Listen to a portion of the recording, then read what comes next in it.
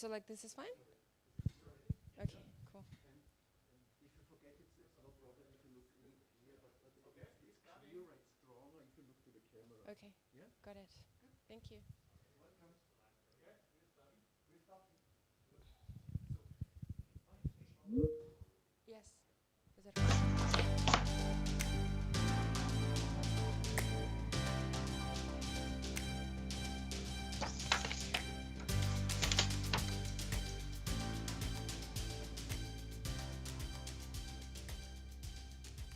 Good morning, everyone. And this is your first Fireside Chat for Friday at the Zero Project Conference 2022. This morning, we're joined with Yosuke-san and Barak Shine from the Nippon Foundation, as well as from the Embassy of Israel in Japan. Good morning to both of you. Good morning. Good morning. And how Thank are we you doing today? for having us. How are we doing nice to today? meet you. I'm great, thank you. Brilliant. How are you? I'm good as well. Thank you guys so much for making the time today to join us and tell us a little bit more about the I'm Possible Hackathon. We had the opportunity to hear from Takumu Hattori-san during the Hacking the Hackathon session, and so today we're here to learn a little bit more about how the initiative came about, who are the key partners in the initiative, as well as maybe some challenges that you guys faced in the setting up of this accessible hackathon. So first, before we kick off everything, I would love to know a little bit more about who the partners were and how this idea came about of the I'm Possible hackathon. So either to Yosuke-san or Barak, over to you.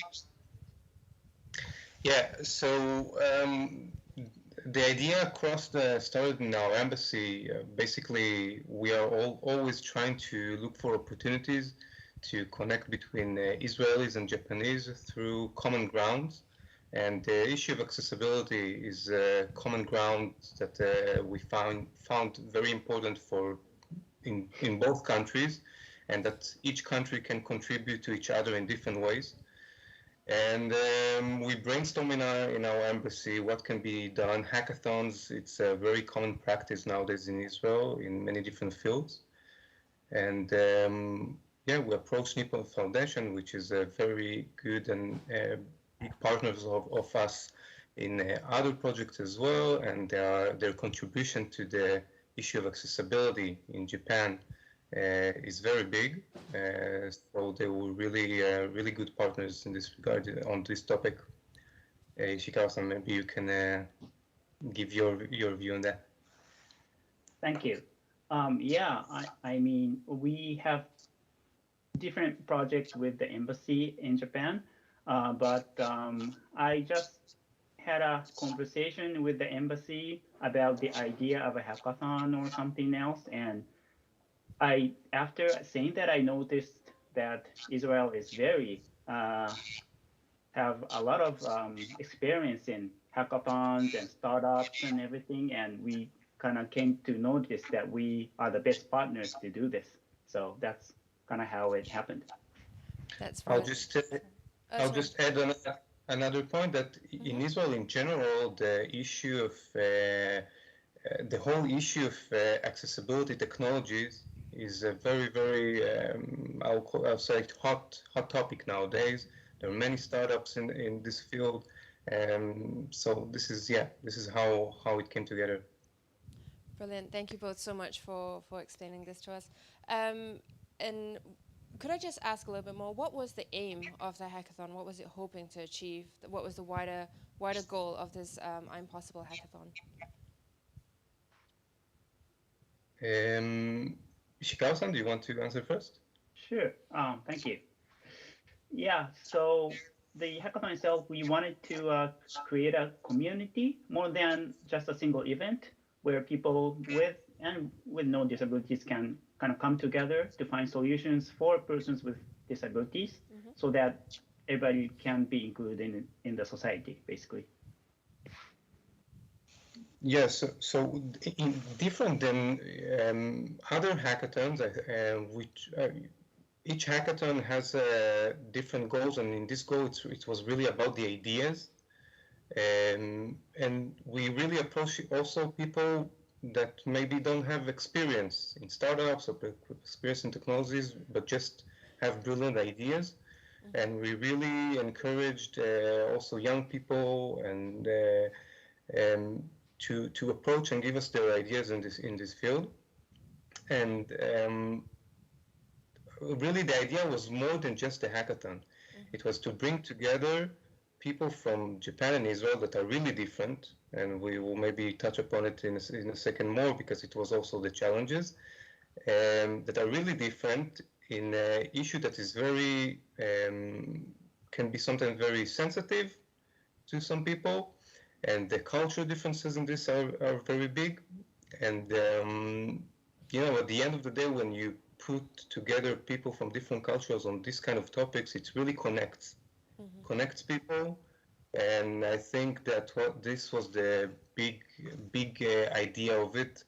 Of course, that to find good solutions was the direct goal in this, but we really aimed for the bigger picture here as well. That's brilliant. I'm so glad you brought up the issue of cultural differences. That's something else I wanted to touch on as well. So what was the kind of challenges that both of you faced in setting up this hackathon? Would you be able to give us some examples, maybe an anecdotal story perhaps for our audience at home? Sure. May I start? Of course. Yeah, sure. Yes. Thank you. So yeah, we had a lot of things.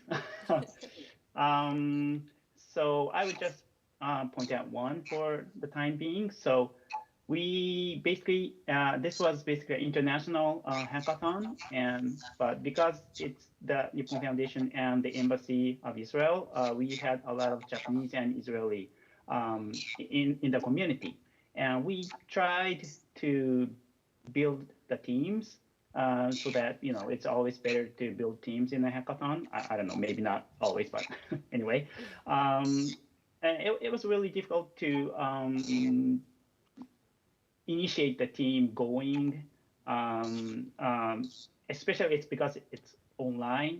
It's not like we are in a huge hall with like team in each table, stuff like that. We had to do like kind of ice breaking online, and some people have some difficulties speaking in Japanese or English, or maybe some people, of course, we have some deaf participants. That kind of accessibility plus cultural team building barriers made team building a little bit difficult. Yeah. Yeah, if I can elaborate on that, so I think that the cultural difference is really plays a big role in things that maybe when you do it not internationally or with cultures that are more similar to each other, you sometimes don't think about it even, but I will say example, even how you present, how you make a presentation, how you present your idea. It's completely different how you do it in Israel and how you do it in Japan. In Israel, we really try to, do it as short as possible, summarize everything, give straight to the point, exactly what you want to deliver in a very summarized way. While Japanese people, usually they like to elaborate and give all the details, and also even the presentation, how they build. It's totally different. But I think that this is what is beautiful, because there is no right or wrong in this, and I think that each side learn from each other on this process a lot. Not only the teams itself, I think, because there were involved mentors and judges that came from different places, and each has its own perspective on the topic of accessibility, his own perspective in general of how hackathon is should be done. And I think it came out beautifully together with the different approaches. You need to have a lot of patience, definitely. A lot of patience and a lot of openness towards other side. You need to bring on board people that have patience and people that are willing to accept that things are being done differently than the way that they are used to do, that they used to do usually. Yeah. Thank you both so much for that very insightful sharing of your experiences. Having come from Asia myself, I do understand the need to elaborate and describe everything when doing a presentation, so I absolutely understand what you mean. And one of the key things about the I'm Possible Hackathon is the fact that it was incredibly accessible. Would you be able to share a little bit more about the accessibility features that were shared throughout the entire hackathon, as well as some of the adaptations that you had to make in the process of running this hackathon? Sure. So we had this was like this was a few-month event. So we had this online community plus a YouTube channel, so that a lot of people can get some input before working onto the idea. So we had some events and communities and YouTube. Well, during all of it, we tried to make it as accessible as possible, obviously. And so we basically had in our events, for example, we would have Japanese and English mixed audience and mixed panelists. So we had Japanese English translation as well as speech to text, as well as sign language.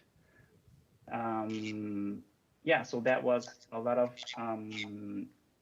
linguistic accessibility.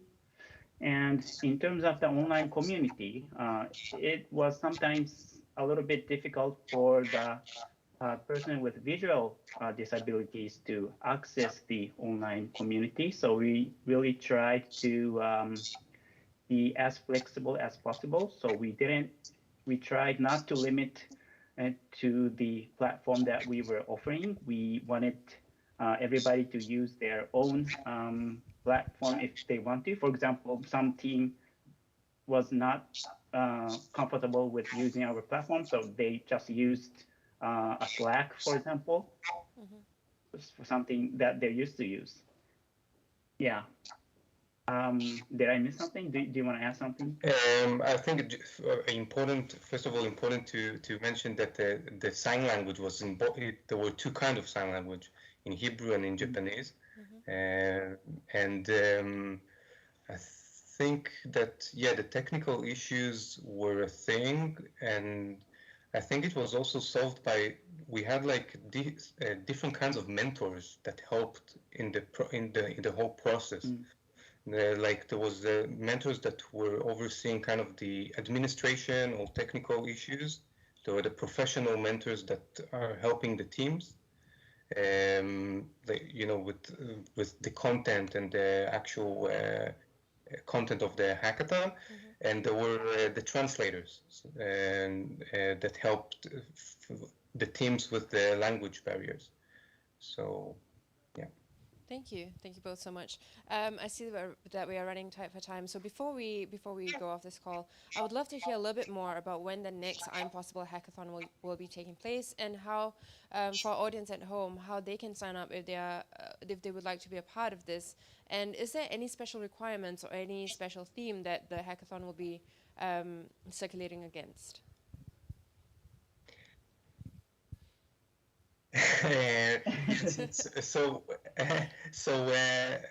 We are currently overseeing like also our plans for this year, and we definitely are planning to continue this event. As we mentioned, it's not only one event, and it's rather on building a community.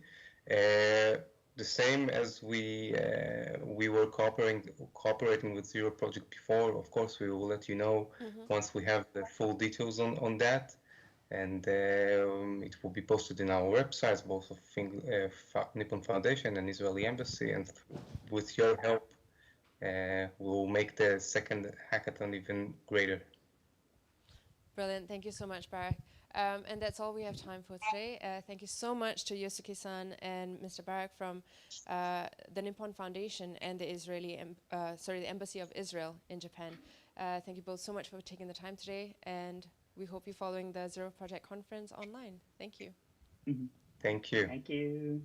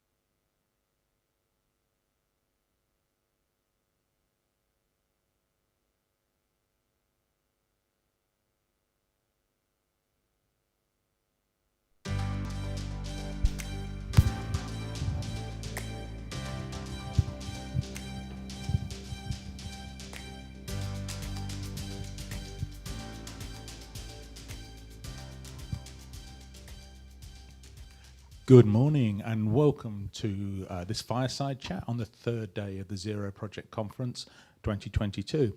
And I'm here today with Alex Jensen from Subreader. And Subreader is an interesting product. Really has made me question some of my assumptions about what people need and when. And because of that, Alex, maybe you can just explain a little about what Subreader is and who you think benefits from it. Yeah, of course. So essentially what Subreader is, that it's an app that you can download on your phone, and then whenever you watch a foreign language movie, then you're able to get the subtitles read aloud in your local language. So say that you're from Denmark, and you're watching a Hollywood movie from the US, and typically the speech will be in English, and if you have dyslexia, or if you're visually impaired, or if you have other disabilities that makes it difficult to understand English or read, then through our app, you'll be able to get the subtitles read aloud in Danish. So you actually get a live dubbed version of the movie translated to your own language. Oh, that's really interesting. I think that idea that it's particularly useful for foreign language movies, certainly across Europe and other parts of the world, that's a really important source of entertainment. So can you just give us another couple of examples of people using the technology that you're aware of? Yeah, of course. So I think a great example is actually my little brother.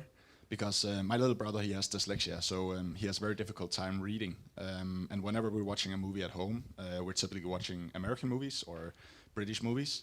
And that meant that before I started Subreader, my mom or my dad would actually have to read the subtitles aloud for my brother and also for me. And I can easily read the subtitles. So for me, it's actually a bit annoying to listen to my mom. So with Subreader, my brother actually just uses his phone, and then he's wearing a pair of headphones, and then he can get the movie read aloud in his own language. And I can watch the movie with my family without getting distracted by my mom reading or translating the movie live. And I think it's really interesting that personal experience sort of set you off. And I just wonder, at what point, what else made you realise that actually this wasn't just about your brother and your mum, that actually there was a wider need for what you were thinking of? Yeah, it's always fun when you start something from a personal experience, and it also makes the impact a lot more impactful. Because when I see my brother and the happiness that he gets from the ability to watch movies by himself and the independency he gets from it, it's amazing. But after I started it, we started getting a lot of media attention from different news outlets, and we realized that a lot of people actually have dyslexia or visually impaired. Because generally you say that 7 to 10% of any population suffers from dyslexia. So the need is huge, and what's going on is that a lot of people with dyslexia are kind of hiding it because it's been stigmatized for a long time. Yeah. So they're not speaking out about it, and that's why a lot of people don't really know that this need has been here before, because people are just watching the movie and then just not understanding it instead of speaking out about the problem. And are you hoping to see this work with things like streaming television as well as with movies in the cinema? Yeah, we actually already support both. So the way that the platform works today is that we have 3 different areas that you can use it in. You can use it in the cinema, so for all the blockbuster movies or whatever it is that's coming out, you can just download our app, and then the cinema can buy the system from us, and then all of their content is supported. And then we also support a bunch of different streaming services like Netflix, Disney+, Amazon Prime Video, and such, where the whole content library on those services are actually supported on our platform. And then for education as well, we have a bunch of different streaming services made for educational purposes that we support too.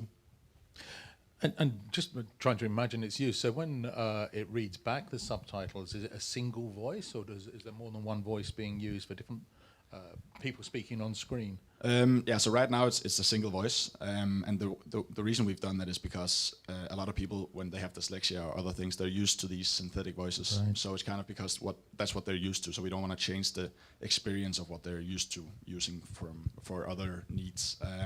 But you do have the option to choose between different voices, and also you can adjust the speed of the voice as well, so you can kind of personalize the experience. And what do you think then is the main innovations that you've brought into Subreader? Yeah, it's a good question, because synthetic voices are not new. No. But the thing is that what we've done is that we combine a bunch of different technologies into one, which enables us to provide access to movies across different streaming services. And also, spoken subtitles is not a new thing as such. We've had it on our national television channel in Denmark for many years. But the problem is that you don't gather it in one platform. So essentially, you would need a bunch of different services, and it hasn't been personalized before either. Which means that on DR, which we have in Denmark, it's the national TV channel. The voice will come through the speakers of the TV, and then it's essentially the same as having your mom read the subtitles aloud, and that doesn't really work out for everyone else. So essentially, what we do is that we combine all these technologies and we put it down on a personal level, and then we have all the different platforms in one app. So you only have one entry into the whole accessibility world. I think that's really. And how have the media companies responded to this technology? Have they expressed any concerns, or have they been supportive? I would say generally they've been supportive. The thing about the media industry in general is that it's quite a conservative industry, I would say. So what we see is that when we communicate with all the larger TV outlets and such, they're very much looking towards what are everyone else doing. So someone needs to take the first step, and that's kind of been the big struggle for us, at least, kind of getting the bigger TV stations on board, and then hopefully getting the snowball rolling. So we've actually had to done a bunch of the work ourselves and kind of support them, even though they haven't supported us, I would say, to kind of push this technology forward. Yeah, and I can imagine that, particularly during the pandemic, when cinemas weren't readily available to people, that actually having access easily and readily to streaming television, we all use so many different channels nowadays, must have been really important to people who otherwise are very isolated from sources of entertainment. Yeah, for sure, and it's fun because luckily we just managed to launch our streaming service product right before COVID started, and we saw a big shift from a bunch of our users going from the cinema and then straight to the streaming services as well. So even though one part of our business declined quite a lot due to the cinema closings, we actually saw it ramp up on the private use significantly after people started being home. And that really echoes that point you made about one system, so that whether or not you're watching at the cinema, whether you're watching on television or a friend's television, I can see how important that would be to have one system that you take with you regardless of location. Yeah, exactly. I think that's kind of the whole purpose about Subreddit, is that you can bring it anywhere. You can go to the cinema, you can go to your school, you can go to your friends, you can sit alone or you can sit with your family, and it'll work anywhere. So you really are opening up quite a wide range of media and channels for media to people who maybe have found it really quite inaccessible or just challenging in the past. What would you say to governments and regulators should do to encourage this technology and its uptake? Yeah, I think one thing we've experienced from Denmark, at least, is that it's very important that the governments and also the politicians in general support technologies like these by pushing them towards the national subsidized television channels. Because, as I said before, the media industry is quite conservative, which means that for us to actually get this technology implemented in a lot of the privatized TV channels, we need to have this implemented at the national television channel first. Because the argument we meet every time we're speaking to different TV channels is that, well, our national TV channel doesn't have this technology implemented. Why should we use money on it? Politicians and the government should push for accessibility on national taxpayers' money channels, because that's kind of the state of the art, and it should be state of the art within TV channels. And then a lot of the private channels are looking towards them, and that helps us a lot in implementing it on a wider range of different outlets. And do you think the disabled people's organisations and the campaigning groups need to be more aware of this technology, because they maybe need to make their governments and departments more aware of it for change to happen? Yeah, for sure. I think what we see in Denmark is that we have a lot of user panels from different disability groups. Unfortunately, the dyslexic group is very underrepresented, especially because the whole stigmatizing about dyslexia has made it difficult for them to obtain power. Or at least obtain a voice, where if we see the Organization for Visually Impaired People or Blind People, it's a very big organization in Denmark and also in other countries. So generally we do see quite a big underrepresentation of dyslexia, which makes it difficult to bring technologies like these up when these user panels are made, because the organizations for blind people are generally talking about other technologies first, I would say. So that's kind of, I think it's really important that you take into account all the different accessibility or disability types, and not necessarily based on members in the different organizations, because that's not always represented right. And I can certainly see a case that also, as people age and perhaps it becomes difficult at times to follow the subtitles, just because your eyesight finds it difficult to focus on what's on action as well as what's being written at the bottom, that for an aging population, how can I put this? People like me, there could be real benefits here as well. Yeah, for sure. We do have a bunch of users who are just getting old, and they haven't learned English that well in their youth, or they've maybe forgotten it. And as you say yourself, you start losing your focus. It gets more difficult to see the subtitles and such, and they enjoy using the service a lot as well. Yeah, and again, if you're low vision and you're putting the subtitles up so big so that you can see them, that nobody else can work out what's going on in the film, you're probably not going to be that popular with your family either. So this is a great way of getting around those little problems as well. Yeah, exactly. And so where do you see this technology going in the future? What's next for you? So currently what we're working on is getting this technology implemented as wide as possible. We want to provide one platform that provides accessibility no matter where you're watching or what you're watching. So that means uniform access to all the different streaming services, TV channels, cinemas, and such. But looking a bit longer term, hopefully we can implement it, or we can advance the voices, so you get more. Imagine having Morgan Freeman in Danish, so it gets a lot more personalized, and we can automate the whole dubbing part, which today is done by actors. So essentially creating a lot better experience. I would say that's the goal. And do you know what's been the most popular movie for your users recently? Most recently, it's actually been Eternals from Disney Plus. Yeah, funnily enough. I've not seen that one, so you must give them. So just remind us, what do people need to use Subreader, and where do they get it from? Yeah, so it's actually very simple. You just download the app that's called Subreader on App Store. It also works on Google Play Store, so you can have it both for Android or for iOS. And then essentially you just need a pair of headphones and you create an account, and then you have access to all the movies. And we have a free tier, and you can also get a free trial. So there's a few different services that are free. In Denmark, it's the national TV channel. Right. Otherwise, you can buy a subscription that's called Subreader Plus, which is around €6 or €7 a month. Okay. And then you get free access to all the streaming services. And there's also a map in the app that shows what cinemas support it. And it's always free to use in the cinema, because it's the cinemas who buy the system from us. Okay. So, any last thoughts? Anything else you would say to the audience to say why they should really be encouraging this and just to try it out for themselves? What would you say? I think a lot of people should give it a try to kind of experience how it is to be dyslexic. Also, if you don't have trouble reading subtitles, it's always good to kind of get used to the issues that other people have. And I would say also, when you try out Subreader, it can be a bit annoying in the beginning, because you need to, as you do with all technologies, you need to get used to how it works. Because whenever you watch a movie, when I watch a movie, I have kind of three mediums. I have the movie itself, or the video, and I have the audio, and I have the subtitles. When you start using Subreader, in the beginning, you add another layer, you add another soundtrack. So you're kind of focusing on 4 different parts, because you have the video, 2 audio tracks, and the subtitles. But what you see is that after 10 or 20 minutes, you actually start looking away from the subtitles. So even if you don't have dyslexia and you're just quite a slow reader, you will all of a sudden start watching a lot more of the movie than you might have before, because you don't focus on the subtitles and you don't spend that time looking at the bottom of the screen. But you can just focus on the movie itself. I think it's an amazing innovation. I used to live in the Middle East, and when you go to the cinema, there were often 2 or even 3 sets of subtitles on the screen, all at the same time. There wasn't a lot of film left to watch.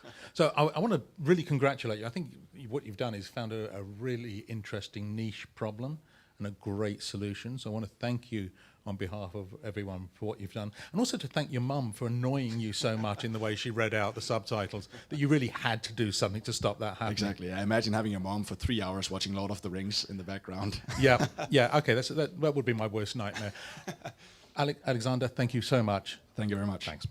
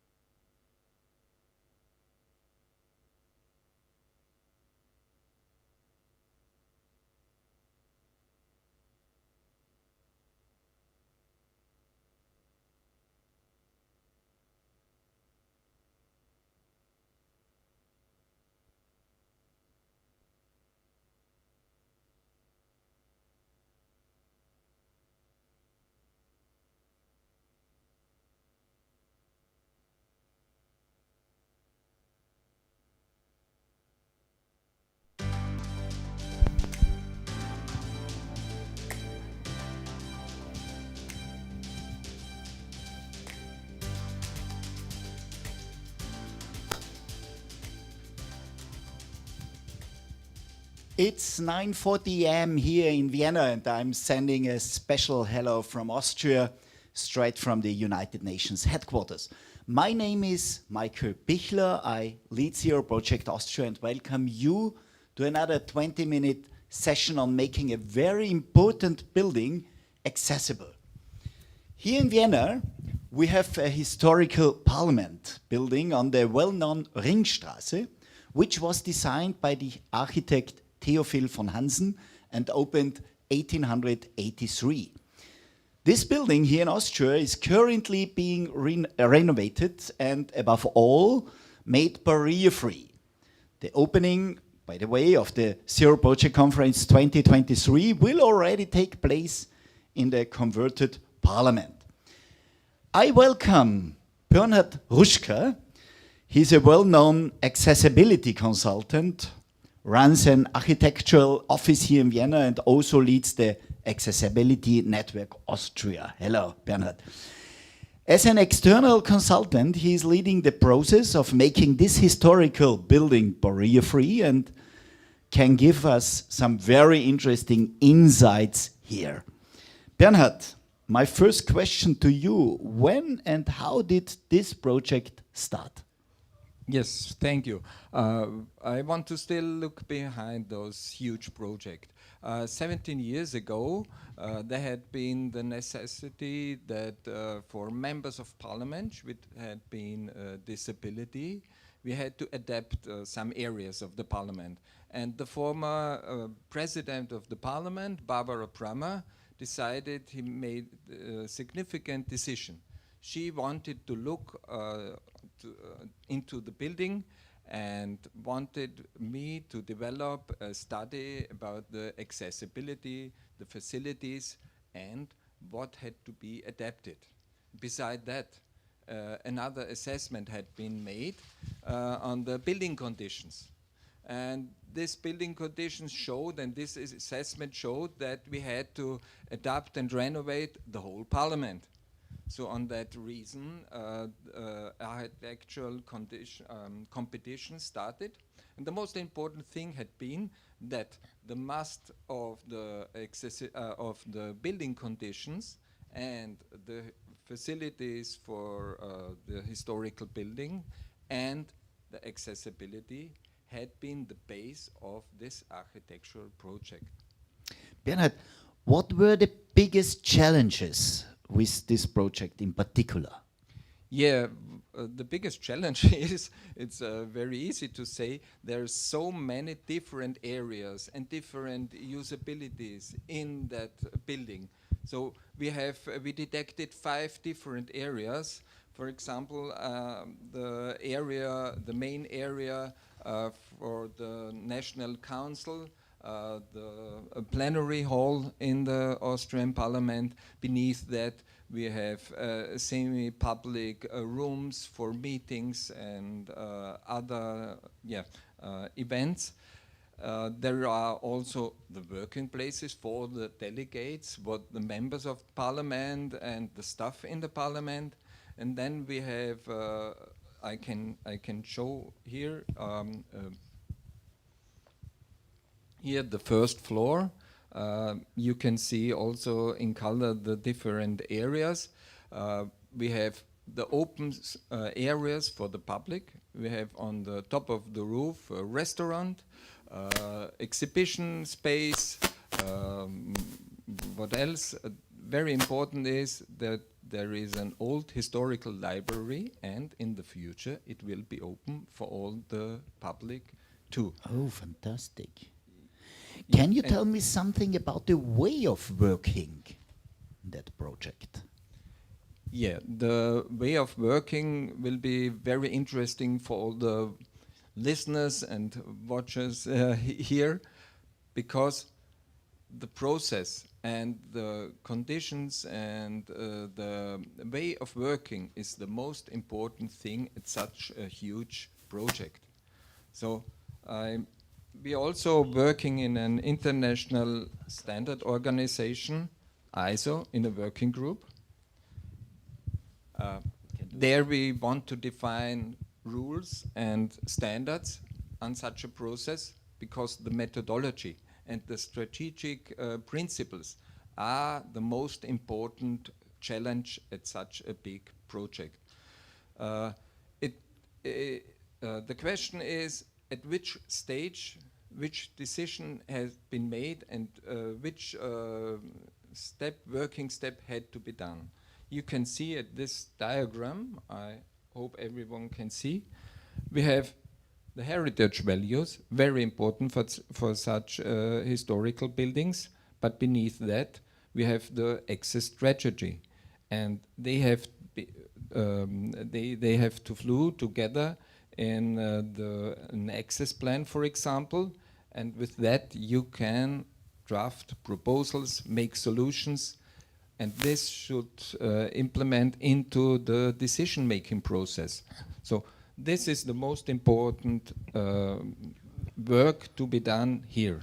And if you have the decision made on the right principles and the values of the historical buildings and the heritage, then you have solutions which show that accessibility at the end is successful and will solve all the problems in such a immovable heritage building. Must be extremely complex because so many stakeholders are involved, I can imagine, or? But yeah, let me ask the next question. How far does accessibility really go in this renovation, and what is being implemented? I'll show another floor, the first floor. Wait a minute, yeah. The first floor. We have a special access plan. This shows in different colors and different signage the most important accessible issues and topics. For example, you have the green line, yeah, it's all the ways, accessible ways in this floor. You have the yellow lines. This shows the tactile walking surface indicators. For example, the red one are the sanitary rooms, and we have in the whole building 31 accessible sanitary rooms. You see the blue color shows those rooms with an induction loop. Very small details we cannot show, but I have also a picture for you. This is, for example, a draft of the tactile map. And the tactile map shows the blind and hard of visual impaired persons only the most important things for them. So this is one of the drafts. In the future, this will be on a special desk, especially for this group of people. And back to the way of work. There is an architect working especially for the field of accessibility in the parliament. She's coordinating, and this is very important because we had challenges and questions. For example, in the historical library, we didn't have standards how to solve that problem. We had a special, the architects developed a model in 3D, not in 3D, in, yeah, mock-up we tell in the real dimensions. And there we had a group of blind and visual impaired persons. We tested that. And we tested the dimensions, the proportions, the where had been the positions with the tactile signage. Different levels and so on. In the different levels. And up to that, we developed another solution. For example, innovation solution, obviously. In the historical cupboard, they have special dimensions, and there is a fixed position with a tactile box, open box for everyone.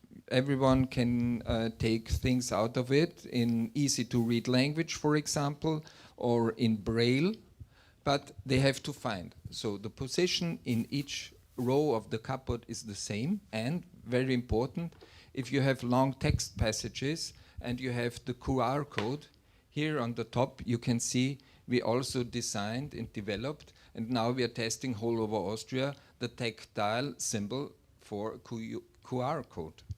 That's very important because we don't have standards how this symbol looks like. We developed especially for that reason and especially for the new Austrian parliament. So you told me that's really an innovation, absolutely new. There were nothing before. Yeah, and the main output here I want to tell you is the way of work. So we need the focus group, we need the persons with disability themselves, but we also need the architects, the knowledge, and for example, me as a coordinator and accessibility consultant to come to the right solution. So what are the biggest learnings? Would you something add on that? Or was this already your final message? Yeah, I intended that there is a lot of knowledge missing, and for example, the knowledge about the functional requirements on accessibility, the way how to work in the design with such issues and topics. This I understand because a lot of architects had not the possibility on a technical school to learn that. And the thing is, if you for the future and for the how to say if you precisely want to make a historical huge building accessible, you need something. You need the knowledge. You need, for example, an accessibility consultant. You need the right goals we described in the UN CRPD. And I say in my words, you need intelligent design. Then you can challenge such a big and huge project. What a great final message. Thank you very, very much, Bernhard, for these insights, for your comments. And we will see all these things in live next February when we have the opening ceremony, then in these new renovated Houses of Parliament. And I'm looking forward to see you again then. Thank you very much. Thank you.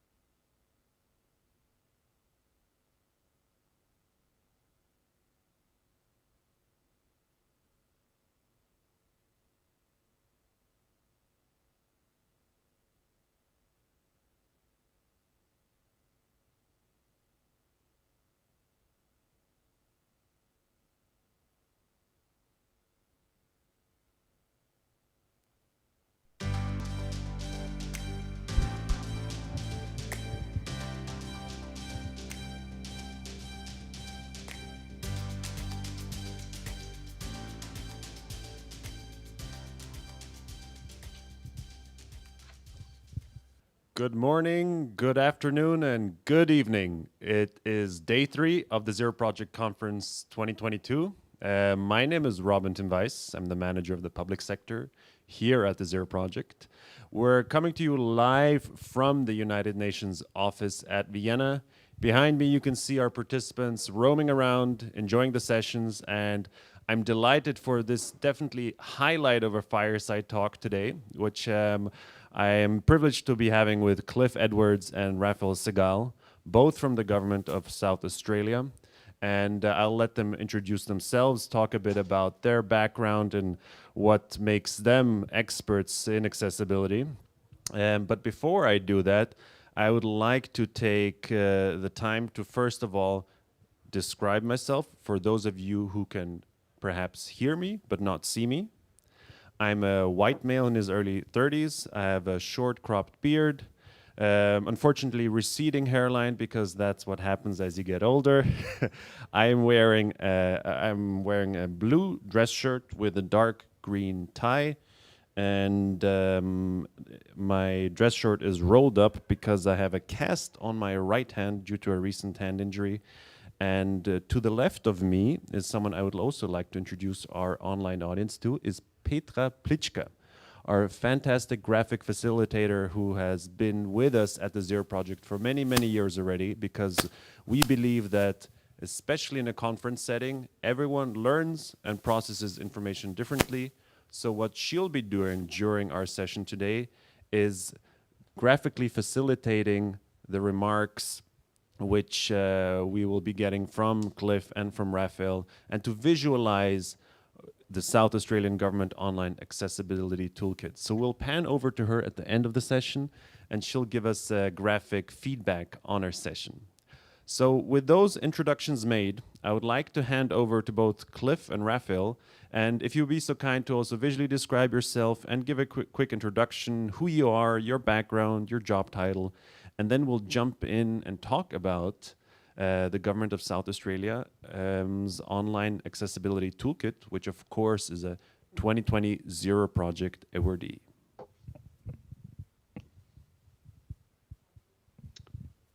Cliff, would you like to get... Oh yeah, Raphael, go ahead, get started. Thanks very much, Robin. Thanks for the introduction. My name's Cliff Edwards. Was the project lead on the Government of South Australia Online Accessibility Toolkit and the policy as well. My background is in human services, so enjoyed many years working with people with disability, mental health and corrections, and fell into the online space around 9-10 years ago, and really the web accessibility content standards really sort of struck home with me. There was to counter the opinion-based sort of advice that was out there at the time, and really got behind that, and was very lucky to work alongside Raf as well for a number of those years. Over to you, Raf. Did you want to describe yourself, Cliff? Yes. Definitely, instead of Robin's receding, I'm definitely receded. Of a white male, 47, and bald, and a little beard as well. So that's me, and I'm wearing a polo shirt, and I think it's a grey, bluey colour. Right. And I'm Raf Siegel. I'm the senior technical consultant for the website design system and the accessibility toolkit for Department of Premier and Cabinet in a section called Office of Digital Government. And I helped actually facilitate with Cliff the creation of the toolkit and the platform that it was built on in regards to putting it out there to the public. As to describe myself, I'm a darker complexioned male of middle age. I have a full beard, I'm wearing glasses, and wearing a black shirt, seated in front of my microphone. Thank you, Raf and Cliff, for that introduction. And the avid, or especially for the avid viewers of the Zero Project Conference, this is not the first time we've actually presented the Government of South Australia's online accessibility toolkit, because we're very fortunate enough to have had a member of the Austrian Parliament, Verena Nussbaum, act as a mentor and present the innovation coming from the government of South Australia to also political audience. So, we're very hopeful that this will result in replication. But I would like to take a step back and, Raf and Cliff, for you to come in and kind of tell our audience, how did this endeavor actually begin? What was kind of the ignition point for what is now an exceptional online accessibility toolkit? Yeah, thanks, Robin.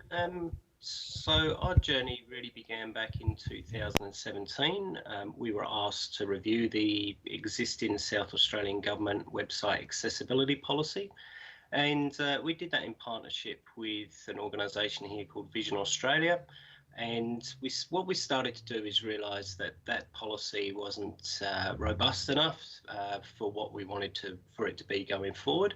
And we also had an opportunity to align it with the Disability Inclusion Act that was upcoming, and of course our state disability inclusion plan, which for the first time was asking agencies to report on their progress, especially around online. So we saw it as a proactive opportunity to remodel the policy. And once we started to do that, we pulled together a working group with key organisations in Australia. So Vision Australia, Royal Society for the Blind, Blind Citizens Australia, our Australian government, other states, and leading accessibility specialists to develop the policy.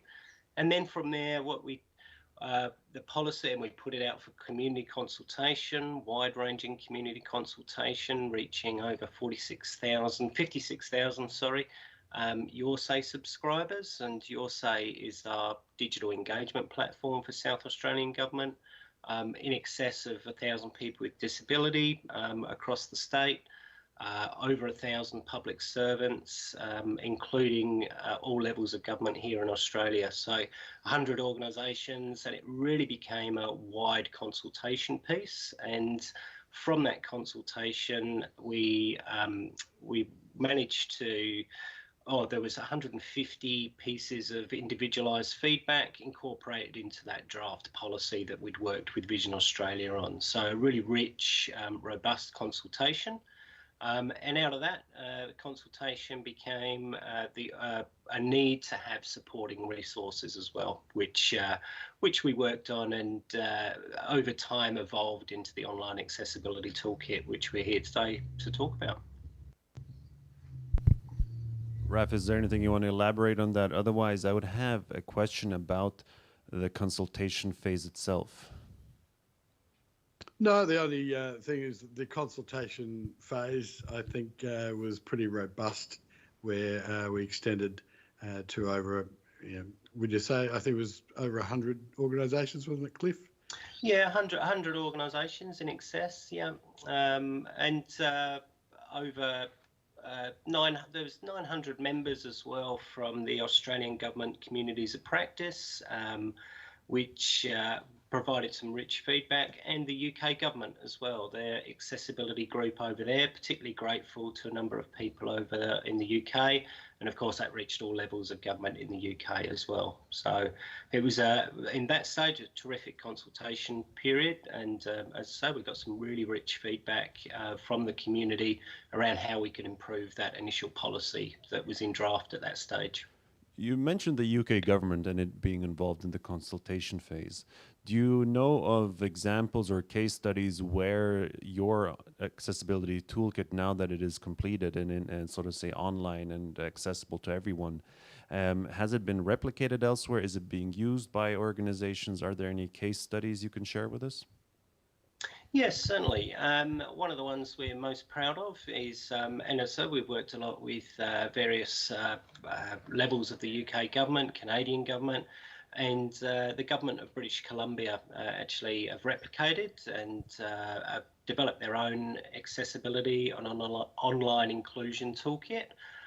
That's available to view on their website of the Government of British Columbia, just in their accessibility tab towards the end of the home page. But we're more than happy to share that link as well. As for case studies, Vision Australia over here put together a case study, and that covers the development of the policy, the toolkit, also the website design system, which we designed to be accessible by default, and also the impact that they were starting to see it had in the community and the flow-on effect as well. So that case study is called Push and Pull, Why South Australia Leads the Way in Online Accessibility. And that's either available Google, or again we'll supply the link on that one. But we're particularly proud of that because it was extremely pleasing. An organisation such as Vision Australia taking the time to put together a case study and really championing our work as well. It's fantastic to hear, especially I think also the international reach with British Columbia effectively replicating what you've put together. Now I'm curious if there are, perhaps folks from the public sector watching this, or municipalities or government representatives, and they want to do the same. Is this open? Is that avenue of interaction open to reach out and say, could we do copy paste? Could we learn from you? Could we replicate what you're doing? Is that something in consideration at the government of South Australia? Yeah, absolutely. It's all Creative Commons. We're also on hand, RAF as well, with the contact for, and I think the email address, correct me if I'm wrong, RAF, is onlineaccessibility@sa.gov.au. It's but again, we'll supply that. But yeah, it's Creative Commons. I don't think there's anything in the toolkit that can't be replicated. There are links to organisational resources that sit outside of South Australian government, so they may have copyright on them, but again, following the same principle as we did, we link to those, and we're very clear in that linkage as well. But yeah, I'm sure RAF and the team would love to hear from anybody that's interested in replicating the Online Accessibility Toolkit or finding out more. Fantastic. And also, please, Raf, go ahead. No, it was just basically saying that is the model that we always intended to have, was a model that where we build once and others can leverage off. We're quite happy to share. We're not of the opinion that this is built and it should be ours. It should be shared and should be replicated as much as possible. Fantastic. And also, I'd like to take the opportunity to plug our own Zero Project database, which of course includes this very awardee and project, and has also a contact button, which will get you in touch with the government of South Australia. So 2 ways to go about it. We'll share the email address Cliff and Raf just mentioned, but also zeroproject.org. Enter and for the search term online accessibility, and this very award is one of the first which will pop up. I wanted to come back to the consultation phase, because I think for our audience, what is especially interesting with, I think, big endeavors and big projects like this is, how do you bring together persons with disabilities? How is that outreach, and how does this consultation happen? Does it happen in person? Does it happen online? Are the tools which are supposed to facilitate this consultation phase also accessible? Because, the irony of it would be to have a consultation phase dedicated to web accessibility on a platform or using software which itself is not accessible. So I'm wondering if you could share a bit more insight into how those consultations took place, what tools were used, because I think our audience would also like to maybe have some takeaways to say, this is how perhaps I can, bring together groups, bring together DPOs, bring together persons with disabilities for topics such as web accessibility. Yeah, I'm happy to answer that one.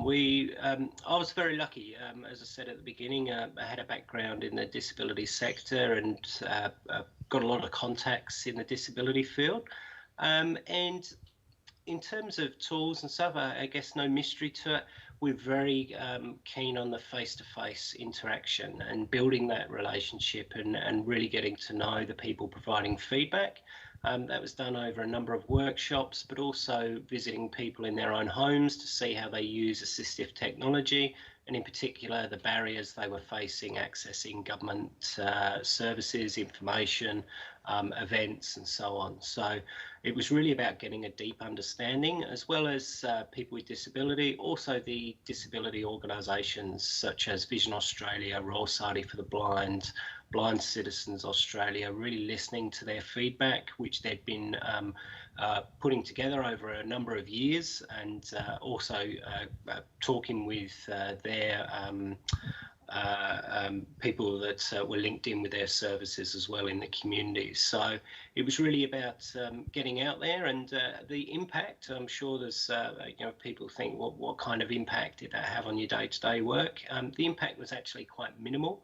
And sat alongside our day-to-day role as well. So wasn't a huge impact, but we learnt a lot during that phase, especially about the barriers people were facing. And we also extended that to public servants, and we were very keen to find out what barriers they were actually facing while trying to implement online accessibility. For example, were they not supported by their manager? Did they not have the resources or culture within the team? So yeah, we did hit it from both ways. But as I say, we were very lucky with the contacts that we had that put us in contact with people with disabilities, so we could actually get that information firsthand. I'd like to take this opportunity because I just noticed that we have also an additional expert who has just joined us, which is Brett Manuel. And Brett, thank you for being with us, and I think also relaying the stories and the lessons learned, which Cliff and Raphael have touched upon. I would like to give you the floor, and if you would be so kind as to introduce yourself and also visually describe yourself to our online audience.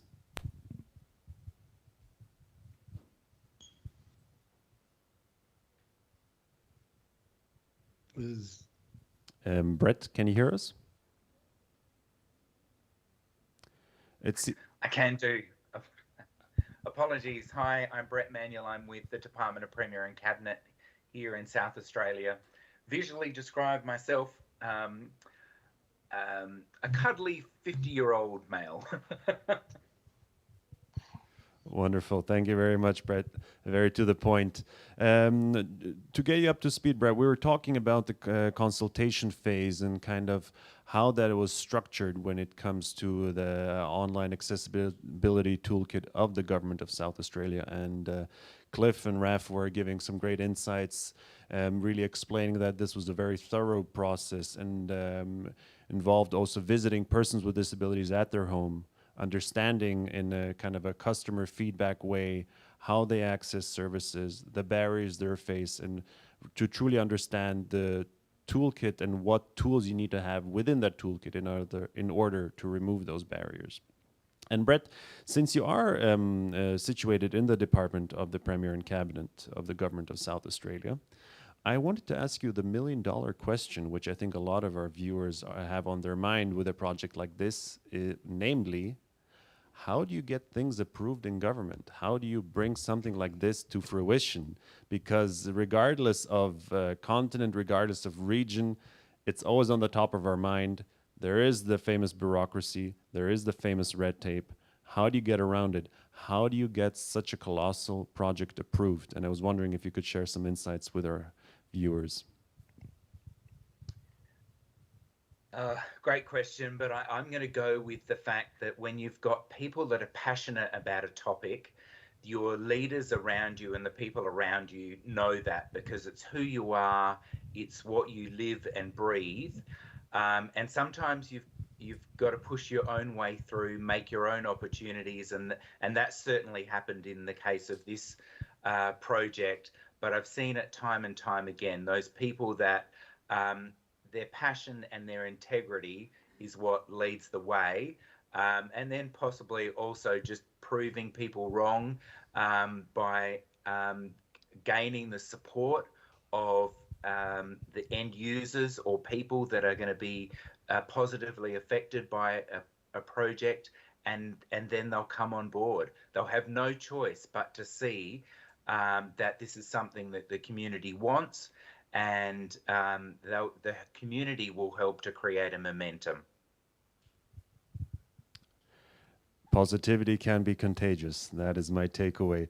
Cliff and Raf, do you have anything to elaborate on that, or any other kind of experiences within the process, or perhaps frustrations you had and which you were able to overcome in creative ways you'd like to share?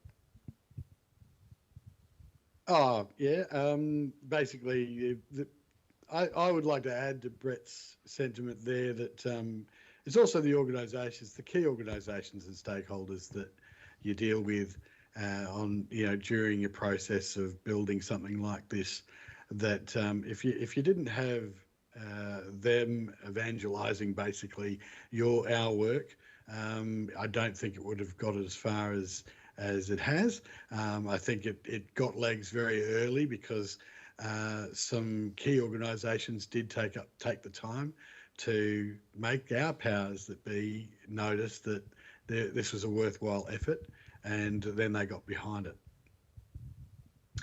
And I think adding to that, Robin, that government, as I'm sure there's some people from government viewing this, it's very important to have that top-down support, and I think we were really lucky with all aspects that we did have that top-down support. And we had to gain trust, and we did that via the good news stories, as Raf and Brett have alluded to. And good news builds confidence, and I'd like to think that we repaid that top-down support, because we are aware in other governments, from talking to governments in developing this resource and the model, that sometimes they're struggling with top-down support. So I think that was very important, and I think we were very lucky with the top-down support we had. I know Eva spoke the other night at the Zero project opening. To have that level of support really opened the doors that may have not been opened otherwise. But definitely the community engagement and the support they gave and the good news stories that came out of that was really important. I'd like to go, you mentioned top down, and kind of flip that equation and ask bottom up. What has the feedback been to the toolkit? Because we've all seen it. It's gone through the Zero Project peer review. It is an awardee. But I'm curious, what is the feedback from people perhaps who have not engaged very much with the web accessibility topic and have stumbled upon, let's say, this resource? Is it kind of a eureka moment that you've gotten a lot of emails which said, wow, finally I understand in a very comprehensive, easy language way, you've outlined A to Z, thank you for that? Or is it more that dedicated experts in the web accessibility space have said, rather than having to go to 40 places, it's all in one now. So I'm curious if you could share some of the, what have you heard from the customers? What have you heard from the bottom? And who are these customers? Are these companies? Are these individuals who are using your resource? Perhaps you can, give us some usage statistics in that sense. Yeah, it's been a bit of all that, really, Robin. It's really been quite humbling. I guess tracking back before we launched the toolkit, we did develop it around the feedback we got. For example, the consultation we had with the community and public servants around the barriers that they had in implementing online accessibility. So we knew what people were looking for. We knew the topics they were after, and we knew principles like people want it as role-based. A project manager doesn't necessarily want to know what a content person role is, but wants to, if it's there, it's there and they can have a look. But they wanted to know what was there for them predominantly. And so we built the toolkit around the feedback. So I guess there's early reviews by, when it wasn't live, by Vision Australia and so on. We kind of got an inkling, hey, we're onto something here. This is actually being well received. And then when it went out live, we started to get that feedback from the community. I think the one that sticks in my mind is somebody coming to me and said that toolkit's actually made a difference for my uncle, I think, I'm not 100% sure, that was working in a department that actually thought that accessibility wasn't on the radar of South Australian government, and it gave him a new lease of life. because he actually realised that it was important to him or to the government, and he was valued and so on. So yeah, that sort of feedback we've been getting from private businesses. A lot of organisations are finding out about EasyRead and the principles around EasyRead. So it's been a really broad spectrum of the community, not just public servants, but private business, disability organisations, other states in Australia, other jurisdictions like British Columbia. So the feedback is and the usage has been a really pleasing aspect to the project. If there's no other input from Raf or Brett, talking about comprehension, what I would like to do is to bring over a graphic facilitator, Petra Plichka. Brett, you might have missed in the opening, we introduced our graphic facilitator, and she's a wonderful companion of the Zero Project who follows us in all our events and visualizes our conversations, because they're, of course, individuals who learn better with symbols and images than of us talking.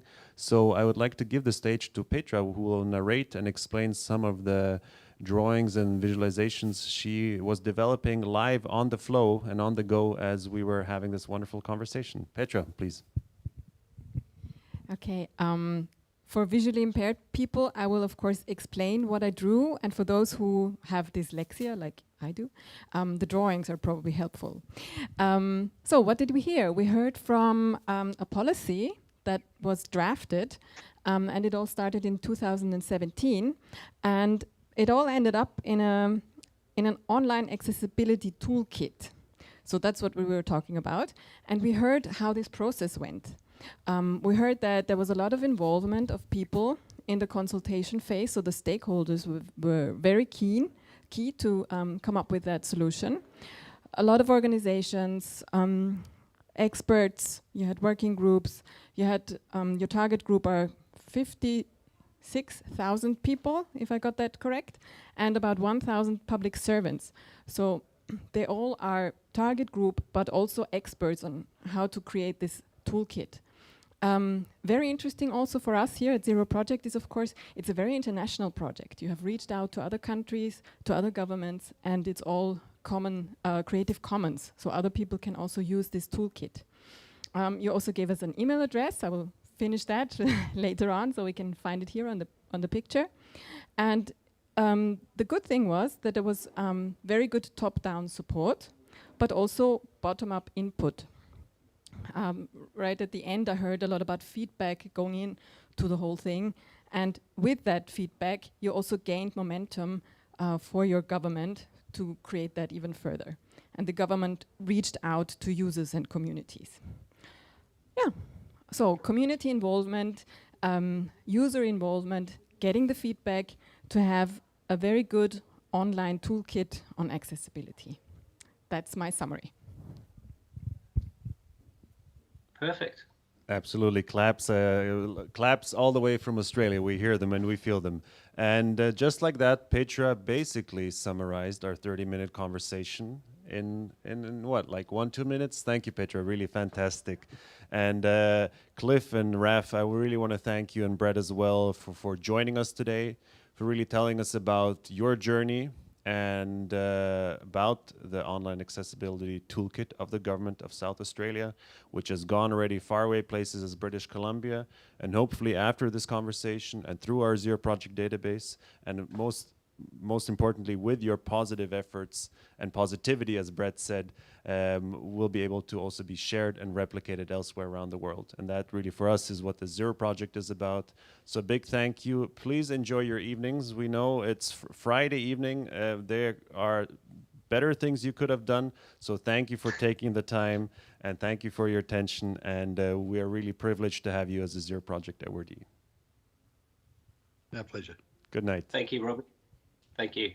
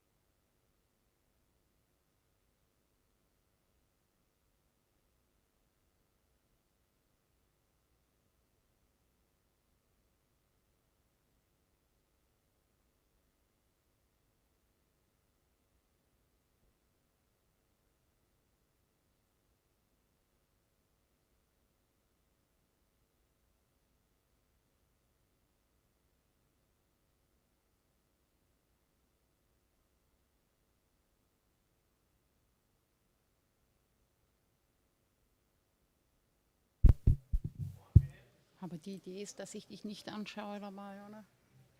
Und kann man das so machen, dass ich den nicht mehr sehen kann? Ich muss noch. Das heißt am besten geradeaus.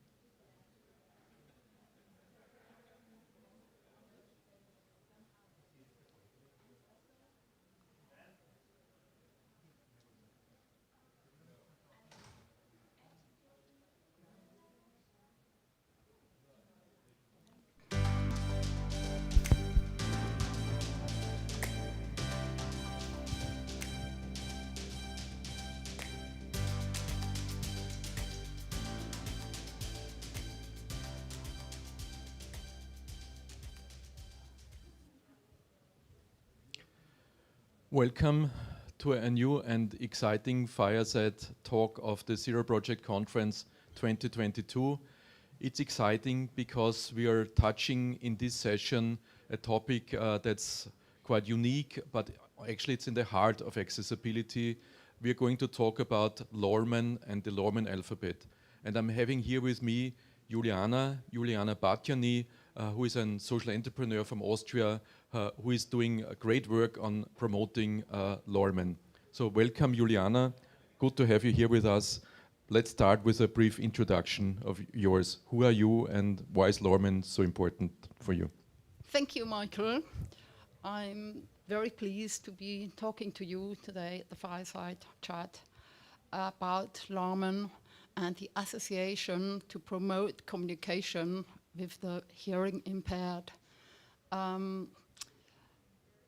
So Lorman is a tactile fingerspelling method to communicate, and it was developed by a deafblind person, Hieronymus Lorm. He was an author and deafblind.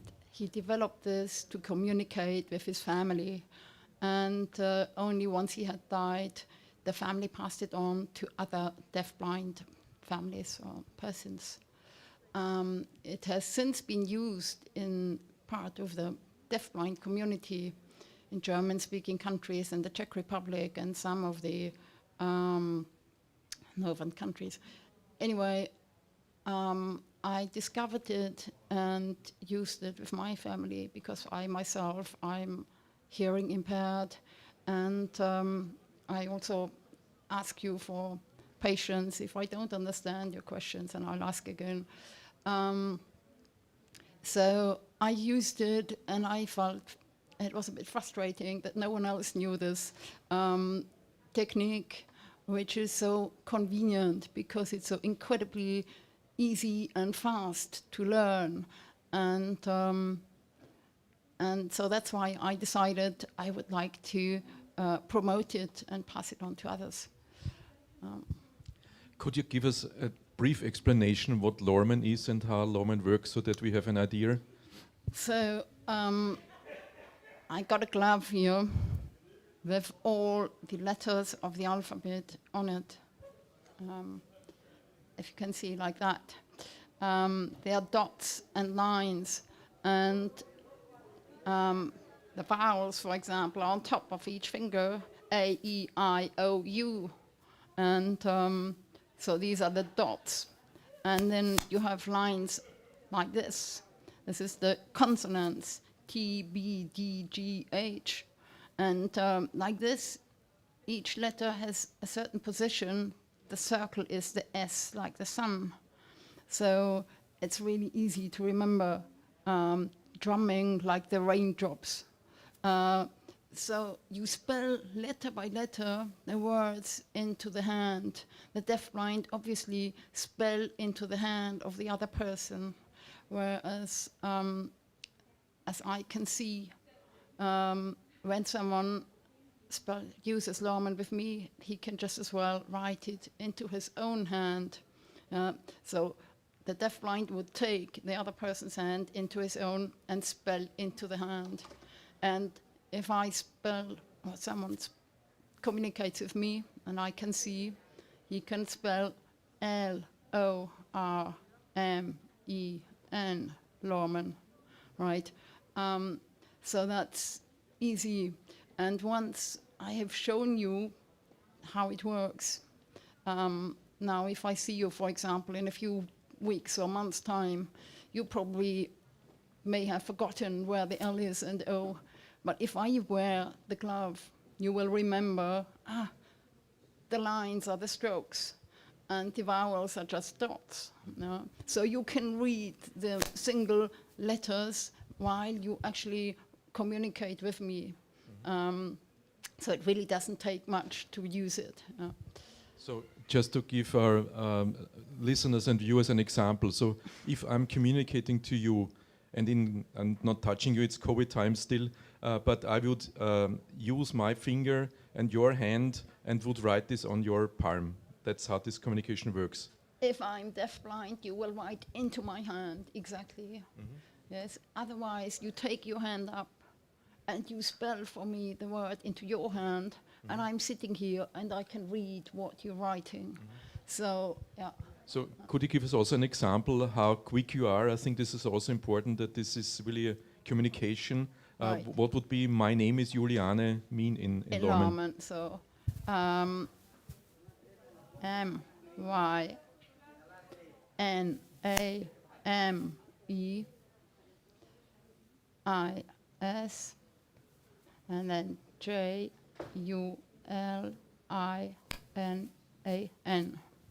That's it. Thank right? you. And if you're an experienced user, you can do that much quicker. No? If both people know Lorman, then it's, I think, quick. No? Well, you know, the deafblind people who use it every day with their assistants or families, they are incredibly fast. And I'm very slow still because I only use it with my daughter and a few friends. And normally when there's good conditions, meaning not much background noise, then I can hear with my implant well enough. But if there are crowds or at the station, at the airport, I'm lost and I'm happy to use it. For me, it's ideal for short information, not necessarily to have conversations the whole day, then it gets quite exhausting. Yeah. And my understanding is it's quite easy to learn, since it's an alphabetic tool. You mostly use letters, so you don't have to learn the language, you just have to learn what letter is what. No? So in comparison to the sign language takes probably a year, 2 years probably to learn it reasonably well. This method takes, we offer courses now, and the course is structured that you have one meeting with 2 hours, and then you are able to use the alphabet and spell out words. And then if a group likes, then we offer a second meeting just to practice, so you get a bit faster. But of course, if you use it regularly, you will get fast. Yeah. So then you started this already, let's go and look at your project, what you're up to. You started a website which is called www.lorman.org, and it's a lot about training and teaching and creating awareness. I may say quickly, the website exists. It's not looking great, it's just about to be redone completely. But one can look up how it works. There are 2 films in it.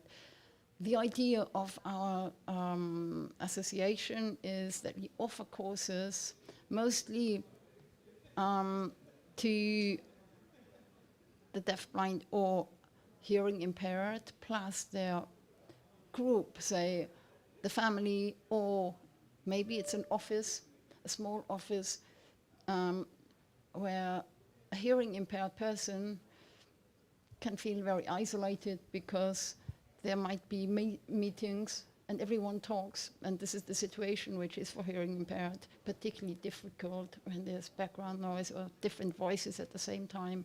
So very often they will be observing but not participating. Now, if you use Lorman, you will just get a summary of what's going on, and then the person can say, excuse me, I want to ask a question or something.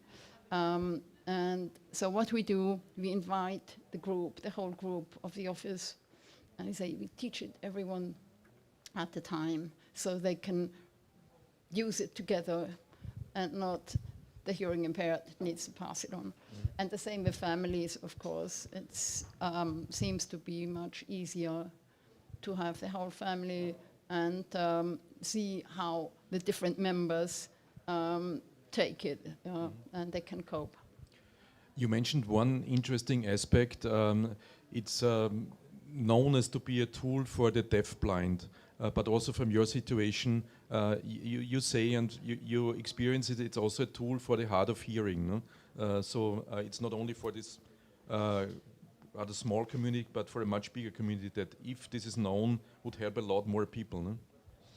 So we'll have to see whether people, for example, in Austria, where we are willing to use it, the hard of hearing, whether they are willing to accept that.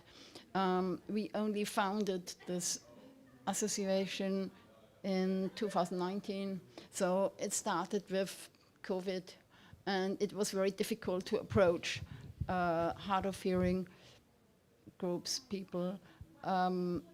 So we don't have enough experience yet to tell whether it will work in Austria, that they will use Lorman or they prefer technical devices. I think there is a chance that it might spread.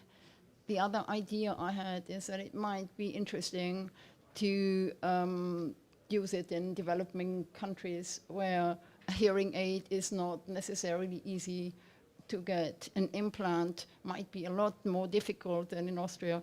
And for these people, they might accept it much easier. They might be happy to have any tool that's practically for free. This cotton gloves, you can get it. And there is also on the telephone, say in Austria, if you want to practice, there's an app. It's called Lorman, and it has the alphabet, and it also has exercises to spell out words and sentences, so you can practice anytime, which is also very convenient. But otherwise, the cotton glove is enough. You just can spell out words over and over until you know it. Mm. Okay, so let's finish. We're already close finishing. Right. This is a call to action. Everyone who is interested in what you just presented, Juliana, get in touch with you. There's www.lorman.org. There's your contact data. So if you want to try this out, if you want to learn more, if you want to find out if this is interesting for you, get in touch. Juliana is happy to connect with you. If you like to do courses, please do get in touch as well. Thank you. Thanks a lot. So thanks, Juliana. I think we did a good job in explaining what Lorman is and also what you're up to, and congratulations also personally from my side. I think it's really an important topic. And we're now handing over to Petra Plichka, who is, as always, a genius in summarizing everything in graphic facilitation. So over to you, Petra.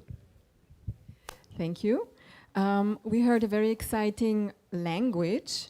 We heard about an exciting language because you would have to feel it to experience it. It was developed a long time ago by Hieronymus Lorm, who just practiced it with his family.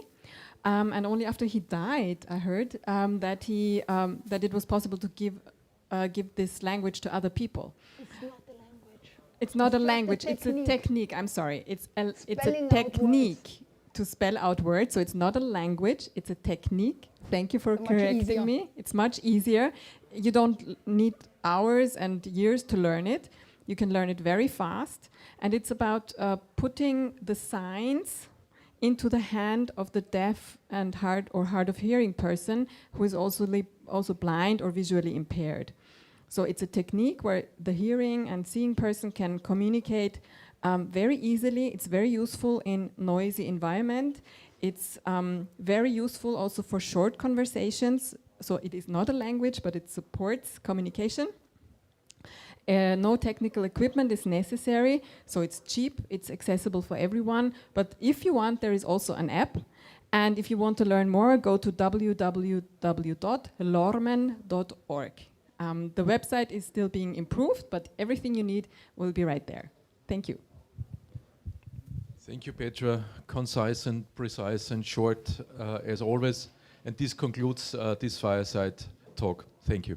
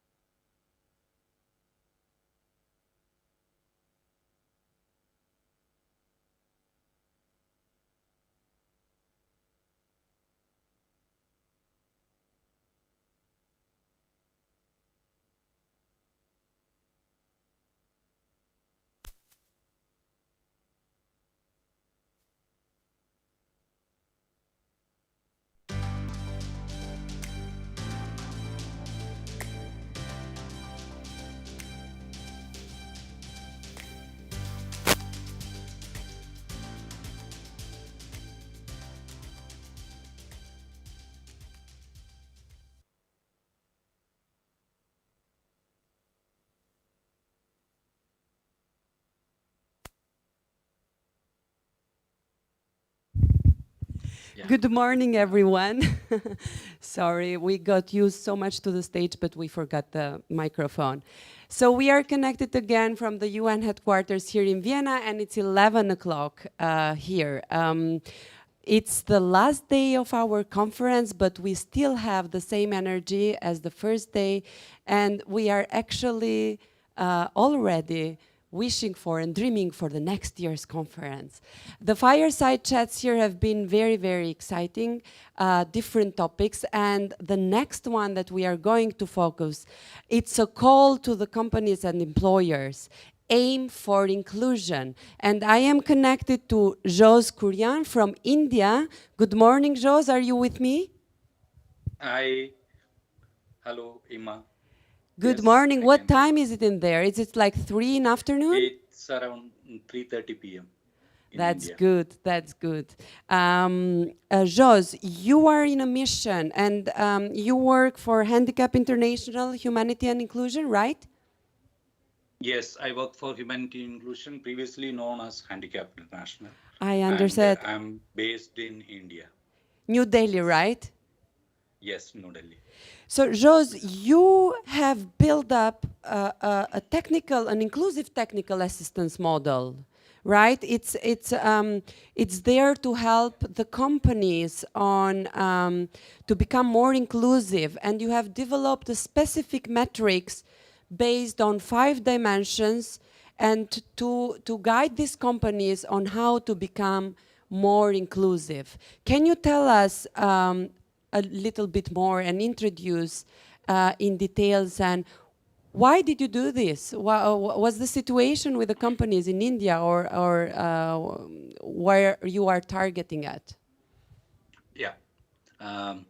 Thanks for the question. And I just want to mention about these metrics. Before that, I'm just telling few words about humanity inclusion, actually. And maybe most of you aware about that. We in short form, we call HI. HI started working in 1982, and at present we are working around 60 countries. So over the period of time, HI gained a kind of a technical expertise on inclusive employment. And based on that experience, HI developed a kind of a model which support employers to make their institution as an equal opportunity employer. So that provides and promote employment for people with disabilities in any sector. Like, it's not only focusing on IT or hospitality, even it is for manufacturing sector also. So we developed this model, and in India, we piloted this model with Michelin tires. Michelin is a tire manufacturing company, and we worked with Michelin for 2 years to apply this model, and successfully we completed this project. So today I just want to share those experience, and I want to explain in brief what is this model. Yes, Jos. So I have seen the metrics, and it has to do with, so you start, the first one is policies and leadership, and then you go into the HR and management, and then you deal with the internal culture, and at the 4th stage with the physical and digital accessibility of the company, and at the 5th, which I think it's also very important step, with the tailored partnerships.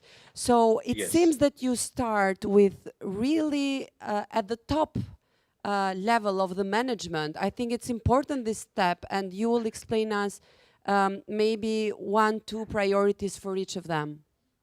Yeah, so it is like a kind of a model which includes 5 dimensions, as you mentioned, and it is not just focusing only some particular aspects like recruitment or placement. We work with the company right from the policy level. So if we look at these metrics, the first dimension we call leadership and policy level. It's just nothing like we can imagine one circle and we divide in five parts. So in first domain is in policies and leadership. So because that is, we think that this is very important, because until unless if there is no policy, then this action will not sustain. Yes. So, for example, during our project with Michelin tires, what we did means they have the diversity policy globally, but there is no disability was part of that policy. So we tried to work with them to include disability also. So, and then we supported them to develop a kind of a equal opportunity policy within their company.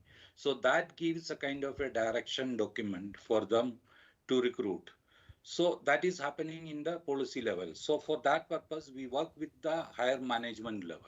Yes, Then and the then you second step domain, in. Yes, please. yeah. Then the second domain is HR and management practices. So if the policy is there, then they will automatically start recruiting. So we work with the HR team to make the recruitment process inclusive. And that is again, not only for the recruitment. Once they recruit the people, then they provide a kind of a reasonable accommodation, whatever they require, and kind of a training programs, for example, sign language training, inclusive induction program, these kind of things. So once the HR and management, the next domain we call internal culture, which is very important because nowadays we all know that discrimination is one of the main barrier or it prevents employability. So it is very important to build a kind of a positive culture within the environment. So that will make the person with the disability comfortable in his or her workplace. So for that is the domain called internal culture. Then again, accessibility, that is the fourth domain.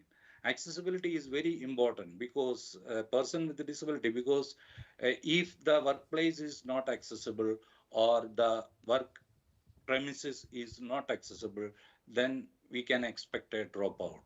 So, but the burden will come for the person with the disability. People will say that, okay, we gave the job, but he is not able to work.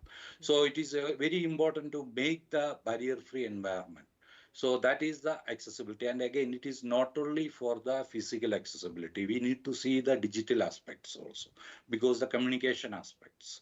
So that is the accessibility. Now, again, so that is the fourth domain. And the fifth domain, if you see, inclusion cannot happen alone. Means if the company or if the employer decides, okay, we want to promote inclusion, but no, maybe they need a kind of a support.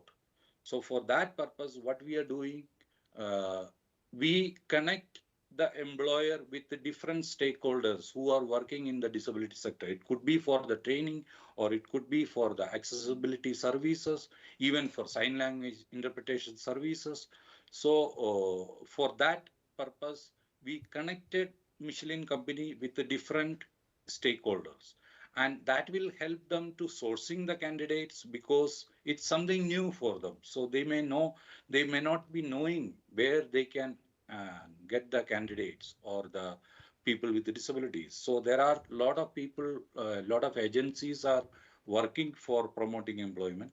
So we'll connect it. So that is called tailored partnership. So like a holistic approach, these are the 5 dimensions, and these 5 dimension work we will do together parallelly. I understand. Mr. Korea, your approach seems very holistic, interlinked, and kind of ensures sustainability.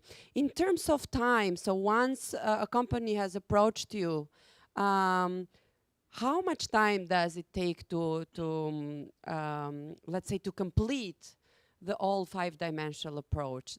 Is it like in a year time or more than that, or it's continuous with overseeing periods? See, once we agreed the kind of a partnership, so what we used to do means we first 1 or 2 months, because again, it depends the size of the employer. Because for example, the work what we were doing, Michelin, in India, they are having around 2,000 employees. So it's a 3 hectares premises. So it depends the size of the employer. If it is a large scale employer, then first 1 or 2 months, we will do a kind of a need assessment. And that is very important. So basically, this assessment is to understand what is the current level of inclusiveness. So then from there, we will develop a kind of an action plan. Now, this action plan, there will be some kind of quick win actions. There will be some time long. Because see, a company is going to start something new. So it may take little time for them to kind of know, because they have to find the resources, they have to identify the different parties for this. So it may take, so some of the activities we may do very quickly, some of the activities, because see, for example, here, I can tell it, Michelin, they have a company transportation. Now, none of the transportation services of the company is not, means it is not accessible. So, but again, in one fine day, they cannot change the entire transportation. It will take little time. So when we develop the action plan, we make a kind of each activity, we will put a kind of a priority and a time frame. So something will finish in 1 year, something will finish in 2 years, something will go beyond the 2 year. But first 6 months, we can, maybe minimum 6 months we would require. Mr. Puri, I would like to ask, because you also have developed this approach and you sell it, right? You can you transfer knowledge to other organizations in the world besides selling it to other to the companies that need your service? That is one of the objective, like whatever the expertise, experience we gained over a period, we want to share with the different employers. So for that purpose, we are making a kind of a ITA model, and always we are happy to support with other employees. And it is happening in different countries. We are working with the different employers. Yes. Great. So we are in our last 2 minutes. If you'd like to add anything related to the impact in numbers, maybe with the Michelin collaboration you have had, or also a call for action. We have a very large audience from any corner of the world right now, and this link will be available to be watched even later. So if you have a call for action, this is the time. And I would like to thank you very much for this 5-dimensional approach. I think it's very necessary. I know that there are many companies out there that would like to be involved truly and deeply into the inclusion, but they need guidance from organizations. Yes, actually that is very important, because there are nowadays, this movement is very strong and a lot of employers are coming forward to recruit the people with disabilities. But the thing is, they may not be knowing the exact route how to move forward. So if somebody is there to support, then it will be easy, and through that support, many people with disabilities will be getting a kind of employment which lead their life, quality of life. So HI is humanity and inclusion is always there to support the companies who are interested to support, and www.hi.org. That is our website, and anybody can contact HI for this purpose. Thank you very much, Ima. Thank you to you as well. And I hope that in the future, we have noticed that many companies, when they are advertise their job vacancy positions, they state that they are open to candidates with disabilities. That's a good step. That's a very something that we were looking for. But then after that, we have to make the companies at every step accessible and inclusive. So this person who finally gets the job position, it's feeling really included in the workplace. I wish you all the best, and hope to see you next year here in Vienna in person for the Zero conference. Sure. Thank you so much, Ima, and thanks for Zero Project for giving this opportunity. Thank you very much. Dear guests, stay tuned. It will follow. We have a long day still to go. Thank you.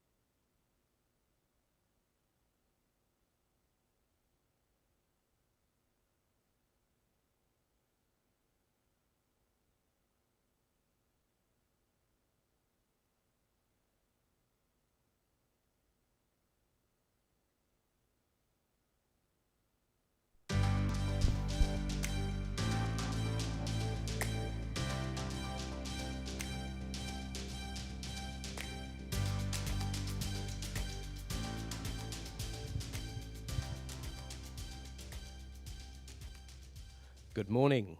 I'm Tom Butcher here at the UN in Vienna at the Zero Project Conference for a fireside chat, sadly virtually, with the consultant and disability expert and publisher of the excellent newsletter Disability Debrief, our friend Peter Torres-Fremlin. Peter, to start off, and before I settle into a few questions that I want to ask you, could you please tell us a little bit about yourself and your activities at the moment? Hi Tom, really great to be here, and I miss being in Vienna in person. I know it's such a great energy at this conference.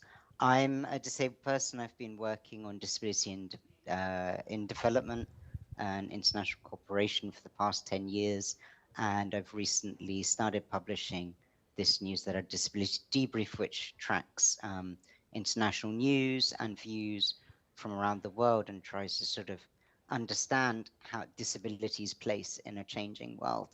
Great, thank you so much, which of course leads us into the first question is, what do you think that good practices in disability both do show us, and what should they show us?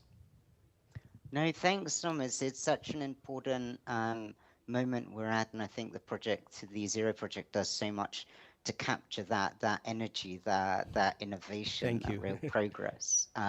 It's always so exciting to see sort of this movement to remove barriers and the ways that people are striving to live full lives. I think it's sort of when you look at the range of areas of innovation, it's in sort of information, it's in libraries, it's in schools, it's in mail services, it's on the radio, it's there's an app to identify currency, to provide sign language, right? Like, and it's not just in sort of very sort of comfortable situations. It's in refugee camps in Bangladesh, it's in the pandemic response, it's in a project in agricultural technology in Cambodia. So it's really reforming so many things at the areas of society, right? Like it's education, health, and employment, public services. I saw sort of like accessible parks and playgrounds, sanitation, tourism. I saw sort of pharmaceuticals company as well, disaster shelters. It's such a range of innovation and new technology, and I think it's really sort of bursting forward. I guess Caroline Casey put it very well, Tom. She said, I think maybe on the first day, like accessibility is the greatest unifier that we have. These practices are bringing people together and into society. Yeah, I think you're absolutely right, and you seem to have summed up the range of innovative practices that we've seen, not only, well, quite a few of them this year, but just over the last X number of years. Which brings me on to my next point, Peter, which is, we've got so far, needless to say, everybody knows we haven't got far enough yet. But how do you think that there are practices, there are good practices, there are better practices, there are worse practices? How do good practices as they are now relate to the situation of disabled people? I'd be really interested, especially with your vast experience around the world. So if you could fire away and give us some idea about that, that would be absolutely great. Yeah, no, Tom, and this is where it gets more difficult, doesn't it? Because innovations are improving lives, but there's still such a gap, right? That disabled people are more likely to be in poverty. They're less likely to be in school. We're less likely to be in work, right? Like, I think we know that. We've all seen the pandemic effects. We're still living the pandemic effects as so many countries go to sort of laissez-faire, let it rip, live with it approach to the pandemic. We're going to, it's very sort of bitter and sad that lots of us are taking the decision to like self-exclude from from certain aspects of social life when we've worked so hard to gain inclusion to them. I think that just sort of reflecting on this, I think that there's this sort of disconnect that we're trying to bridge between policy changes and the differences in people's lives. I think that we've got a lot more commitments to work on disability inclusion. We've got sort of real promises for change, but a lot of disabled people haven't felt that. There's sort of still a sort of lot of segregated services or separate solutions, or people being left behind. And again, the pandemic was sort of not just sort of something that compound our situation and put us at risk, but showed how easily things could be lost, right? So I think this is something, Tom, that I'm always very conscious of in our position in the global movement, because it's great for us. It's great that we connect and we feel such energy, but that's not reflected in the changes yet that disabled people around the world are seeing on a day-to-day basis in their majority. There's a long way to go. Yeah, no, I couldn't agree with you more, which brings me really kind of all these points flow one to the other, or I hope they do. I think they do, which is we've seen and are still experiencing really major sea changes, not least following the pandemic, but also some major changes in society, not least I hope anyway, a handover to your generation, because I consider myself an oldie. So from the older generation to the younger generation. So that brings up a kind of really quite a kind of logical question, Peter, which you can answer because you are of that generation, which is how do we, but really more to the point, how do you build on what you have and we have to go forward? Well, I think it's together, isn't it? Tom? I can help a little bit, I hope. I don't. I think you're right. The generational gaps are having such sort of profound differences, aren't they? But I sort of also feel that as in my 30s, the sort of stuff that people younger than me is doing is so impressive. But I want to sort of touch on a few challenges for us as a movement, and I will I'll take us in challenges. I'll end on a positive note. But please. let's go through the challenges first. Absolutely, because that's what we've got to deal with. Yeah, I think that it was sort of, it's interesting, like last week, I think it was, the Global Disability Summit was really focusing on the equitable participation of persons with disabilities, right? Yeah. And I think that's something that we want to bring attention to as a movement. And so that I do want to touch on something, and Tom, we were sort of discussing this before over email and whatnot. Yeah, absolutely. I feel that sort of there could be, and there should be, more speakers from the global south. That's such a big important event in the disability calendar like that. I think there should be fewer people like me. I think we had a bit of a sort of exchange about it. It's a real honor to be here. Yeah. But that's also precisely why it shouldn't necessarily be me, as there are so many people in the global south, and I know the Zero Project is a global network and in touch with them. Obviously these big conferences are just sort of maybe come about as the product of broader things, where they're in a whole range of dimensions. There isn't enough sort of shifting of the power yet. And sort of one to kind of explore those challenges a bit more deeply, sort of want to touch on a few structural challenges, disability movement. Can I just give you a warning? We've got about 3 more minutes. Okay, all So right, okay, so I'd love to explore it in depth. Can you? I'll highlight 2. Great, that would be really good. About 15% of the world's population being people with disabilities. Yeah. But most of those people don't identify as such, and they don't know we're speaking on their behalf. Right, that's absolutely true. So we've got a real challenge to widen the movement. Yeah. I think we've also got, when you look at the changes in the world, whether it's climate change, whether it's all these different sort of groupings that are forming, whether it's this sort of real unfortunate re-emergence of war onto the European frontiers and major power expansion. I think we really need to be like trying, and as we are, and more to be part of wider movements for a better world, to kind of really link more with, say, especially movements around aging, and I can agree with that. Look at the commonalities, and we're still sort of, even though we're getting into so many places, I think disability is still too often seen as separate. But Tom, I promise that end on a positive note. Oh yes, please.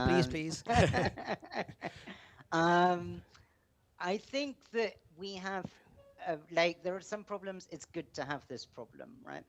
And I think the Zero project sort of really poses us a good problem, which is we've got a lot of stuff going on, right? We've got a lot of innovations, we've got a lot of creativity, we've got a lot of new solutions, and we've got a lot of drive.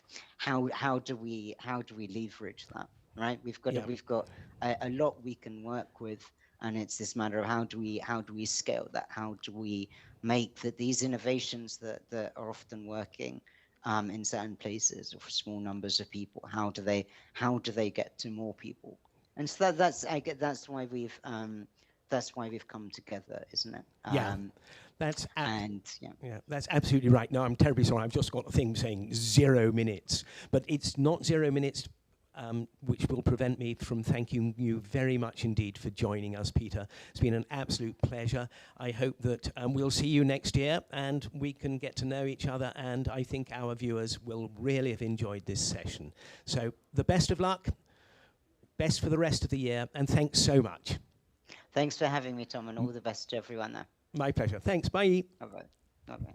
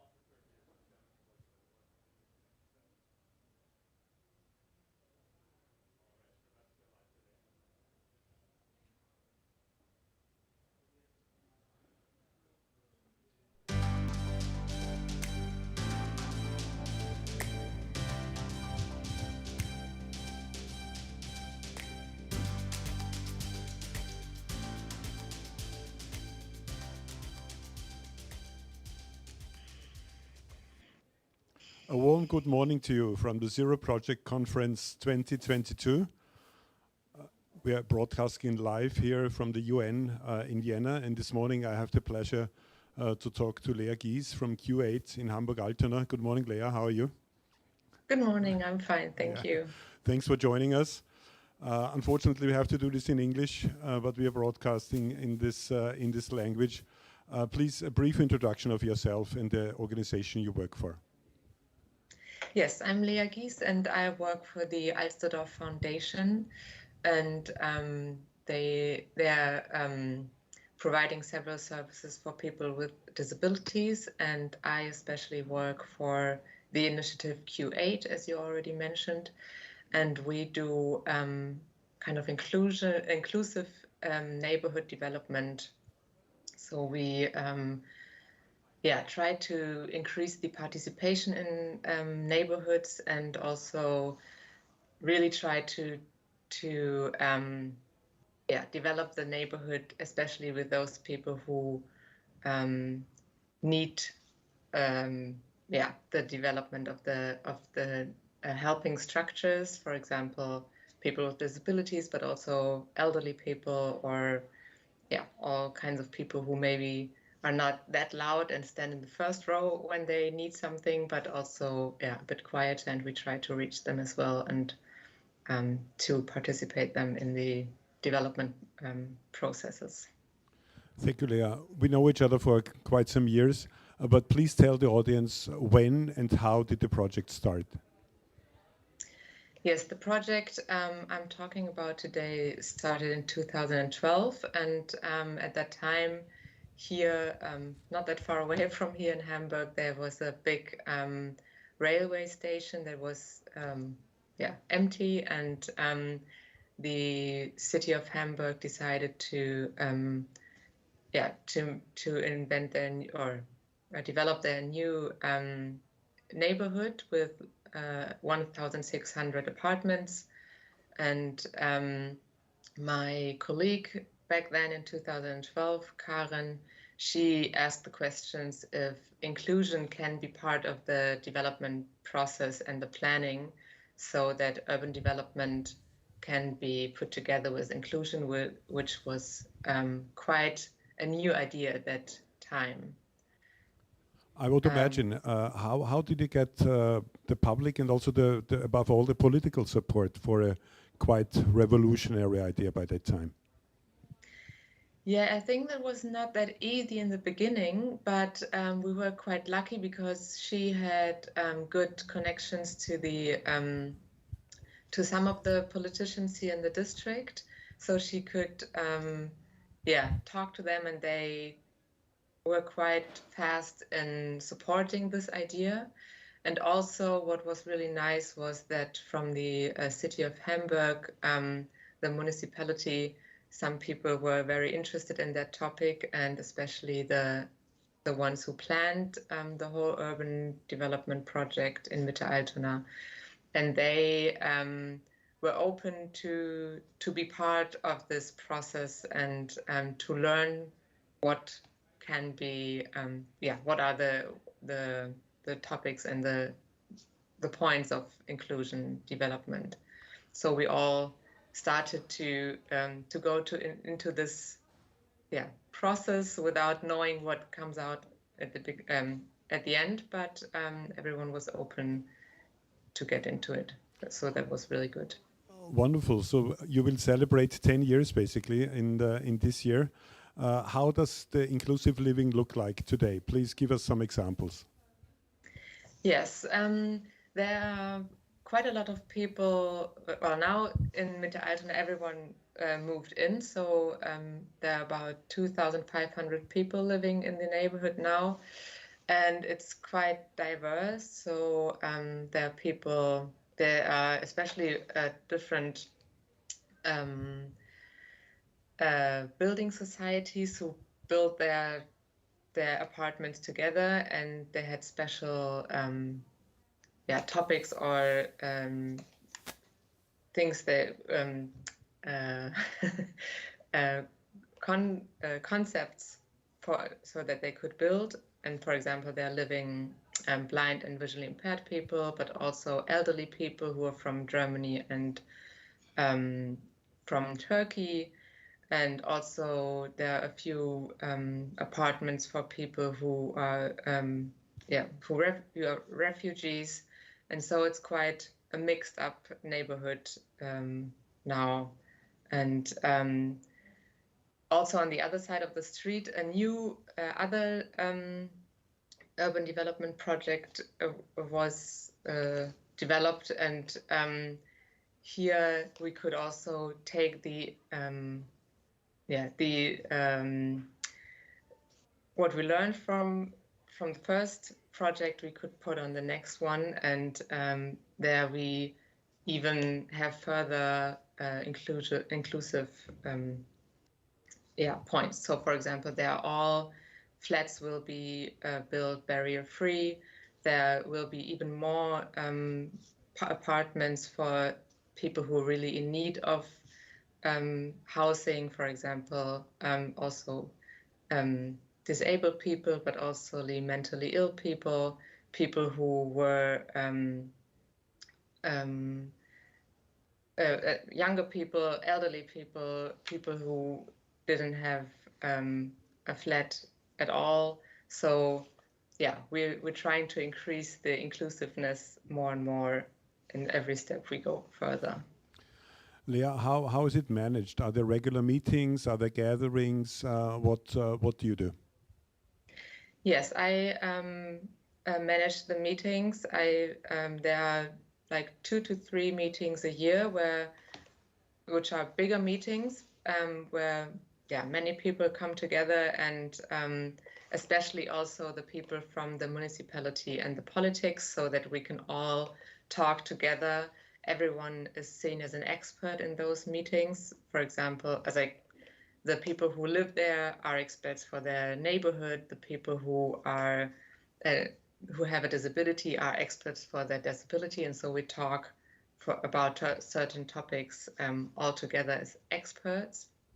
And in between those big meetings, there are in-between meetings, what they are called, and there we go further into special topics, or because for me it's very important to really work with the people who will live there, or who not in the municipality, but from bottom up. So I invent with them the topics and take on the next meetings what they want to talk about. And Leah, the people who live there, are they come to stay, or is there a turnover, or how does this look like?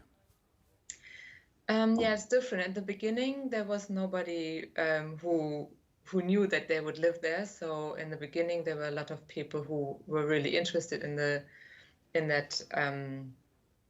that topic of inclusion and urban development, but also social institutions or universities, people from the church, for example, or so a lot of different people. And as sooner, or as long as there were more people that knew that they would live in that neighborhood, the more the people changed, and the more people who lived there took place in the meetings as well. Leah, do you intend to grow? Do you intend to replicate it in the city, in other parts of Hamburg or somewhere else? Yes, as I mentioned, on the other side, in the new development project, but also on at other parts in Hamburg, we try to not really replicate, because we think it's always important to find a special conclusion for the people who live there, and for the situation that is at that very place. So it can be a bit different, but we try to we follow up with our work at different places in Hamburg. Yes. And Leah, do you also do consulting work? So, for example, if somebody from Munich or from other cities would come, do you do consulting work and support? Yes, we do that a lot. Like we have a lot of visitors who want to see the neighborhood, and we show them around, and we show them what our work is about and what we learned from this process. Yes, and everybody who wants to come is welcome. It's very nice. How big is your organization? How many people work with you? Well, I'm here in Altona. I'm alone. I have a student who works with me, but yeah, like in each neighborhood we're alone, but we have 7 neighborhoods at the moment. So I have 7 colleagues at different neighborhoods. And out of the 2,500 people you mentioned, how many persons with disabilities do live in the compound? Oh, that's hard to say. In the new neighborhood, I know that there will be 7.5% of the whole apartments only for inclusive people, like the people I mentioned. In Mitte Altona, I would say maybe 60, I guess. But it's hard to say because we don't have a list. All right. Yeah. How do you choose? Or people come to you and say, "I want to live here," or do you work with other charitable organizations or disability organizations? How does this work? Yeah, we only are moderating the whole process, so we don't develop it ourselves. It's different companies that develop the apartments or the houses, or also the care structures. And then if people call us and say, "Hey, we need an apartment," we transfer them to the organizations that are at the neighborhood, and so they can talk with them. Lea, we are hopefully at the end of the pandemic. I mean, how did people cope, and how did your project cope with the pandemic? Well, in the beginning, it was really hard because, no one knew what to do. And then, but also a lot of people helped each other. And with the online meetings, we kept on being in contact with each other. We lost a few people, but now that we can meet again in person, the people come also back. And what is really nice is that we go out of this neighborhood now because the planning process is finished, but the people really take over the process and want to do it themselves. And this is, very nice. I'm very glad about that. What are your wishes and projects for the future? Well, I hope that inclusion will be, really part of all inclusive in all city development projects, and not just as a topic on top, which everyone has to do, but that the people really get into thinking about it, and also really take together take in the process the people who really know about it. There are a lot of people who are really experts about certain things, and I think they need to be involved in the processes so that that there's a good that everything is good at the end. Lea, thank you so much for joining us this morning. Good luck, and of course the audience can contact Lea Gysi if they are interested in inclusive neighborhoods. Thank you very much for watching. We are broadcasting live here from the Zero Project Conference 2022. Please stay tuned and stay with us. Thank you. Thank you very much.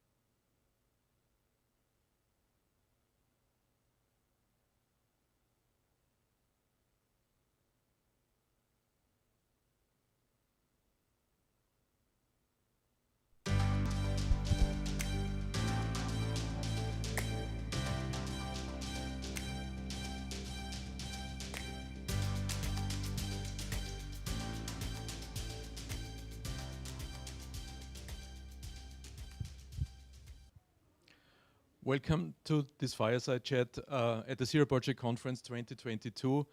And I'm glad and happy to have one of the biggest, of the person that I admire most in this world of philanthropy and impact investing and scaling here with me today. And actually, I think we also somehow like friends. So welcome Madeleine to join us here at this Fireside Talk. Welcome Madeleine Clark.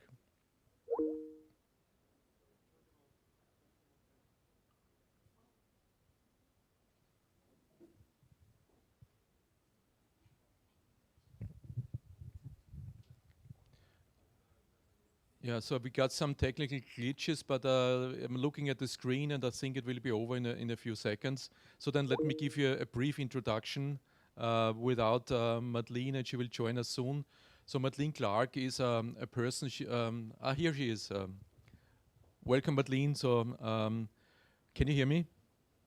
Yes, I can hear you perfectly. So you didn't miss a thing. I just introduced you as one of the great ladies of venture philanthropy and of impact investing and of scaling, and also as a long-term colleague and even a friend that have done a lot of things together already. So welcome, Madeleine, and I suggest you start this Fireside Talk with introducing yourself. Sure. So as Michael says, Madeleine Clark, and yeah, Michael and I know each other through our contact in EVPA, but even before that. Yeah, I'm a psychologist by profession, have been a rights advocate, have been working in management in non-governmental organizations, independently consulting then with a lot of statutory organizations. I put together an organization called Genio in 2008, and we are very focused on scaling innovation, social innovations to tackle complex problems. So yeah, we're in the hard space of scaling and systems change, but enjoying it. Yeah, so a lot of people nowadays talk about scaling and about innovations and letting them grow and letting them change the system, but you've definitely developed one of the strongest model that at least I know of. So the Genio model is not some ideas about scaling, so this is happening, and this is really happening big scaled compared to other countries and other environments. So maybe give us a background also of where that came from, what kind of money you got, and where you currently are with Genio. Sure.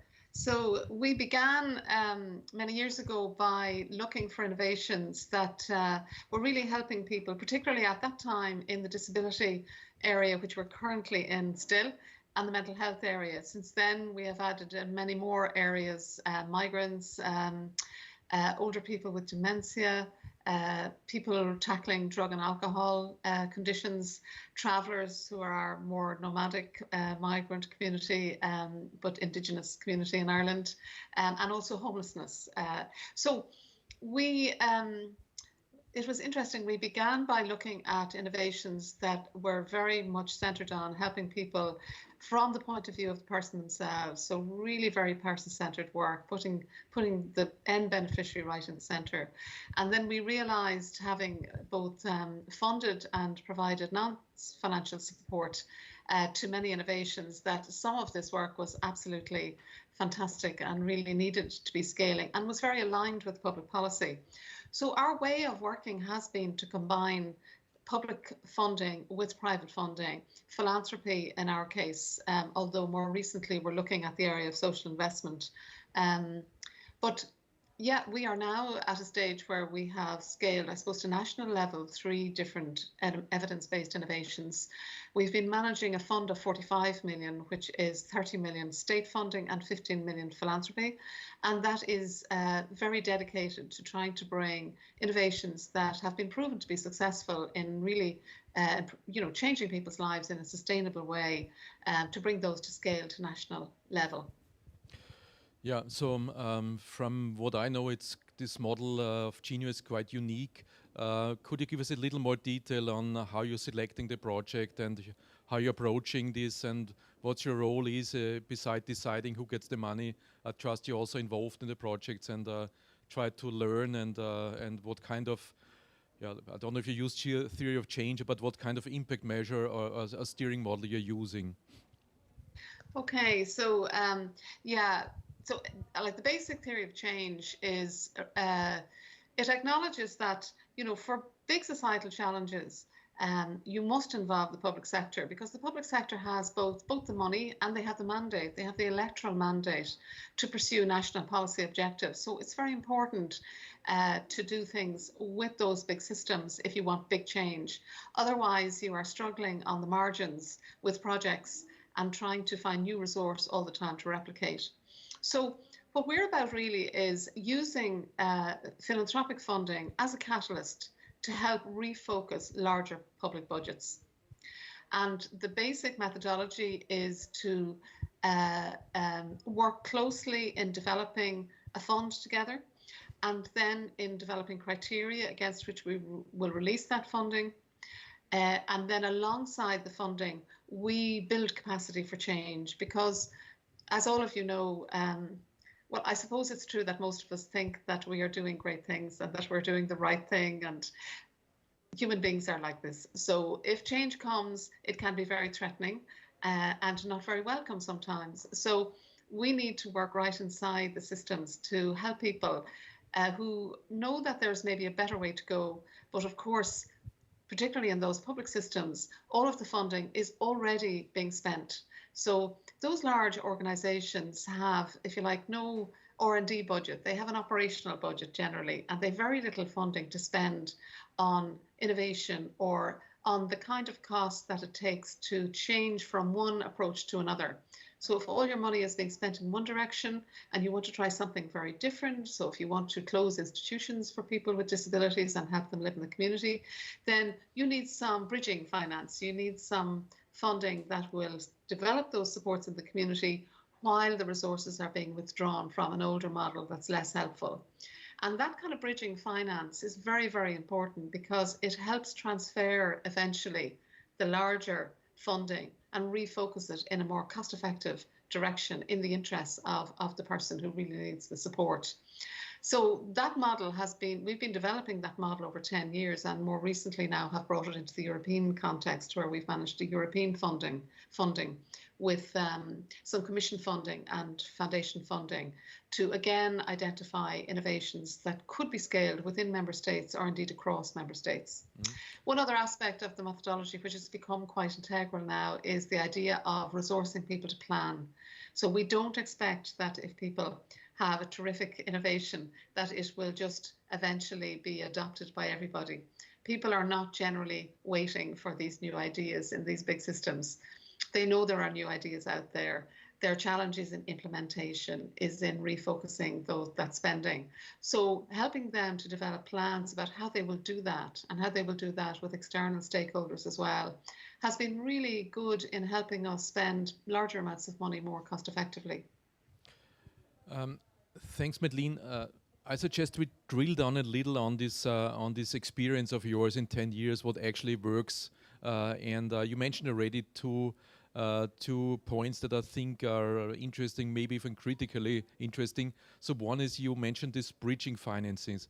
In my words, it would mean, so to change a system for some period of time, you have to finance both the old system parallel to the new system. So these people that have vested interests, that need time to transfer, that are anxious that they're losing something, so there's a time to adjust and to the new system.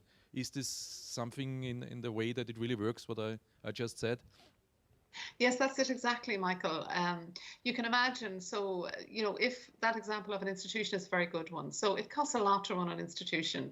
Heating, lighting, staff, central kitchens, all that goes with those large buildings and their maintenance. And in moving people out to a better life and helping them connect into the community, you still have all those running costs. In fact, you can't really shut that building down until the last person leaves and turns out the light, if you like.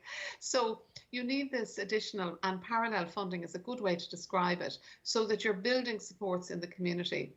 Or, for example, we work in the homeless area. So we're particularly focused on helping people get off the streets, the rough sleepers who are accessing emergency accommodation, or indeed often choosing not to access the emergency accommodation as places that can be quite dangerous for them, and trying to help the government refocus investment in homes for people, because after all, where people are homeless, it's what they need is a home. They're less a home, and that's what they need. So the initiative Housing First that some of your listeners may be aware of is really about finding some accommodation and involving the person in as far as possible in choosing that home, and without any conditions, without saying you must comply with this drugs treatment program, or you must comply with this therapy, or you must do this, that, or the other. You give the person the home, and then you work out with that person what their goals are and what will help them maintain that tenancy, and what will help them re-enter life, perhaps the workforce, perhaps a social life that is not back on the streets. And that is something that is working really well. It's a well evidence-based approach. But again, the emergency accommodation is still required. Those big hostels and shelters are required until you can travel over to that new model completely. So that parallel funding is very important. And it's in sharp contrast with foundations who often find very good, best-in-class projects to invest in, and then perhaps even more helpfully will give them some funding for evaluation, but then find how will this good work be sustained and scaled beyond the investment of the grant from the foundation. This is much more about building a strategic alliance between partners at the very beginning. And rather than finding the best-in-class programs and hoping that they will spread to everybody, it's a much more complex approach which recognizes that within any country, for any population in need, there are varied quality. There's varied quality. There are some great pockets of brilliant work, and then there's some very poor work. And then from the end beneficiary's point of view, if they are not the paying customer, they are at the mercy of whatever happens in their local catchment area. So this is about a strategy for systems change that recognizes that and builds out from success and helps people in an incremental way at the beginning to really adopt good practice, get very excited about it. And then, of course, the staff themselves sell this. So sometimes we've been making videos of staff talking about new ways of working. That, of course, is much more fulfilling because they're reaching objectives and they're doing what they entered into these professions to do in the first place. Madeleine, we are almost close. I'm getting just a sign. It's just 2 minutes, but I got one more question, and it's unfortunately already the closing question. In every organization that has to change or that needs to change, there are some people who are hardcore against this change. What is your way? What is your experience? How to work with these people? Are you engaging with them in a stakeholder dialogue, or are they simply have to be pushed out? Or could you give us an idea how to work with those people that are heavily opposed to any kind of change? In a minute, I know this takes an hour, but what would you advise in a minute? I can give you 3 things in a minute. First of all, most people are resisting change for reasons that make complete sense to them. So it's important not to be blaming, but to understand so that you can develop a strategy that combats that. But always you will have people who will resist change, even are not confident in embracing change. The first thing is to harness the voice of the people for whom the innovation, for whom the change matters most. That voice out-trumps everybody else's. Everybody else's, trades union officials, everybody else's. Nobody will face down the person who's saying, this service is for me and this is not what I want, or I want this change. Secondly, I think hearing from their colleagues, so starting and building a coalition of the willing, if you like, people who are dissatisfied, who want to do something, and let them talk to their own peers. That's often quite persuasive. If none of that works, Michael, what we have been involved in doing is helping organizations bring in a change management team and bypass those who won't change. Just put in a new team. And that's a very good use sometimes of additional funding to do that for a period and have this change working. And then these people either get completely left behind or they eventually join in, however reluctantly. Mm-hmm. Thank you, Madeleine. It was great as always talking to you in those 15 minutes. I think next time we tackle a subject like scaling, we should not have a 15 minutes discussion, but write the book together. So I think we could go on and on about this. There's so much to say and so much to learn from each other. Thank you, Madeleine. It was a great talk to you as always, and this completes this fireside chat. Thank you. Thank you very much. I'm glad it was helpful. Bye, Michael.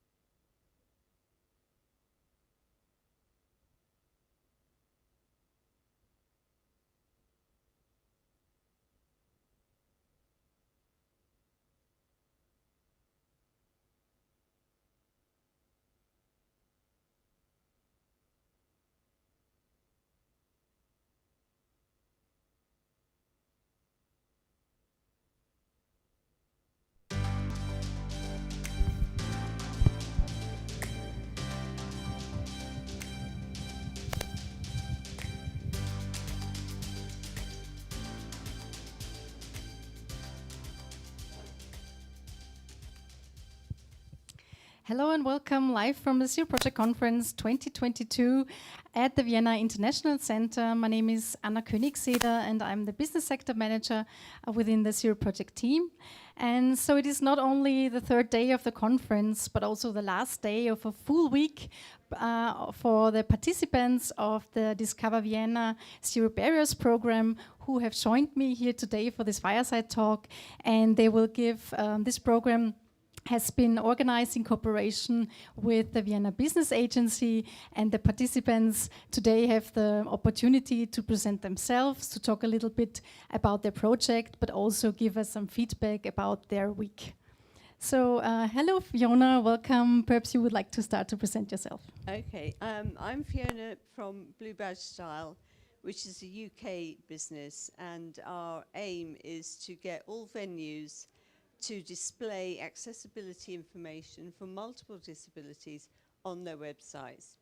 An easy job, you think, but not really. Trying to encourage venues to do that is really, really difficult, and we have a solution that's very easy to implement and very low cost. Zero Project gave us an award because of that, which I'm very, very grateful for, because it really puts us in the spotlight for once. And my week here, we had terrible gales in England, and I couldn't get here for 2 days, but I wasn't going to let that put me off. I got here, and I've really enjoyed it. It's been very good hearing about all the other innovations. Thanks a lot, Fiona, and we really thanks a lot also for putting all this effort into coming to us. We're very happy that you joined us in person this week. Thank you. Thanks a lot. And Ilana, would you like to go next, please? Sure, wonderful. Thank you for having us. My name is Ilana Mushkin. I'm from Israel. I'm here with 2 hats. First of all, I came as part of a team that started a Hack Autism. It's a program that we've been running for 3 years to hack solutions for people on the autism spectrum and their families. And I came also as the CEO and founder of my startup called Ta'al. And we developed a platform called Ta'al Work, which enables or assists in the employment of people with cognitive disabilities, whether it's people with autism or intellectual disabilities or even emotional disabilities. Our platform has an app that's for the workers themselves. It's adapted and personalized for their specific cognitive capabilities. And it also has we also have a platform for employers, whereby they can actually upload all the tasks and jobs in their workplace, and they become accessible via the app to the workers, and again, adapted to their specific capabilities and potential. Thank you for everything you've done for us this week. Thanks for joining us. Next to me is Lorenzo. So would you like to go next? Yeah. I'll give you that. Hi, I'm Lorenzo Di Ciaccio, CEO and co-founder of Pedius, an app that allows deaf and hard-of-hearing people to make phone calls. So it's been a pleasure being here in Vienna. We start traveling again, and of course connect and meeting a lot of other companies that are focusing on disability. What we came here to find new cooperation, because what we do is using artificial intelligence to produce automated caption, and those captions may be useful for the deaf in education, but also for people with autism and other kind of disabilities. It's good to see this melting pot of technologies and different approach to fight for the same scope, so the accessibility and the reduced inequality. And that's very proud to be here and start traveling again in this wonderful place. Thank you. Thanks a lot. And Miri, we're also very curious to hear about your project and how you experienced this week. Thank you, Anna. Hi, everyone. My name is Miri Berger. I'm the CEO of 6 Degrees, also from Israel. What we do is we've created a technology that translates human motion into control over smart devices, basically connecting the physical and the digital world, for starting out with people who have lost use of their hands or fine motor skills because of injury, paralysis, stroke, and many other factors. And we also put our focus into on one side, enabling people to go back to employment and digital access, and on the other, allowing people the independence to track their changes of motion, the range, the ability, and speed. We were fortunate enough to join this wonderful expedition to Vienna and found it to be a wonderful melting pot, as mentioned, from not only people, the local businesses, but also people from all over the world, Chile, Brazil, United States, and many more. And also, I find the venue to be very appropriate with the targets of finding collaborations, increasing quality, and promoting health innovation around the world. I'm really happy to be here. Thank you. Thank you, Miri. And next to me, Yuri has joined us here on stage. And please tell us a little bit about your project and what you liked during this program this week. Hello, everyone. My name is Yuri Tselikov. I'm from Israel. I'm a CEO and co-founder of BPAUS, which is an autism treatment platform. I'm a father to a special child, a daughter, that faced difficulties with the medical system in order to get her assessment and treatment. And we started this project in order to empower specialists and parents with autistic children. So they will have an option to assess the children and will get a customized treatment plan and will be able to perform those therapies through our app and get follow-up on it. We are very honored to be here.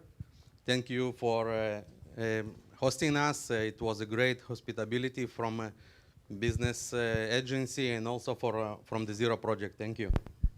Thank you. We're very happy to meet you in person here in Vienna.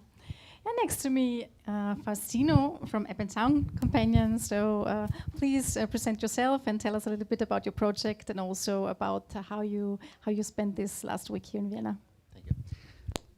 Good morning. My name is Faustino Cuadrado. I'm from Spain. I'm the CEO of Up and Town.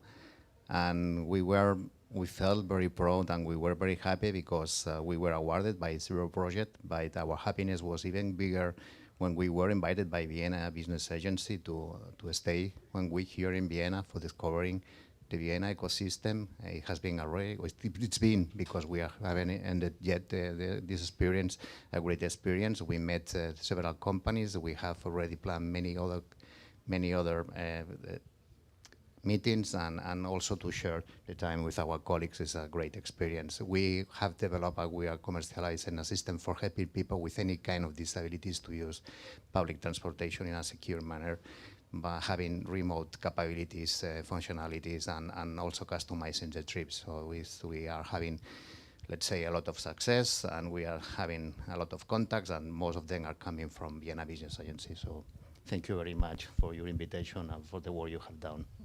That's all. Thank you, Faustino. Kearns Lane from Be My Eyes. So you're very curious, of course, to also hear about your project and how your week was going. And I think you had a very special week. You were also presenting live at the Parliament event on Tuesday. I think it's been nice to hear some words on that. Yes, thank you, Anna. So my name is Kearns Lane. I am the Business Development Manager for Be My Eyes. Be My Eyes is a free mobile app that supports people who are blind or have a visual impairment to reach sighted assistance, whether that's a volunteer or a company representative. So we are, I think we're probably the most widely used app of this sort in the world. And we're really honored to be here in Vienna this week. We did have a chance to speak in front of the Parliament, which was a huge opportunity for us to spread the message. And on top of that, it's been some great networking opportunities here throughout the week. Had beautiful weather, and everyone has just been lovely. So it's been great to be a part of this. Thanks a lot, Kearns. And last but not least, Esther. Hang on. So tell us a little bit about your project and how you enjoyed this last week in Vienna. Thank you. I'm Esther Garcia. I'm the CEO and the co-founder of a Spanish company, Eneso. We created a software for that allow people with speech impairments or with no language to express themselves and communicate with others. for example, is very useful for people with autism, cerebral palsy, brain damage, or on other kind of disabilities. They can build their own communication boards using pictograms, text, photos, and take them with them to on their mobile phones or tablets. We have developed also innovative technology to create to build multisensory rooms. These rooms are designed for people with a severe disability. This space use music, aroma, video, and other stimuli to create immersive experience for them. Discover Vienna was a great experience for us. We have the opportunity of learn about a lot of the ecosystem, and we made a very good connection to do future collaboration. So thank you very much. Thanks a lot, Esther. It was a pleasure to having you here this week. So thanks a lot to all the participants of the Vienna Discover Zero Barriers program. It was really nice to spend some time with you this week. And a special thanks to the Vienna Business Agency who organized this whole full week program. Special thanks to Silvia Göttinger, to Dudu Gens, and also Georg Sedelbauer. We're very happy with this cooperation, and we're really very much looking forward to our next joint programs. And I think I can already pass over to Petra, who will do a short summary of this fireside talk.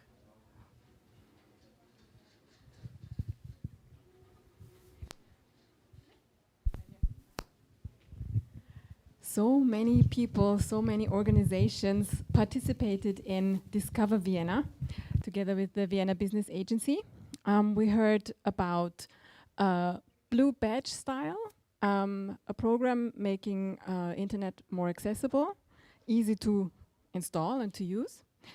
TAL, it's a platform for people with disabilities, also from the autism spectrum and other disabilities, but also for employers.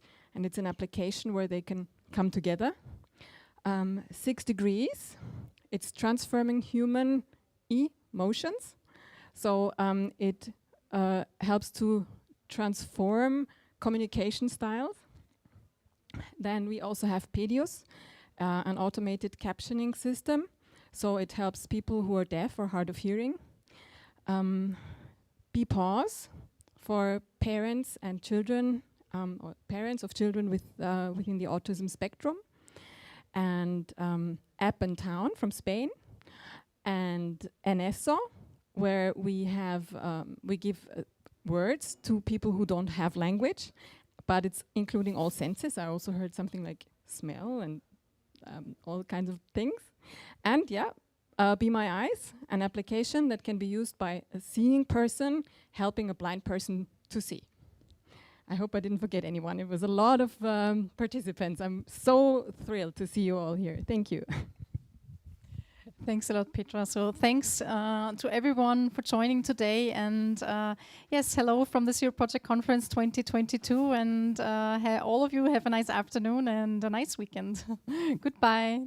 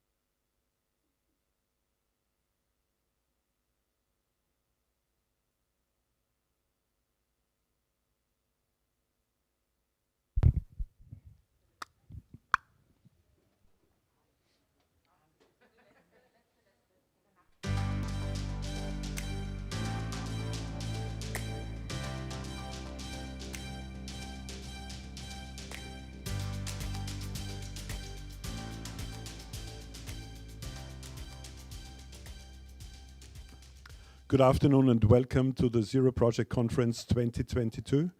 We are broadcasting live here from the UN headquarters here in Vienna.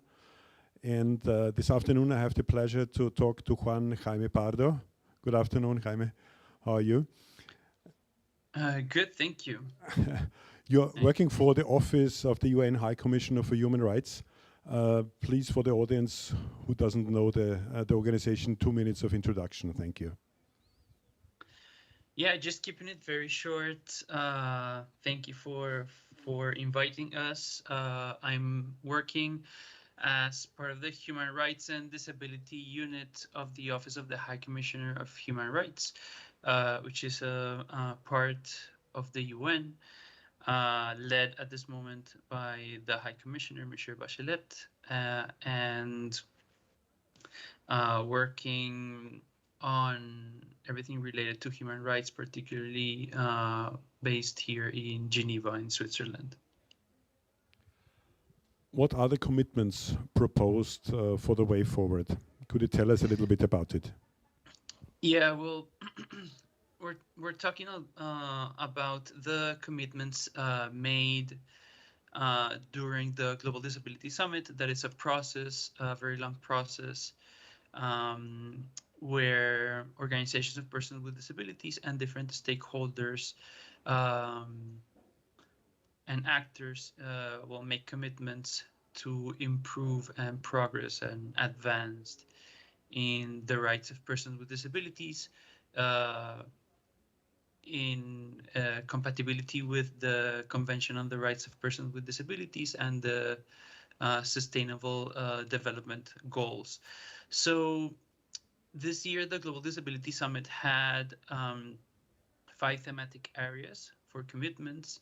I'm not going to go through all of them, but we do want to highlight the high interest that we saw and a good number of commitments on community inclusion, and it's community inclusion as a cross-cutting theme that connects the right to work and being financially independent, access to health, education. So it's actually being able to have the living conditions to be a full member of the community and participate actively. Thank you. The Global Disability Summit, for the ones who do not know, was held last week. So it's very recent, the information what we get here. What was the reaction of the stakeholders? How did the communities, NGOs react to it? Well, from the co-chair's summary that is already available, we can tell that that participants were really interested in an increased effort to strengthen community inclusion by providing disability-inclusive social protection and community-based services that really connect and serve persons with disabilities, including technology, assistive technology, and other kind of supports, and eliminating barriers to economic empowerment, as I said before. So we identified a high interest in that, and also a very strong interest and commitment for organizations of persons with disabilities to be included throughout the process, in that these processes should be working in a participatory manner, following the leave no one behind sort of motto that should work throughout this process. Yeah. Thank you, Jaime. Why are these commitments so important? Well, to be completely clear here, the commitments, all of the commitments haven't been processed yet. The secretariat of the summit is processing all the commitments right now. But the issue, what is really important for us, at the Office of the High Commissioner, is that the issue of community inclusion was raised by multiple stakeholders. And for us, it's key to have a very broad base of stakeholders, including states, cities, and local governments, UN entities, organizations of persons with disabilities, and other organizations from civil society in general, service providers, and donors. And when we get the final systematizing or processing of those commitments, that I mean, you can go in the Global Disability Summit webpage and check the ones from previous summits. But when we get the final mapping, it will give us a very good idea of who to work with, and we stand ready to support this work and act collaboratively and create or support networks to work on community inclusion. Thank you, Juan Jaime. So basically, you got, let's say, an international agreement and commitment on certain issues you want to push forward in the future. How does the process work? I mean, this sounds all very abstract to, let's say, people of disabilities on the ground. So what is the way forward? Indeed, I think, as I said before, I think this is all the interest shown by a very diverse range of stakeholders shows that this is the moment to start building coalitions and to start sharing good ideas and practices and initiatives. So consolidating all the work that is already being done in community inclusion, and then trying to make that good work reach further. So we're really looking forward to start working, for instance, with networks of or groups of states that are interested in advancing public policy in particular. We're very interested in working with service providers and donors who are interested in financing this kind of programs. And at this point, the Human Rights Council, that is one of the mechanisms of the UN, is just about to start negotiating a resolution that will mandate us, the Office of the High Commissioner of Human Rights, to work on this issue for 2 years. And if this happens, that we're very optimistic that it will, we will have to work with different stakeholders in framing the conversation first. So defining what community inclusion is, how does it look like, and then like for persons with disabilities, and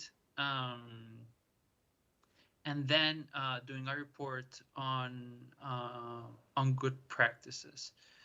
And I think this is something in which Zero Project can help us a lot with all the experience that you've had throughout the years.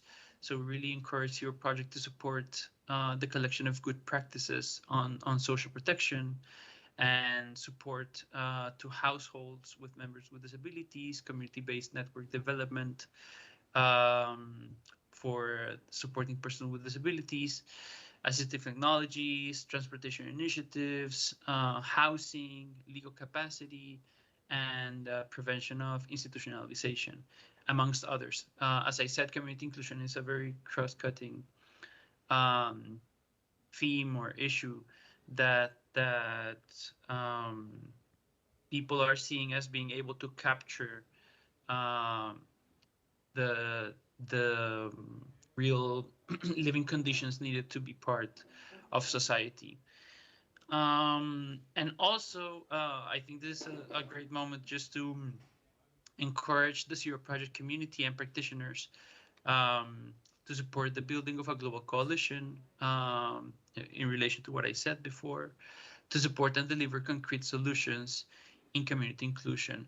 So we know that a lot of the Zero Project community has experience and very good experience in programs related to community inclusion, and we want to bring that experience together and sort of make interact the different points or factors for community inclusion to move this forward effectively.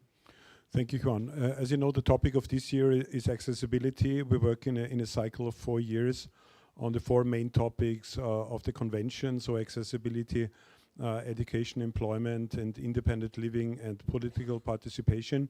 Next year, it will be independent living, so we are more than happy to include your input. Our call for nominations will go out in late spring, and just map a roadmap for us how we could collaborate and integrate the arguments you just mentioned.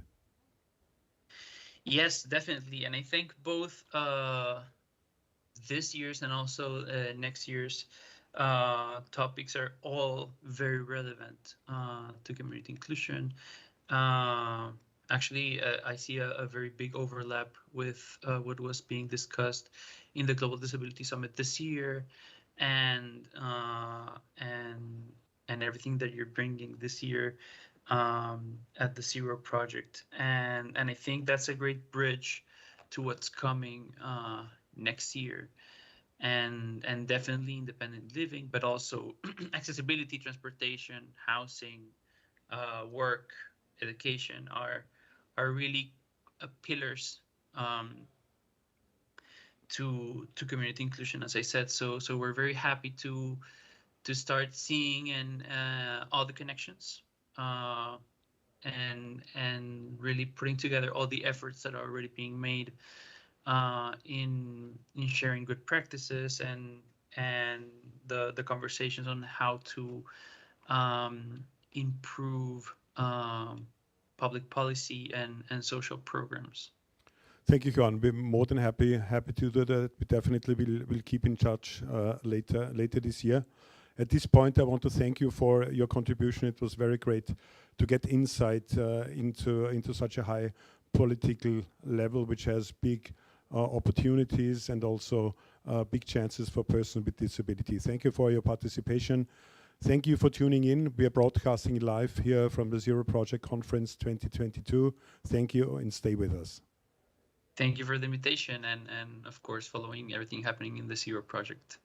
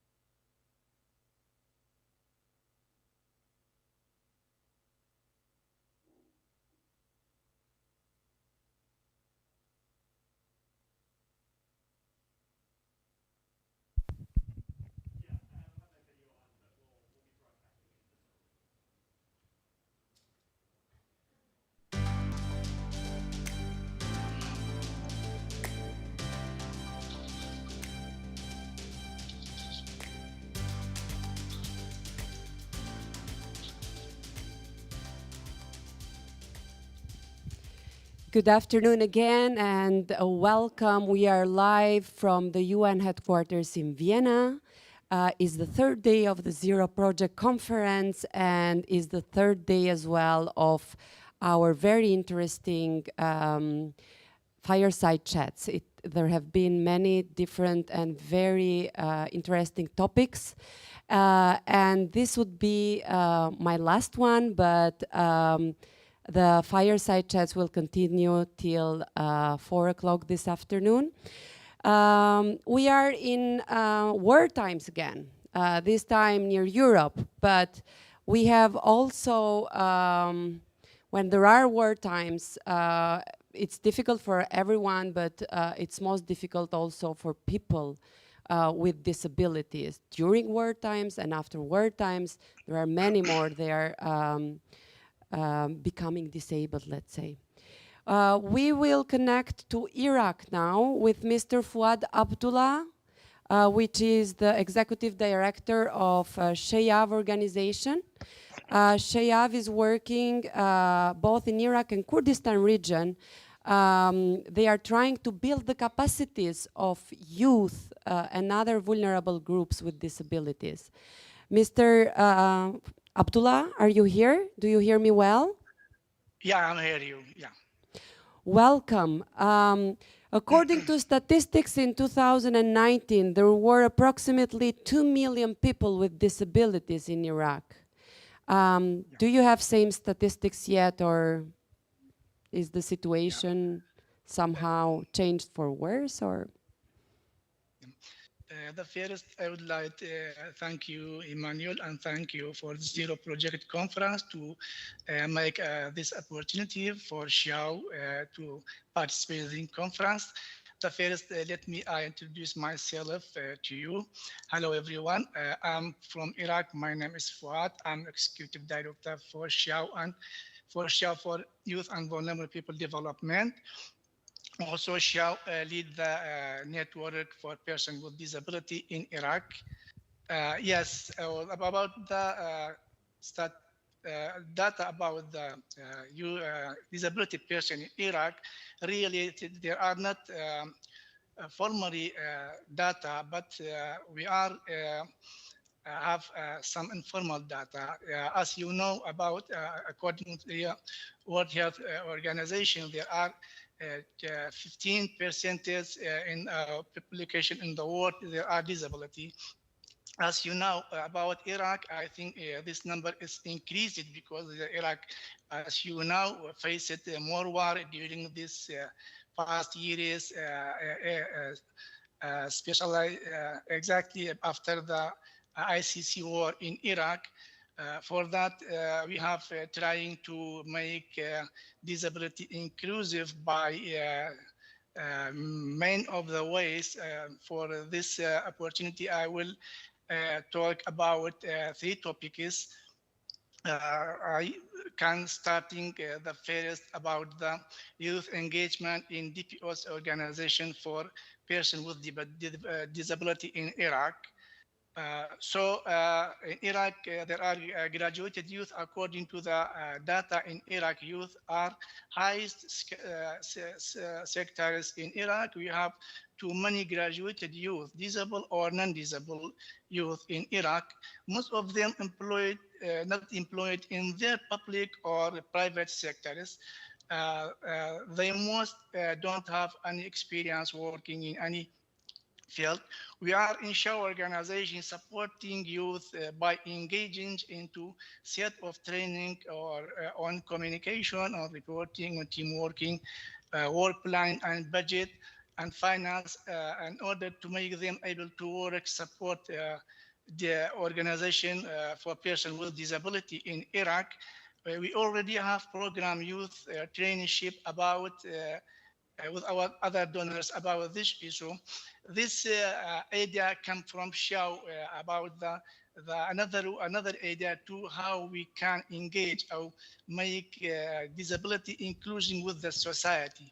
Because as you know, with the disability society, we have more organization when they make inclusive person with disability with the society, they have take one direction. But as a Xiao, we have 2 directions. The first, we can all the some other organizations that bring the disability person with disability to integrate with the society. As in the Xiao, we have another idea. Bring the society to integrate with them within their organization, their DPOs, because make them integrate for them. So this inclusion, a new idea from Xiao, this inclusion to be integrated with the society. Mr. Abdullah, if I may, so you were talking, and you have built also a consortium, right? The Yes We Can consortium. And as far as I understand, you are trying to do your best to build the capacities of youth with disabilities in order to find a job and to be employed in a job market, but also to build the organizational profiles of OPDs, right? And I know that one of the areas that you are focusing a lot is also disabled women and gender-based violence. What is the situation here, especially with the gender-based violence? Yeah, exactly. So as you mentioned, Emmanuel, we are in the Xiao organization, and we are the Yes We Can network for persons with disability. I will add it to this point about that you mentioned. We are 60 organization for persons with disability. Within this 60 DPOs, we have our this network. We have 25 disability persons under this Yes We Can network for persons with disability. As you mentioned, you have make a capacity building for them to able to run project by themselves. Also, before we can answer your question, I would explain another thing. We have change their mentality from because most of DPOs in Iraq, they have receiving charity, but what we need to change this mentality from the receiving charity and to making them to depend on themselves, and they run a project by themselves when you have fund from the donor. About the disability women and GBVs in Iraq, actually, there are many centers about women GBV that have a most of center from all the Iraq government. But what we have noted with Xiao organization about women disabled, there are, I can say, there are no one take care about this issue, because as you know, the women with the vulnerable people, they have faced some issues from the society about GBV.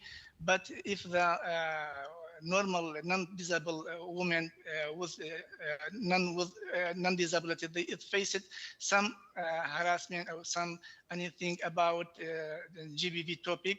But women with disability, they are facing double issues about this problem, because for that we have plan or our mind as a Xiao organization to move the society or the NGOs to moving about this topic, to take care about this topic, because the women with persons with disability, they are needed more awareness about this topic. Yeah.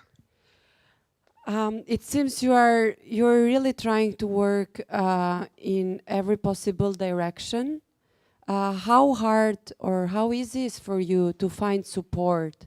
I mean, you need also advocacy work. How is the legal basis in Iraq to is it a favorable background? Is it a good background to do your work? And how are you doing with the donor community there? Yeah, that is a good question. About this, as we mentioned about Yes We Can network, we have established a Yes We Can network within the DPOs.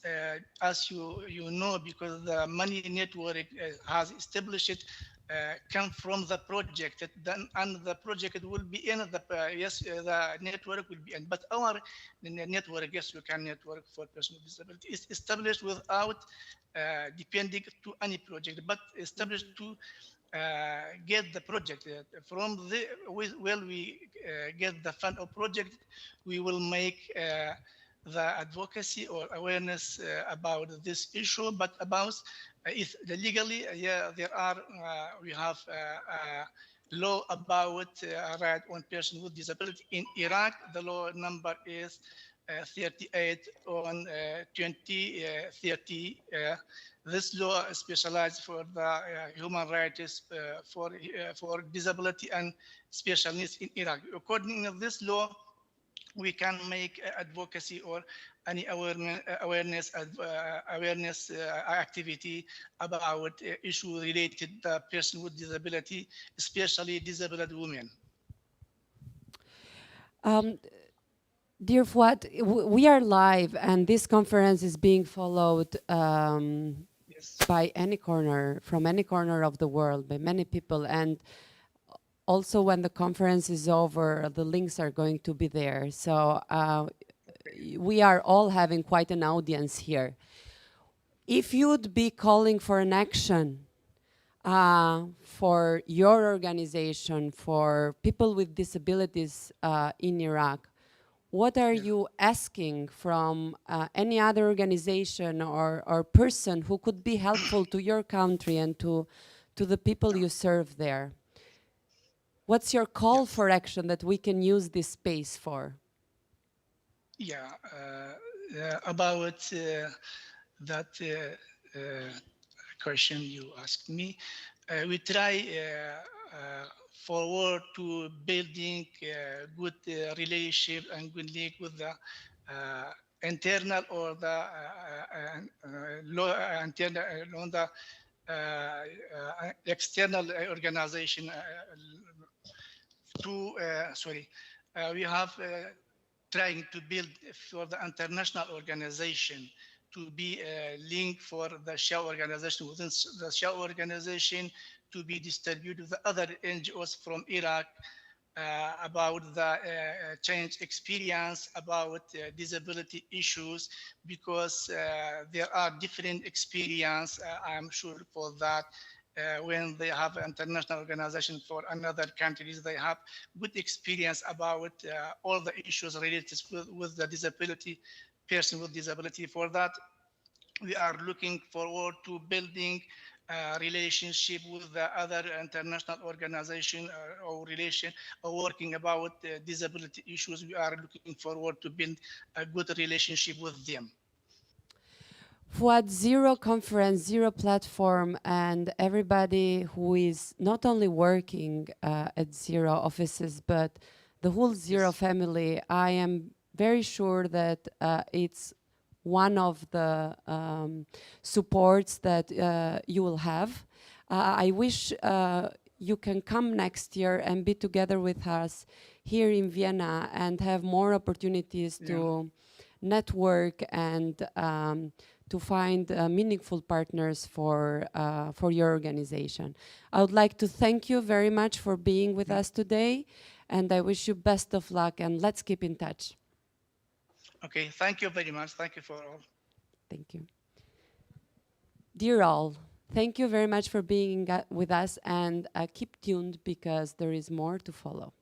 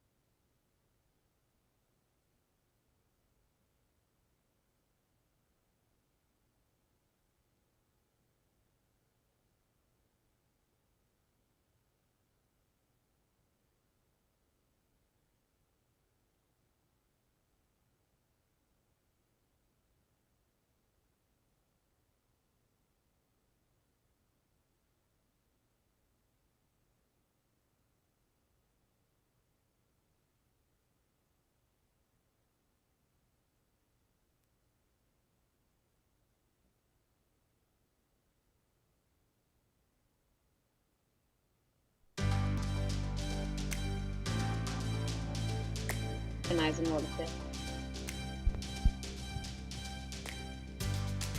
Hello, hello. Is that you on the screen? Oh my gosh, I Yeah. wish I could see you. Hi, Neha. How are you? Where are you dialing in from?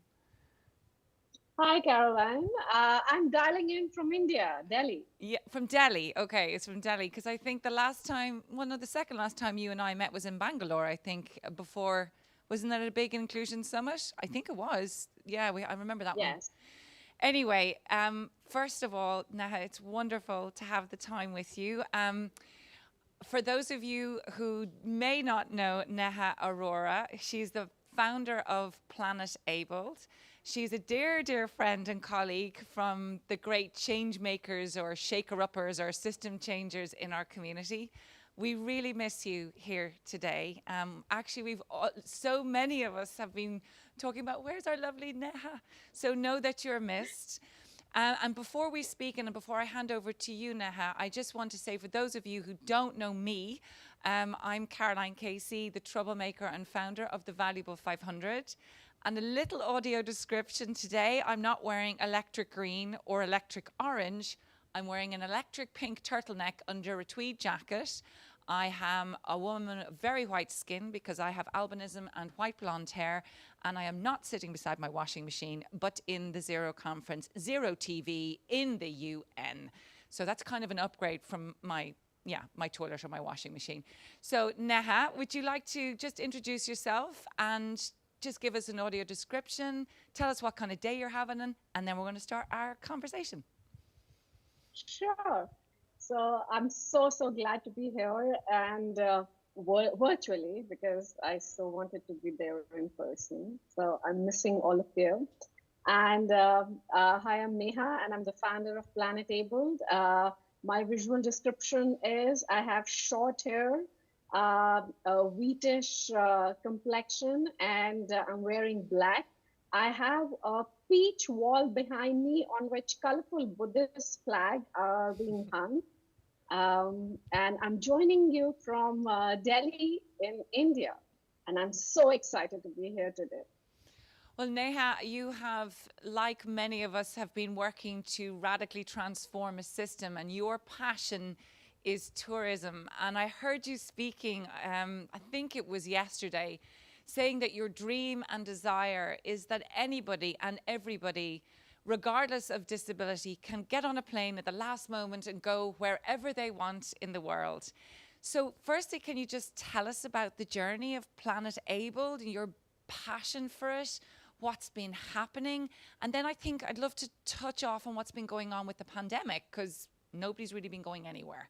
But at least begin by telling us your big journey. Sure. So I started the journey of Planet Abled because I wanted to travel with my parents. Simple. I wanted to go for a holiday myself. So that is why I had to start Planet Abled, because as a child and a young adult, I could never go for a holiday. My parents are both persons with disabilities. So my father is blind, mother is a wheelchair user, and perhaps all their life. So like they are in now 70s and 80s. They had never been on a holiday before. So I had to do something about it. And when I also started earning and started traveling, it never ended in a very good experience. And all the other solutions that I could see across the world, they were not inclusive. They were single disability focused, so did not work for a family like ours, which had two different types of disabilities. So, and over the years, like we have been around for a little more than 6 years now, and we have learned and evolved over the years. We started as an inclusive service provider, making people travel solo or go on romantic getaways, and inclusive groups where we mix people with and without disabilities to travel together. But we also learned that traveling with a disability is expensive. To become financially viable as a business, we had to tweak ourselves towards a concierge-based travel service where traveling was expensive. And we did well as a business pre-pandemic. And when COVID happened, it actually gave us the time to think and reflect that what we can do about it, how we can increase our impact from just being a travel service provider to an ecosystem enabler, and how we can reach out to 1.3 billion people with disabilities and over 260 million elderly, ever growing, who even cannot afford to travel. How can we impact their lives as well? So, and economies of scale is the solution to it. And inclusion is the best tool where we can actually achieve that economies of scale, because once you mainstream a solution and a feature, the cost by default goes down and everyone gets impacted positively, not just persons with disabilities. So during the last 2 years of the pandemic, we are now building a technology platform which has a smart UX and AI, where based on customer behavior and access needs, people are showcased certified experiences and travel products according to their needs, so that they can make informed travel decisions. And to enable the industry stakeholders through consulting and training, we are leading them to certification so that they can rate themselves on how disabled friendly they are for all types of disabilities. So all of this has been happening in the background. We are growing. We have expanded to Europe. We are part of an accelerator in the Netherlands. And we are excited for the times that lie ahead.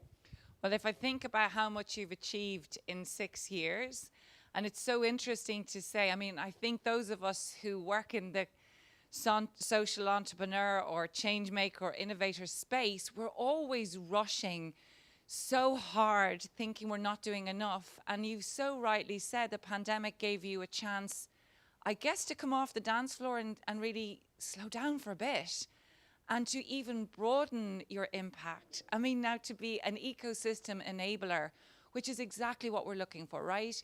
Mainstream, and what you're saying, which really reflects on what Robert, who is the CEO of Bank Austria, was saying yesterday. When we create inclusive solutions, yeah, the 1.3 billion people, they benefit, but they are welcomed by the 100% of people, right? The whole just under 8 billion of us. And I guess I want to ask you, from your perspective, what do you think is going to help you scale? What do you need to help you get to that big vision that you have, which is inclusive travel for everyone, for all, not just India, but for the world? What do you need from us? What do you need from the community? Tell us, come on, because you're here, you're part of our family. So what we need from a community is to actually come together. Because the challenge that lies today with all of us here is that there are some amazing solutions that exist across the world, but they're working in silos. And we all have to come together in our own respective regions, share the best practices that exist, and put it on one platform so that everyone has access to that knowledge and information, and they can make their own decisions, have that freedom of choice to decide how they want to travel and experience this wonderful world. So all of the resources we need are in terms of collaboration, scale, money. Money is, I think, that we all are struggling with, work in the inclusion space, because we compete with mainstream solutions. And yes, we are mainstream. We are like affecting 15 to 25% of the world population, but still looked upon as something that is sidelined. So there's not enough money coming into these kind of innovations. So can I ask you, I mean, what is the state of the tourism and travel industry? Let's talk before COVID, okay? Because we're only all starting to travel again. I mean, I personally don't see it as an inclusive experience. Somebody who is registered blind, and it's difficult. But what's stopping it changing now? Why are we not seeing this is not a niche opportunity, but as a mainstream solution for brilliant customer service for everyone? what is the state of it and why are we still going around in circles? Like, why are you still having to convince people? So there are a couple of reasons for that. One important being is disability is often perceived to be just a wheelchair user, especially for all the businesses that I have ever talked to. They are like, oh, we made a ramp, or a maximum we made a disabled-friendly toilet. That is where accessibility ends. And even if some of the businesses have gone ahead and included features for other types of disabilities, sometimes blind and a little bit of deaf users, nothing beyond that. And this is globally, this is not just from India I'm talking about. The perception is access is just a ramp. And we need to, like, that is where the biggest gap lies. These businesses are also confused because whatever solutions in silos also they are seeing across the world are actually single disability focused. So they see only that, okay, there is a separate company for blind people. Okay, there is a separate company for deaf people, and there is a separate company for wheelchair users.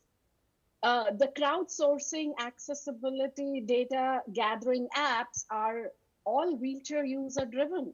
There is nothing that exists for other kinds of sensory disabilities, intellectual disabilities, or cognitive disabilities, psychosocial disabilities.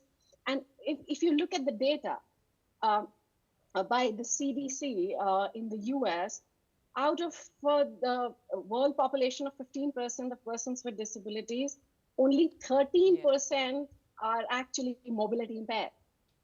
The rest have other types of disabilities. So where is the access for that? Yeah, exactly. It's not there. And I think one of the things that we've learned in the pandemic, and is this true, or are you seeing this reflected in the area of tourism?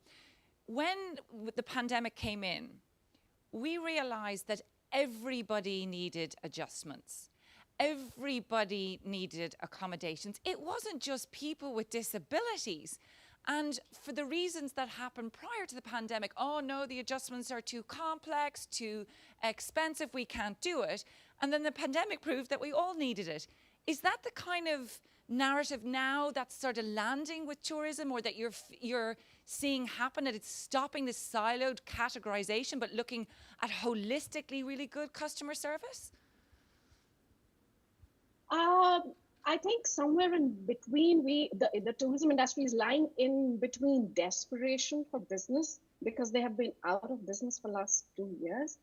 And plus there is more sensitivity that is also coming in, because they have been disabled by the environment and the factors out of their control. So they are more sensitive to the needs.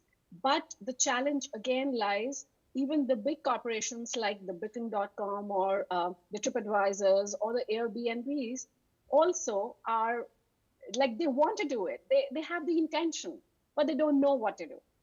And there is no one who is actually guiding them to how to help them how to do it. And they still haven't realized the hidden opportunity of business lies there.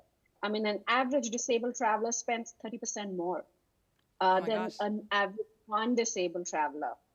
And according to a Business Disability Forum report that came in 2020, people with disabilities and their families have $13 trillion of disposable income. Where is that money going to go? Well, that's the whole, I mean, that's the key point. What you're saying is it's good business, not just good from what is serving the human beings that were here, but actually delivering to the bottom line. Now, I'm being told that we have to wrap up, but I want to end on two things. You're looking for a really good financial backer to help you scale. So anybody out in the community who wants to help Neha and Planet Able make our whole planet inclusive for all, would you please get in touch with us? But secondly, you get to give 30 seconds about what you believe inclusive travel could be. And then I'm going to hand over, because we're going to see what this conversation has just looked like in pictures. So just what is your absolute dream for Planet Abled and inclusive travel? Go for it. So my absolute dream is to make disability access mainstream. There are no barriers in tourism that exist. and the planet is open for everyone to travel, despite any disability, age, impairment, or medical condition. And at every point of the customer life cycle and the journey while they're traveling, we have integrated assistive solutions that exist across the world so that the whole ecosystem becomes inclusive of everyone. Everyone benefits, not just persons with disabilities. That is the goal. Oh, thank you, Neha. Now I'm going to hand over here to our one. Do you remember the beautiful illustrations? Yes, well, this is especially for you. Hi there. Good to see you. Hi. Let me give you a short summary of what I heard. The dream is to have an inclusive travel world for everyone, not only building ramps, but providing accessible travel opportunities for all people with disabilities. And comparing pre and post pandemic and all these times, you took some time to think during COVID, and you became even more of an enabler, creating a business that is really a business solution for everyone. And the last words you were saying was like, spread your know-how and make sure that people see that this is a business opportunity to create accessible travel for everyone. You were bringing communities together. You say that's really important to have communities come together, provide their know-how on travel, put that in one platform, and don't make it like a special thing to have accessible tourism, but make it a big mainstream opportunity. And if anybody wants to help you and support you, we have all your information right here, and of course on Zero Project website. So, and regards. See you next year. So Neha, thank you so much. We're going to wrap up, and I just want to say a huge thank you to you.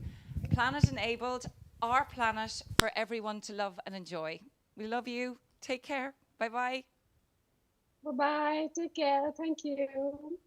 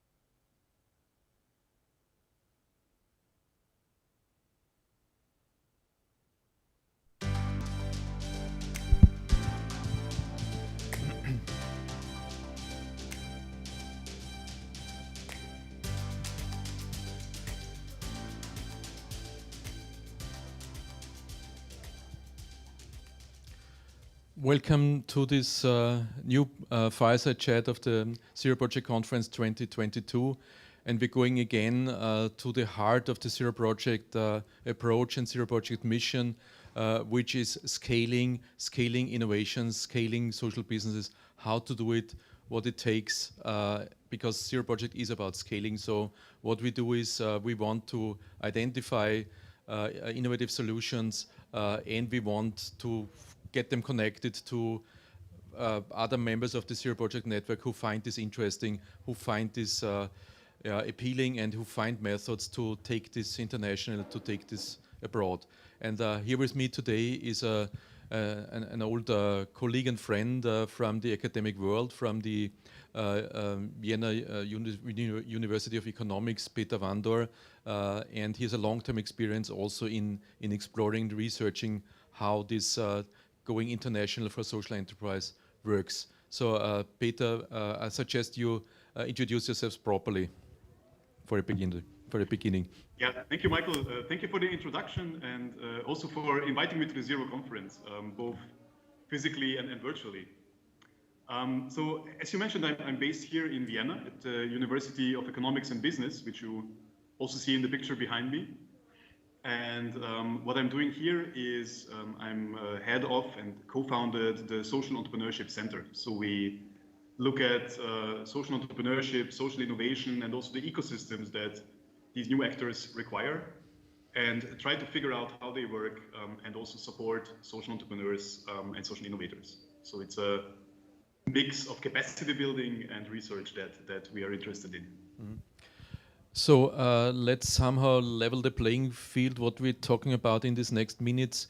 My understanding is it's hard for social entrepreneurs to go abroad, to go international. It's even harder for startups who have access to a lot of seed money and Silicon Valley money or whatever it takes, or what is called for these unicorns and these other great innovations. No doubt they are great, but in this world of social entrepreneurship, where you have a social or another angle is an ecological mission, it's different. You don't have so many resources. You're not in the heart of the of big money. But how would you describe the challenges that social enterprises and social entrepreneurs face when they want to scale and want to go abroad? Yeah. So I think that's a big question, and it's also a paradox that is at the heart of this topic, which is that on one hand we know that scaling is crucial to solve, or at least try to solve, the big social and environmental issues of our world. There is this famous quote by, I think it's attributed to Bill Clinton, that every problem has a solution somewhere, and the big challenge is to actually scale those solutions that work. So we have a lot of potential that lies within scaling. Some say even more potential than innovation. And at the same time, very few social ventures actually are successful in scaling what they're doing locally, and even fewer of them are scaling internationally. So we know from work that we are doing within the Impact Hub network, which is a network of over 100 different hubs across the world of social entrepreneurs and innovators, that it's only single-digit % of entrepreneurs that actually are able to and undertake scaling efforts. So the big question we ask ourselves is why is that the case, especially when we know that many of these entrepreneurs are basically interested in scaling. And there are some answers. Yeah, please. Peter, before we go into more details, I think what also could be interesting for our viewers is how you categorize these types of scaling. You could, from my understanding, you could start with open source, just putting everything online, and whoever needs it takes it. On the other hand, you can grow your own company, try to find money that helps you fund your expansion. So and you can go to try to change systems and change the regulations. There are very different ways of doing it. What's your main categories that you're basing your research on? Well, the basic question of scaling is how to get whatever you're doing to more people, right? And as you indicated, in the social field, there are many ways to do that. Maybe even more so than you would traditionally associate with the commercial field. So you can, on one hand, you can be very off-hands and basically just share information. So some organizations do that. They work open source. They share whatever they do with the community, with whoever is interested in taking it up. And they support scaling in a very hands-off, non-controlling way. On the other hand of the spectrum, you have organizations that scale by doing it sort of the old-fashioned way, by branching. So by starting their own organizations in a different location or a different country. But you have many more ways to do it. You can also try to influence policymaking, public opinion, and there is an increasing number of organizations that do things like scaling or franchising or licensing, which are a mix of opening up and flexibility, but at the same time keeping some level of control to make sure that the quality of the services is still as high as you want them to be. Mm.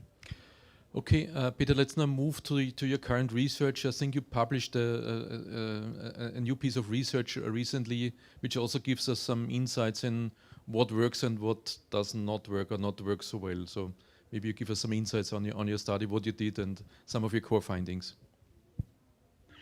So the study that we did last year, together with my colleague Magdalena Winkler and Martin Meerwald, was trying to figure out actually why there is this gap between intention and action. So why so few organizations actually manage to scale. And in the program, we looked at the capacities that they need to scale. So the big question was, if you design a training, what should be taught in this training? So we looked at 8 specific case studies of organizations that scale, as well as several hundred organizations that reported their support needs, and tried to come up with, say, the silver bullet, the one skill that you need to be a successful scaler when you go internationally. And yeah, any core findings? Why this gap is there, and what can be best done to bridge it?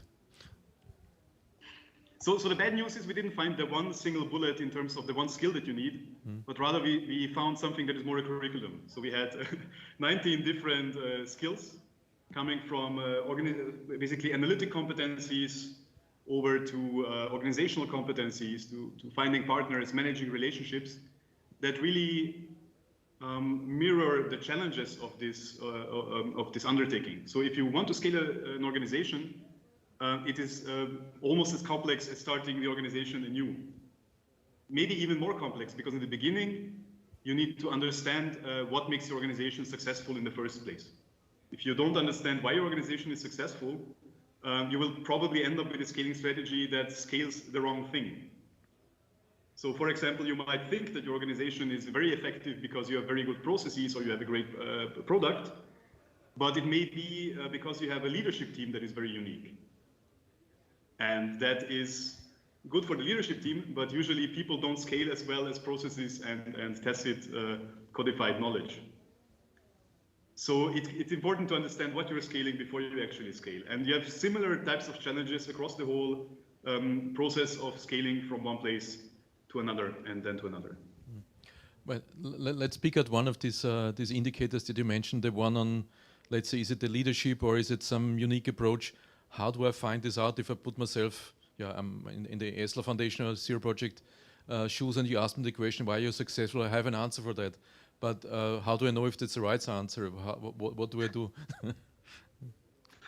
Well, I think it's a good question. I mean, one way, and that would be a general suggestion when someone tries to scale, is first invest some time in analysis, maybe also talk to other people.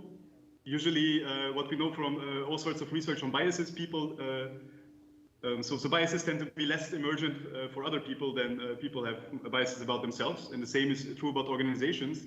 So if you talk with organizational developers or with peers, they might be able to already provide you some feedback on your hypothesis on what makes you successful or not. But really the takeaway from research is to then also try it out. But trying out, probably as you would do in a lean startup approach, can also mean trying out small. So before building that big social franchise system that goes into 20 countries, maybe you try to scale to the neighboring town or within the same city to another location, whatever makes sense in your industry. So small steps, I think, also apply here to validate whether your approaches make any sense or not. I got a question, another one regarding to technology. Technology is definitely one of the biggest drivers of change and also of social entrepreneurs and new IT solutions that develop some apps, some database, some whatever artificial intelligence solutions.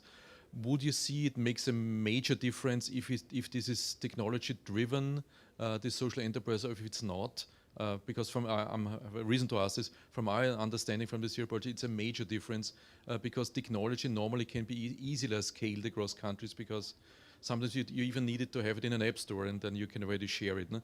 Whereas with a social innovation, it's much more difficult. You have to always find partners, training a lot, changing mindsets of people and so on. No? You would see it that way, or you would tend to differ? Absolutely. Yeah. I think one of the main reasons why scaling has been talked about so much in the commercial field, and not so much in the social field yet, is because on average, the social and environmental sectors tend to be more service focused, and more of these services are human-to-human services, and that's very tough to scale. If you have a human-to-human interaction, figuring out what works and scaling that requires a lot of sticky knowledge to be unsticked and codified. Now, on the other hand, if you have tech, if you have something that maybe is a digital technology, their scaling is much easier because you basically, in some cases, you just need a server and the infrastructure, and that is already allowing you to scale with marginal costs of basically zero, which is very different from building a school to have a train-the-trainers approach and then scaling step by step. Mm-hmm. Let's move now. We're coming in this last 3 to 4 minutes. Let's now more move to the human side of it. Petra, from your research or maybe also from your experience, how would you analyze a personality? Not everyone is a social entrepreneur who can take something global. No? Some people might be better off to stick what they have because it's good, it works, but they may be overstretched when they try to go international. Would you have some suggestion or some hint or some idea how people might be better in making the right decision if and how to scale from their personality? I think that's a super important remark from your side. I will never forget, many years back I was part of a program where the goal was to globalize social entrepreneurs. Exactly as you said, they would pick some of the most promising social entrepreneurs and try to somehow scale their ventures. And I remember the interaction with one of the participants who was during the day giving all sorts of lectures and talks and discussions. And then at the evening, after the 4th beer, he told us, well, guys, you know, in the end, what I care about is the people in my village. And he worked in political participation for a particular village. So I don't really want to go abroad. I don't want to really go elsewhere because this is what I care about.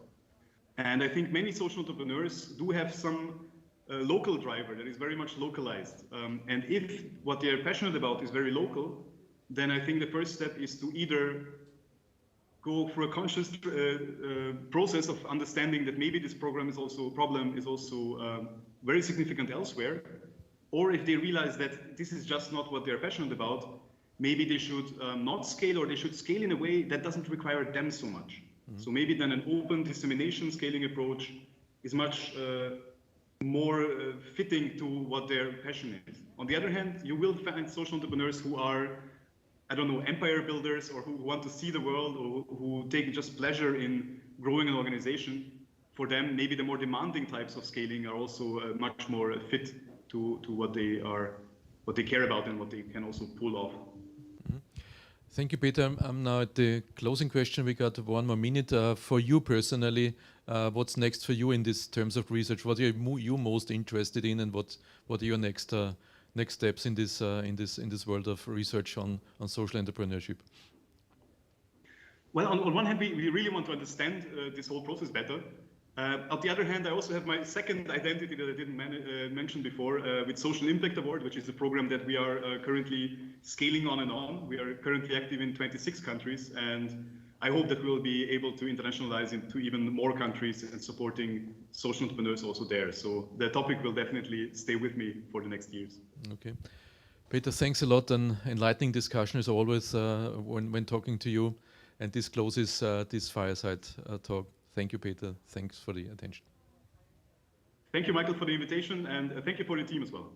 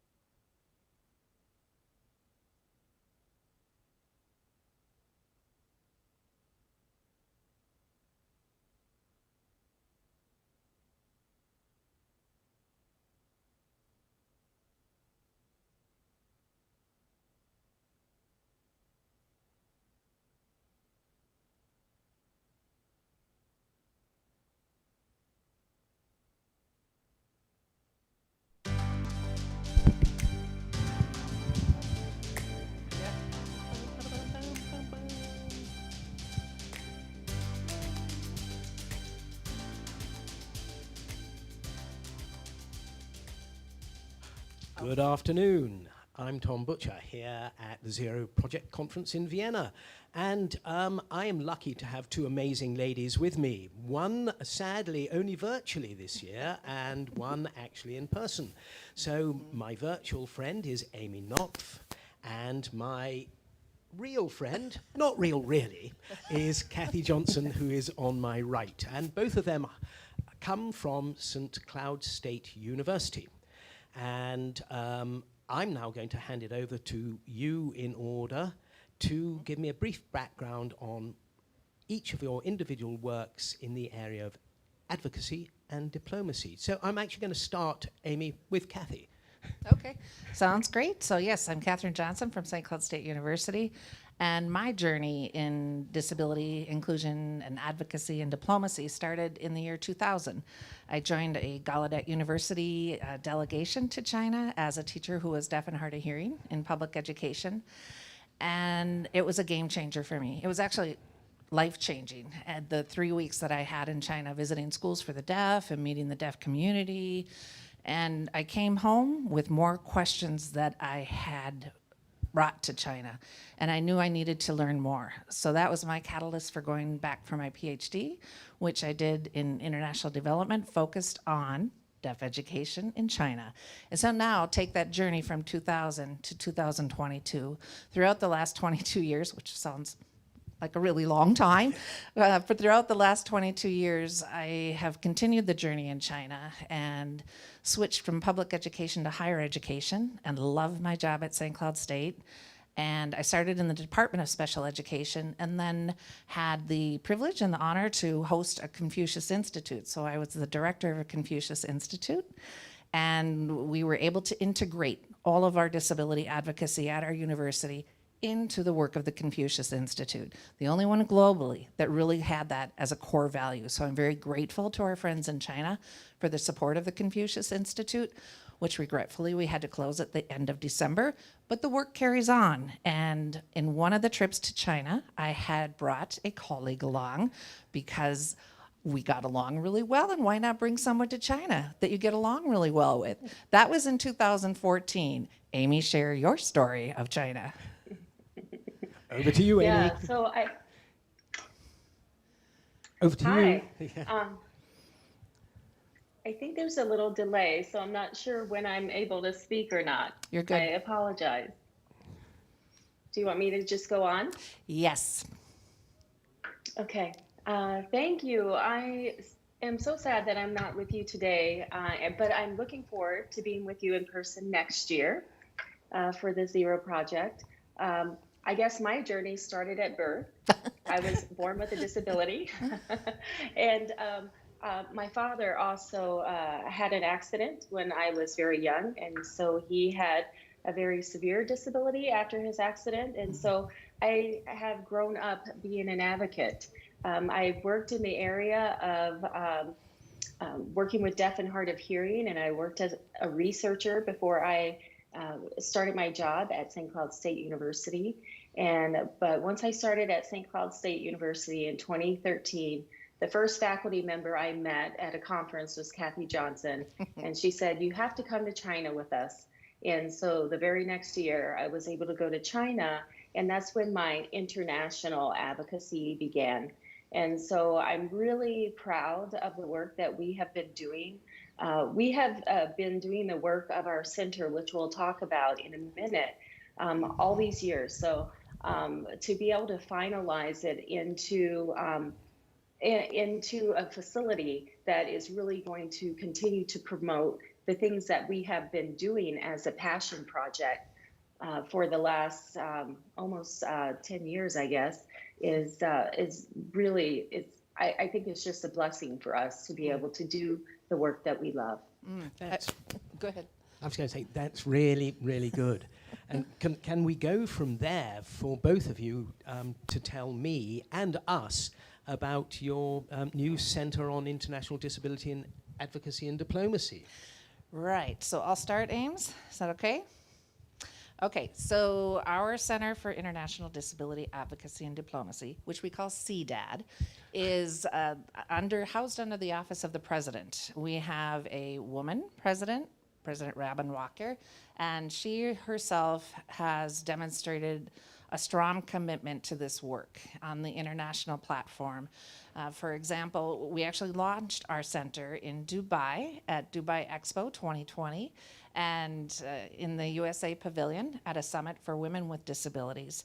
And her commitment is what gives us the ability to work in this global platform. So our center has 6 different areas of focus. The first one is global academies. And for an example, with the continued work in China, we're developing a certificate on deaf leadership and advocacy, really working to empower and build capacity within the deaf community in China for leadership and advocacy work there. And then I have to look at my little cheat sheet, Amy. Then my other area of responsibility is policy and advocacy. And again, that's a continual area of focus, and especially with the CRPD, we all know that within this community, and working on the SDGs.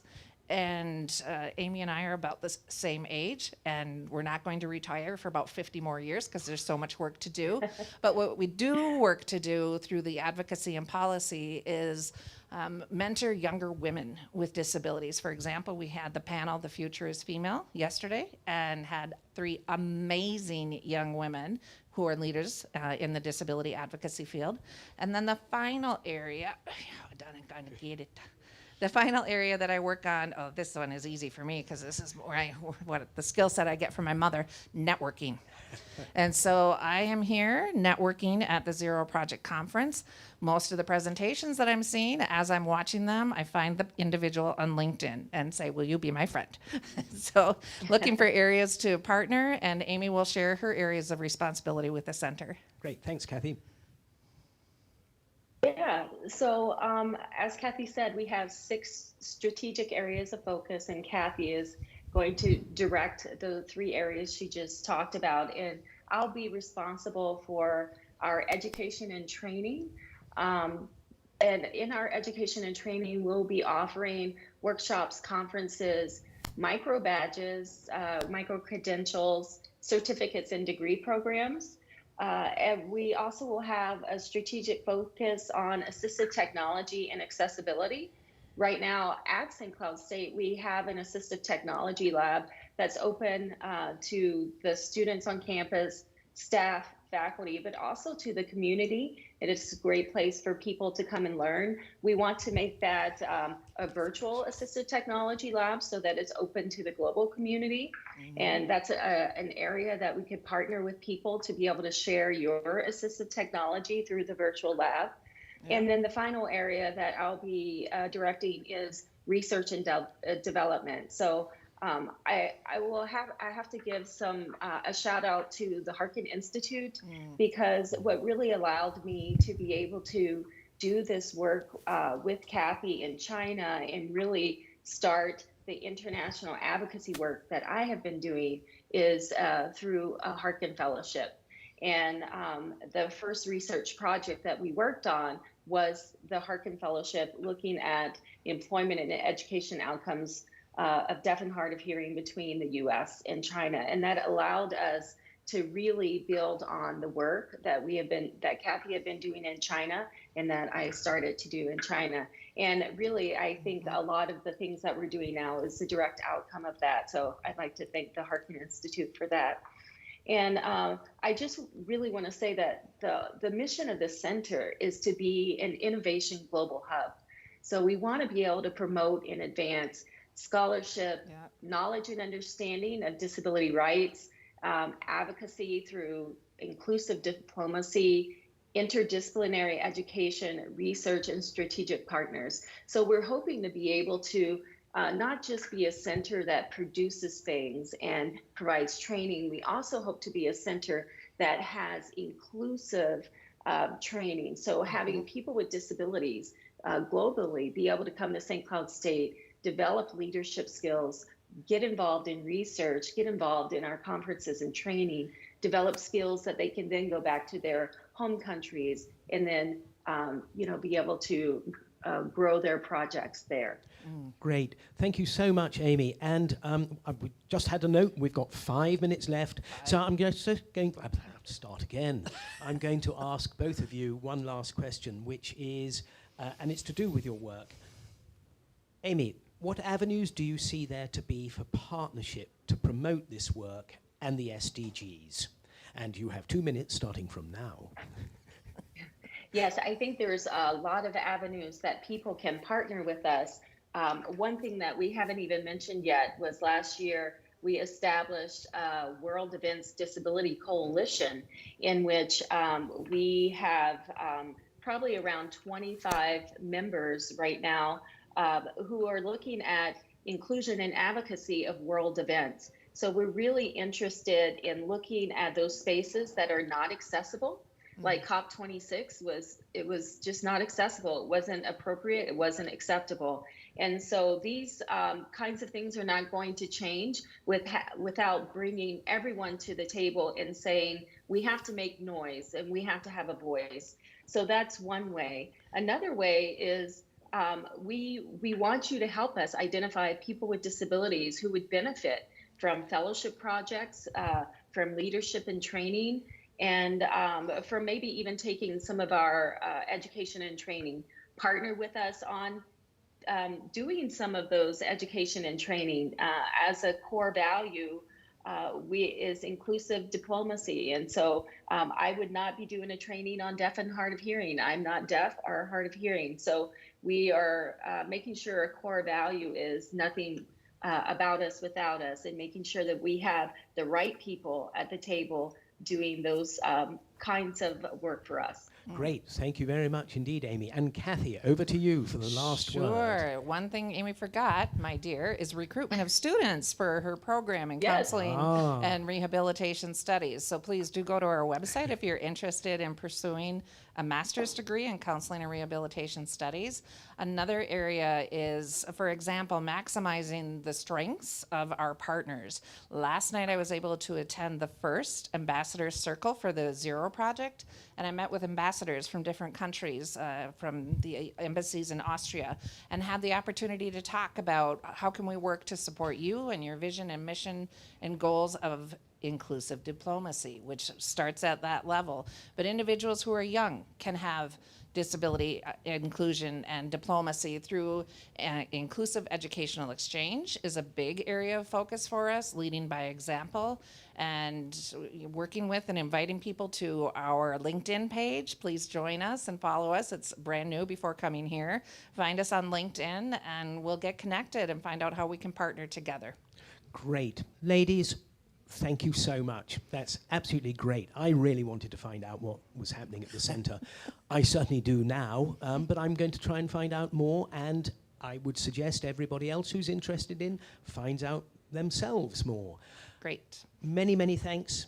Amy, thanks for joining us. Kathy, thanks for joining us. Look after yourselves and the best of luck. All right, and I just want to say thank you to my husband, Phil, and my family for supporting me, because none of this would have been possible without my amazing husband, Phil. Great. Thank you. Thank you so much. Thank you. Bye, everybody. Bye. Okay, bye-bye.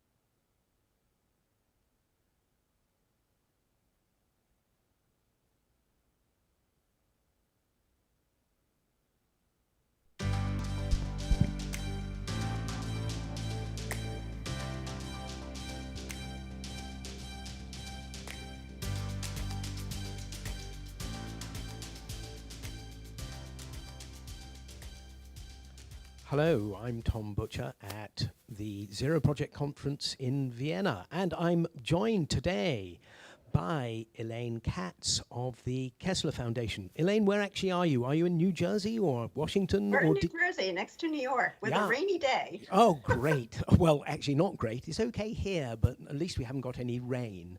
Elaine, before we start in on the meat of our discussion, could you please tell, particularly for our viewers, a wee bit about the Kessler Foundation and yourself and what you do there?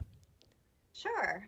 So Kessler Foundation, as I said, is based in New Jersey, and we change the lives of people with disabilities through rehabilitation research and funding employment initiatives.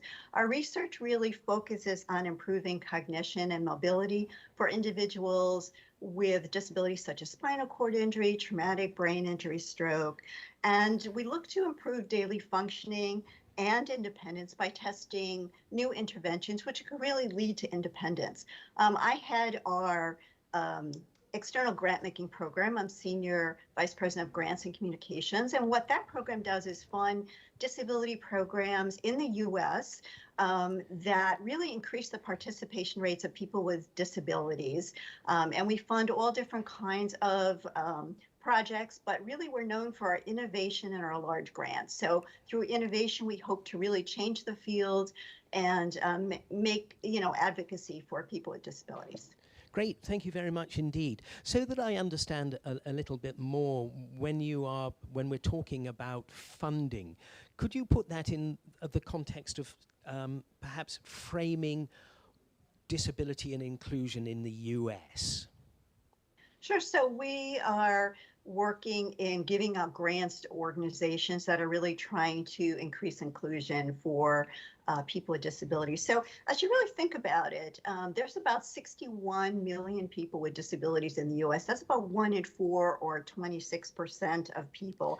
And although we enjoy protections under the disabilities, under the Americans for Disabilities Act, really there's still a lot of barriers. So in 1990, the U.S. signed the Americans with Disabilities Act, which led to economic independence and equal access to employment. But still, we didn't sign the convention, and there's still a lot of barriers and recognition. And now we have COVID of inclusion in the US. So when we think about inclusion, we're really talking more than just physical integration. People can be present, but not included. People with disabilities often lack opportunities to play and learn and be employed and be active in the community, the same as people without disabilities. And I think what's really, I like to quote something from a report that came in 1994 called Beyond the Ramp. And the quote is from this Australian report. It says, "Presence without participation can be more isolating than no presence at all." So, it's really important to include people with disability and inclusion. And we do work mainly in employment to include people, but we've been involved also with health. One last thing about inclusion, I would say, this past December, on December 3rd, President Biden issued a briefing statement, which is also known as the International Day of Persons with Disabilities. And the briefing statement had 3 key points. One of it is Sarah Mankara, who I know is attending this conference and is a good friend. She was appointed as a special advisor on international disability rights. There's also going to be attention for access to voting for people with disabilities. And lastly, there's going to be even greater initiative for disability inclusion and hiring across the U.S. government. Great, thank you very much indeed. And, to continue with that, when we're looking at inclusion and representation in the workplace, say pre-COVID and post-COVID, what do you think the implications are in terms of change post-COVID? Well, I think it's really important to look at employment what happened before COVID, because that puts it more in context. And at least in the US pre-COVID, there was almost employment at full capacity, which meant employers were starting to look at other populations for employment, such as people with disabilities, people who are formerly incarcerated. And still, we did see, though, that diversity was, people with disabilities are not included in a diversity definition of equality. And we never really saw true accommodations. We saw accommodations were an afterthought. Kessler Foundation had a survey in 2015, and we found that people with disabilities were really striving to work. And when we did a survey in 2017, along with the University of New Hampshire, and that survey was with supervisors and their attitudes towards hiring people with disabilities. What we found is that, the attitudes of a manager really represented the attitudes of their supervisors. So, given that, there wasn't a lot of hiring of people with disabilities. And then, of course, COVID hit, and we had this enormous shutdown and response. And the Office of Disability Employment Policy in the US saw in the first 6 months almost 1 million people with disabilities that were let go of their jobs. There's a saying that is the last hired, the first fired. And we really saw that people with disabilities were the hardest hit group, especially when we've looked into some of the numbers, people of underserved populations, which include Latinx and also non-Hispanic Black populations in the US. So that really, sets the stage for where we are in the pandemic and the early stages. And of course, as we move later on, when we look where we are now, we produce a report called the National Trends in Disability Employment with the University of New Hampshire. And when we looked at the January numbers, and these numbers are extrapolated from the US Bureau of Labor Statistic numbers that are produced on the first Friday of the month, called Jobs Friday. Yeah. The numbers now of people with disabilities who are working have really surpassed and reached the same level they were at pre-pandemic. So we've seen a 5-month high of people with disabilities who have stayed in the workplace. And we think part of the reason for that is people with disabilities were really essential workers. So if you think about the jobs, even though they're not great jobs and they're not the jobs we want people with disabilities necessarily to have, but they're in food service, they may also be in cleaning, they also may be workers in, for example, supermarkets. These low-level jobs are really essential during the early days of the pandemic. Great, thank you. And as an extension, the extension of that, there's one thing which I have been thinking about particularly over the time of the pandemic, which is, yes, we have seen an increase in the number of persons with disabilities employed. Not least because, from what I understand, quite a few are employed remotely. And there has been, anecdotally for me anyway, an increase in the number of people who are employed remotely. But employment remotely, I personally don't consider to be any substitute for employment actually in the workplace, where one has time and interacts with one's peers. Is that correct, do you think? Or do you think my perception is wrong?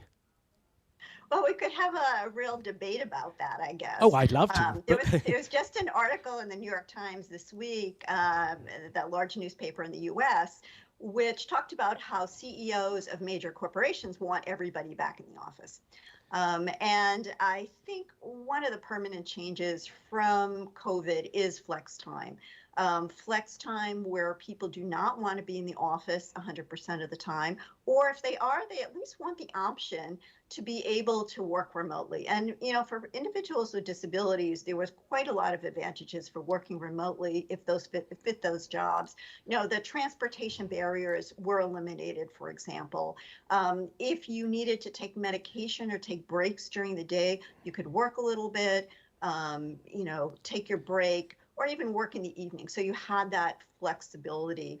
Also, disabilities that were evident were oftentimes hidden when you're on a Zoom screen. If, for example, if you're a wheelchair user, I think there were socialization opportunities that were through Zoom or either through Teams, as we're using today, that really lend themselves to being part of that group. But the issue becomes, and which you raise is a very interesting point, when people do go back to the office, do they lose that flexibility now? Are people expected to be in all the time? Does the technology that improves so much and helps with accessibility, is that going to go away? Is it, now really technology, accessibility are not seen as accommodations? It was seen during COVID as necessary to do your job. What happens when, we go back to the office? And a critical question that we found is that we're working with Microsoft AI for Accessibility on a project with OCAD University in Ontario, which looks at what are the discrimination when algorithms are used to screen out job applicants online. As we know, everybody now is interviewing online. And what does that mean for someone who has a disability, may have a gap in a work history, may not be able to maintain eye contact during an interview? How does that affect their ability to be hired at a company? And this is, at least in the United States right now, is really jobs from supermarkets to, tech companies. It's not necessarily just the professionals. McDonald's was interviewing online. So it's not just, it's really everybody right now. Great. Thank you very much. We're drawing to a close, but before we actually get to that close, I'd like to ask you, if you had to use all the experience in everything that you're doing, well, I'm not going to ask you to use that experience in everything that you do, to give a call to action. What do you see people should be doing? And for you, especially over this last horrendous couple of years, what have you seen? You've got to sort this out. This is what you've got to do. I see this is the way forward. I'm afraid I've put you a wee bit on the spot. No.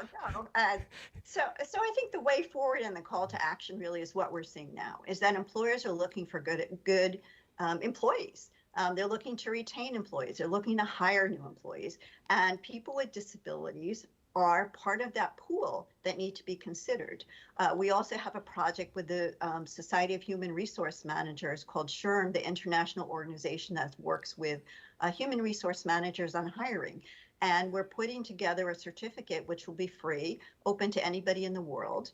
Hopefully that will come online in the spring. And that gives somebody who wants to hire an individual with disability information. What is a disability? How do you onboard somebody? How do you supervise somebody? What do you need to make sure of with etiquette? So I think there are resources out there for companies that want to hire good employees. And as somebody with a disability, just like everybody else, they can be promoted, they can be hired, they could not do a good job, they could do a great job. So we don't want to, say there's really any difference, but they make a really good employee and somebody that should be considered for a position when there's an opening. And within the disability community itself, there's lots of diversity. Lots of diversity on styles, on people, on experience. And I think, that would be my call to action, that it's the time is right to consider people with disabilities as part of your diversity initiatives when you go to hire. Great. Elaine, thank you very much. I would love to carry on this discussion more. Maybe when I'm back in New York, I actually live in Ohio now, but I will pop by. And for everybody watching me, please do go on to the website of the Kessler Foundation. It's really fascinating, and you'll find out more about what Elaine does there and what the foundation does there. But I would just like to say thanks so much for joining me today. I wish you'd been here personally, but to be able to see you on screen, that's absolutely great. It's not, it's not first best, it's second best, but thank you so much, Elaine. And as they say, have a nice day for the rest of it.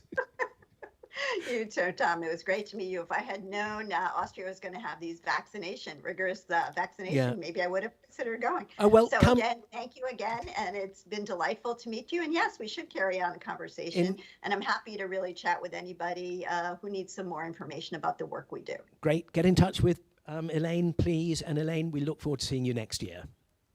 Great. Hope to be there. Thank you again. Thanks very much. Have a great day. I'll try. Bye. Bye.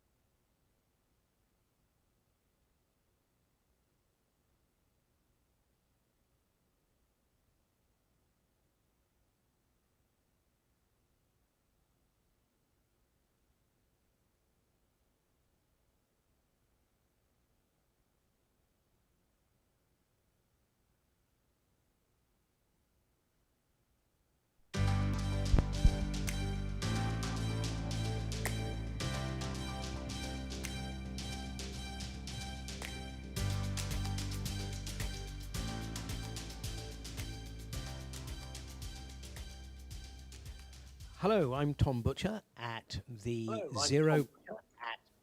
Zero Project Conference in Vienna, and I'm joined virtually today by Michael Johnson. Michael, where am I speaking to you at, as they say? I'm in southern Wisconsin, here in central United States. Excellent. So I presume it's fairly chilly there. It is about, I'd say, -10 C. Hey, it's a wee bit warmer here. And on that note, I am going to ask you if you could tell us a little bit about Benetech, but also about your place in Benetech. And then what we're going to do is chat about the GCA Publisher Certification Program. So if you could tell us a little bit more about Benetech and yourself, that would be great. Right. So Benetech is a charity. We're a nonprofit, 21 years old. We are a technology company which is focused on using technology for the social good. Our largest program is about getting digital content fully accessible to people with print disabilities. Because once a book is digital, that doesn't necessarily make it accessible. So that's our largest project. We have 900,000 users in about 80 countries around the world, operating in 60 odd languages. So that's our biggest program, 1 million titles in our database. If a member has a certified print disability, they have access to that content. Wow. So that's Benetech in a broad stroke, 21 years and all that. My role is Director of Content Partnerships. So while I assist in that project I just mentioned, my main remit is to run our Global Certified Accessible Program, which is a program where we work with the publishing community and the publishing services community to teach those organizations how to create fully accessible digital content from the jump. So in their normal production flow, they'll be able to create fully accessible digital content. Great, thank you so much. So to go back to real basics, why did you create the program in the first place? Excellent question. So in the 21 years we've been gathering content from 1,000 publishers around the world, we've learned several things, but one of the key takeaways was the publishers who want to do well and do better with their accessibility simply didn't have an idea where to start. Right. What were the standards? What were the best practices? And how could they go about including those in their workflow? So we built the Global Certified Accessible Program to teach the publishing community and the publishing services conversion community how to do it properly. Great, thanks so much. Now, I know that you also have your Bookshare program. How does the, what's the difference between the GCA program and the Bookshare program? Right, so Bookshare is a collection of accessible content. Yep. 1 million titles have been donated. And so we hold that repository and we make those books available to our registered members. GCA is a services program which works with the publishers to teach them how to do things properly. So we don't hold any content. We just go through the assessment and instructional process and then leave the publishers to their regular publisher creation flow. Another piece is GCA is focused entirely on the data format EPUB, which is the most accessible digital format.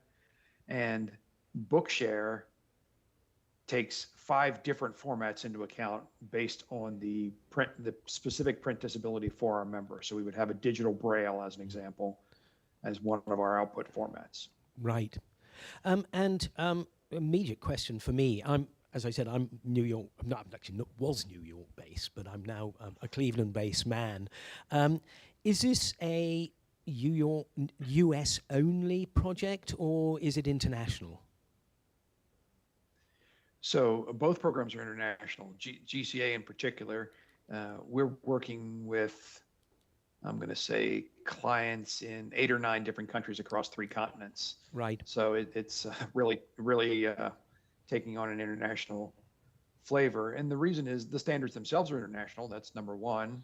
And the second is print disability is an international issue. People all over the world are blind or dyslexic or have low vision or other physical or nervous system challenges, which prevent them from being able to operate a traditional print book. So the standards are international, the publishing community is international, and the need for accessibility is international. Right, and looking at the certification, how many people have actually received certification? So we've got, we just had a new one overnight actually. So we've got 23 organizations around the world that have been fully certified. And then there's another probably 40 or so that are in various stages of the certification process. Right, and looking at the certification process, if they're essentially doing it already, is it even more onerous to get the certification?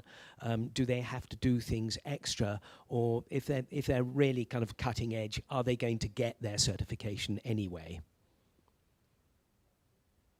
Right. So that depends on where the publisher is as it relates to the international standards. We find the whole gamut of people join the program and they haven't any idea about accessibility. Right. And people join the program and they're well on their way. So it really, that's an individual publishing house by publishing house answer. But we have had several who've gone through quickly. Yeah. We have others who have taken quite some time. Right. And is that necessarily a reflection of size, or is it a reflection of innovation or technological ability? I really just don't have any idea. I think the number one determining factor would be awareness. So inside the publishing house, what is their level of awareness that accessibility is an issue? Right. And what are the particular markup elements that need to go into an accessible file? So we have huge corporations that are trying, but haven't got it sorted. And we have small independent presses who are adamant about inclusion and accessibility and diversity, and they go through quite quickly. So it depends on the awareness inside the publishing house, especially in the production area, right, for these issues. Right. Thanks so much. And to bring it back to a kind of, as it were, a locational focus, I'm here in Vienna. What kind of impact will the European Accessibility Act have on GCA? Right. So we're seeing a significant uptick with the European Accessibility Act. Now, I'm not a lawyer, but the basic interpretation is from 2025, it will be illegal in the EU to sell or distribute digital goods and services that are not accessible. So that includes software platforms as well as digital content. So we've seen firms from the UK and the EU, say Elsevier as an example, who have jumped in straight away. We have a large number of conversations going on in Ireland at present. We have a project going on in Finland. So this legislation from the EU has clearly triggered a higher level of awareness, as I said earlier, and that's making a difference. Oh, so very advantageous. Yes, it's good for the readers. Yeah, hey, that's all it's about. That's the most important thing it's about. Two more questions. One, I'm going to put you on the spot. Don't worry, not badly. I'm going to say, what would your call to action be to publishers out there? Right. So the simplest thing would be just to reach out to me, Michael J. at benetech.org, but also there are resources available from a number of organizations. Benetech is one, certainly. The DAISY Consortia is another great resource. So the first thing is to gain an understanding that accessibility is an issue and to assess where your publishing house is. And reach out to us. We offer all sorts of advice. Great. Oh, and another thought I've had, just which might be I'm certainly interested in it. What, if any, innovations do you see on the horizon in the industry which will help you and help readers? I don't know if there are any, but is there a kind of twinkling in your eye where you can see, wow, yeah, I think that innovation might be really useful. I'm going to keep an eye on that. Or I really must get an interested party and chat with her because what they're doing there could be really helpful. Anything like that you can tell us about, or maybe you can't tell us about? Yeah, sure. I can tell you the two biggest issues are getting with a publisher's workflow, typically InDesign. So getting from InDesign to a format which is accessible. So some sort of conversion that can allow a publisher to stick in its existing workflow using the Adobe suite and then go from InDesign to a workable, accessible file. It's currently not possible, but that's one big break we're hoping for. And then another one is around images. If you imagine the audience we're talking about, many of whom are blind, images are problematic. Yeah. Even for people with dyslexia, images can be problematic if they are tables or charts. And color blindness comes in when it comes to pie charts and things like that. So the ability for machine intelligence to recognize an image and describe it, that's a big leap forward, which we're already seeing. The challenge comes in accessibility is there's another layer, which is just describing the Eiffel Tower is lovely, but why is the Eiffel Tower in this book? If it's a travel book, the Eiffel Tower is there for reason A. If it's an engineering book, it's there for reason B. So the understanding, not just what the image is, but how it relates to the context. That's another big innovation we're hoping for and talking to anyone who will listen. Yeah. Yes, because that practically becomes philosophical in what kind of metadata or what kind of meta knowledge and how you convey that meta knowledge. I mean, it's the first time I've thought about it in that way, but how on earth you deal with that, I have no idea. But there are so many cleverer people than I'm sure. Have you seen any for you really interesting ways that people are addressing that, and that you kind of set you back thinking, wow, I'd never thought about that. Right. So the answer there is very 19th century, not very 21st century. And that is the smarter publishing houses are going back to their authors and they're saying, right, you chose to have this picture in here to help you make your point. So you write in why the picture is there. So it goes back to a manuscript creation standpoint. You wouldn't allow an author to send you the chapter of a book saying economic development in Bolivia and then have there be no content in that chapter, because that would be irresponsible. You just have a chapter heading with no content. So if you have a picture with no description, it's the same level of responsibility for the author. So that very 19th century innovation, if you will, which is a change in workflow, going back to the person who selected the picture in the first place and said, right, you put it there, you know your reason, just type it in, please. Yeah.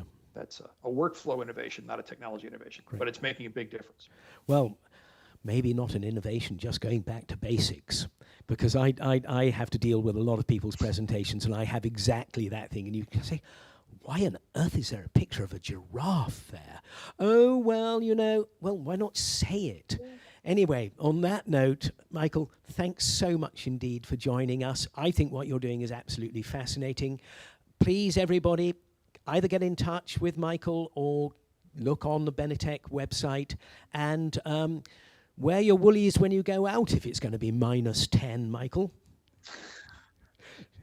But thanks. We'll be fine. Please. Thank you for the opportunity for the chat. Well, the thanks are from me to you. Thanks so much. Yes, thanks. Cheers. Bye. Bye.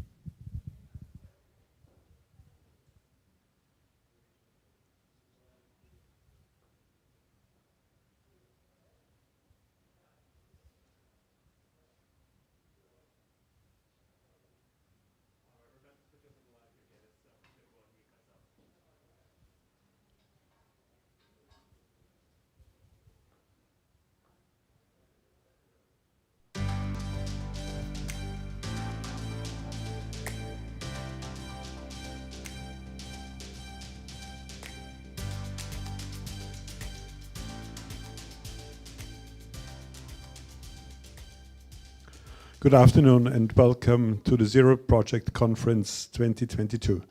This is a fireside chat and my host this afternoon is Janice Linz. She is CEO of Hearing Access and Innovations and an activist. Good afternoon or good morning to you, Janice. Hi, good morning. Yes, it's early. Not as early as it was for the last presentation, but it's early. Wonderful. Yes, you already joined us for an early session. Thank you for your time. You're East Coast based and this is a more civil hour.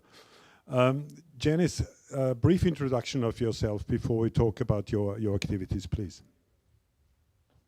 I am the CEO of Hearing Access and Innovations, and thank you for having me, and I really appreciate it. I'm also the mother of a daughter with a hearing loss, which is how I found myself in advocacy for people with hearing loss.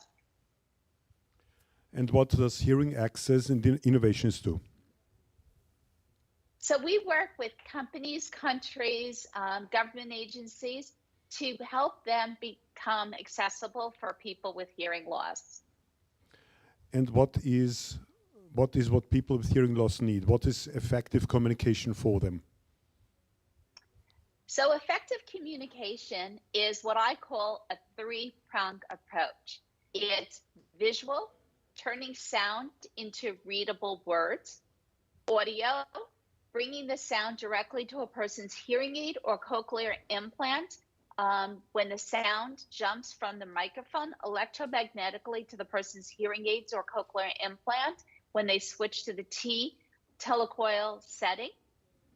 And then the third is sign language. So you need all three things to have effective communication to reach the full spectrum of people with hearing loss, which ranges from mild to deaf. And there's a lot of gray in between because people don't just fit into neat boxes. There's a lot of overlap between the categories. Janice, you are an activist, a quite experienced one, but what is the essence of working together? Why is it so important? Well, if you saw my presentation earlier, you would see I had a tremendous amount of slides and photos from around the world. Well, I travel extensively and I've been to 195 countries, territories, and unrecognized nations.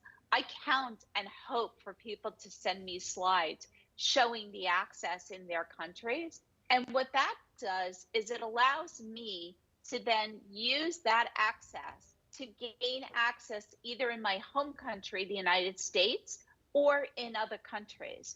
So for example, right now, I'm trying to bring induction loops, which I just described, to ferries in the United States.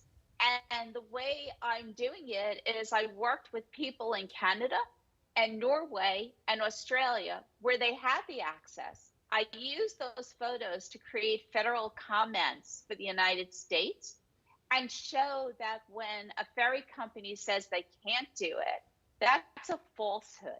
And it is done in other ferries, and thanks to Prime Minister Trudeau, I had the CAD drawings from the British Columbia ships, and thanks to the Norwegian Department of Transportation, I had the contracts from Norway. That is invaluable, and I'm still at the more nascent stage on that project, but as I mentioned earlier, Amtrak is adding induction loops to their rail cars. That was feasible because I was on the U.S. Access Board's Federal Rail Committee, and I was able to show the access on trains in the UK, again in Australia. And when I had those photos, it made it no-brainer. They couldn't say no because they couldn't say it didn't work. Here it was. It wasn't like, can it work? It was like, why isn't it in the United States? So to me, that is working together. And then what I accomplished in the US, I work with other countries to help them as well. And to me, that is the very essence of how we're going to affect change by working together. Janice, how can we raise the bar when it comes to assistive technology? I think this is a common thread we're all facing. How can we do that? Well, for me, this is a big issue and something that I have really taken the World Hearing Organization to task for. Because the problem is, for the WHO, you have 193 member nations plus 2 observer states. There's a significant number of developing nations that the people in their countries don't have hearing aids because the hearing aids were unaffordable. I've worked, and I'm the person behind in the United States making hearing aids more affordable with the over-the-care proposed hearing regulations. But you can't just go to one, the same way we can't just provide access for one part of the spectrum of hearing loss, we can't just provide access for one part of the economic spectrum. We have to provide the whole economic spectrum, the whole spectrum of people with hearing loss. Because if you always do it to the lowest common denominator, you're never going to progress. And that's just ridiculous. And we're never going to advance access.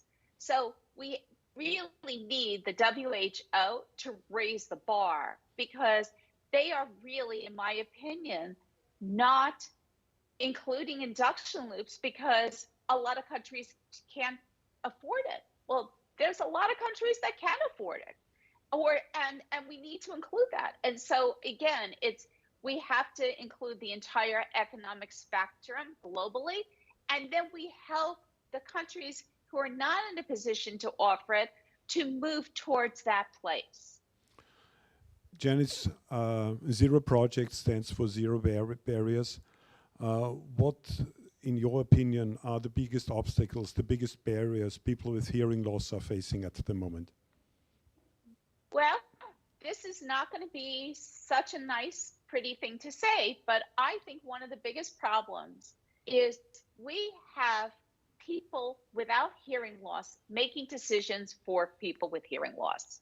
And all too often, I see the access directors in various positions, the access coordinators have visible disabilities, because when a company wants to hire someone, they want everyone to know that they have a disability, and they're looking for someone with a visible disability versus an invisible disability. And hearing loss is an invisible disability unless you're deaf and you can see the sign language interpreter like you can in the corner. But when you have someone who is using a wheelchair or is blind or deaf making a decision about whether or not people who are hard of hearing need induction loops, that's inappropriate. That would be like me making decisions about a different race than my own, which would be really inappropriate, or another race making decisions about my race. And when we turn some of these complicated discussions into a race base, it's more obvious why it's wrong. But for far too long, people with hearing loss have been beholden to people using wheelchairs for making decisions about them. Then we also come into another place where people with visual impairments don't like induction loops because they want audio description, and induction loops can't provide that. But people with hearing loss shouldn't have to wear an additional receiver because a person with a visual impairment isn't wearing a hearing aid or cochlear implant. As I always say in the US, the Americans with Disabilities Act doesn't have a buy one, get one disability free. If people with visual impairments need another system to have audio description, then they should have that. But people with hearing loss shouldn't have to wear a device which they feel is stigmatizing because people with visual impairments need audio description. And that then brings in the problem where when people who are hard of hearing don't want to wear a device around their neck and they say it's stigmatizing, then you have disabilities who have visible disabilities saying, well, we have a visible disability and we can't hide. Why do we care whether or not you have to wear a stigmatizing device? And so what it does is it places a real tension between the various disabilities, because people outside the disability world seem to think that one disability can make a decision about another disability. And then finally, the third issue is the perception is if you have a disability, you are an expert about the disability. That's not true either. Just because you put hearing aids into your ears doesn't make you a disability expert any more than I have a cell phone and I'm not an expert about my cell phone.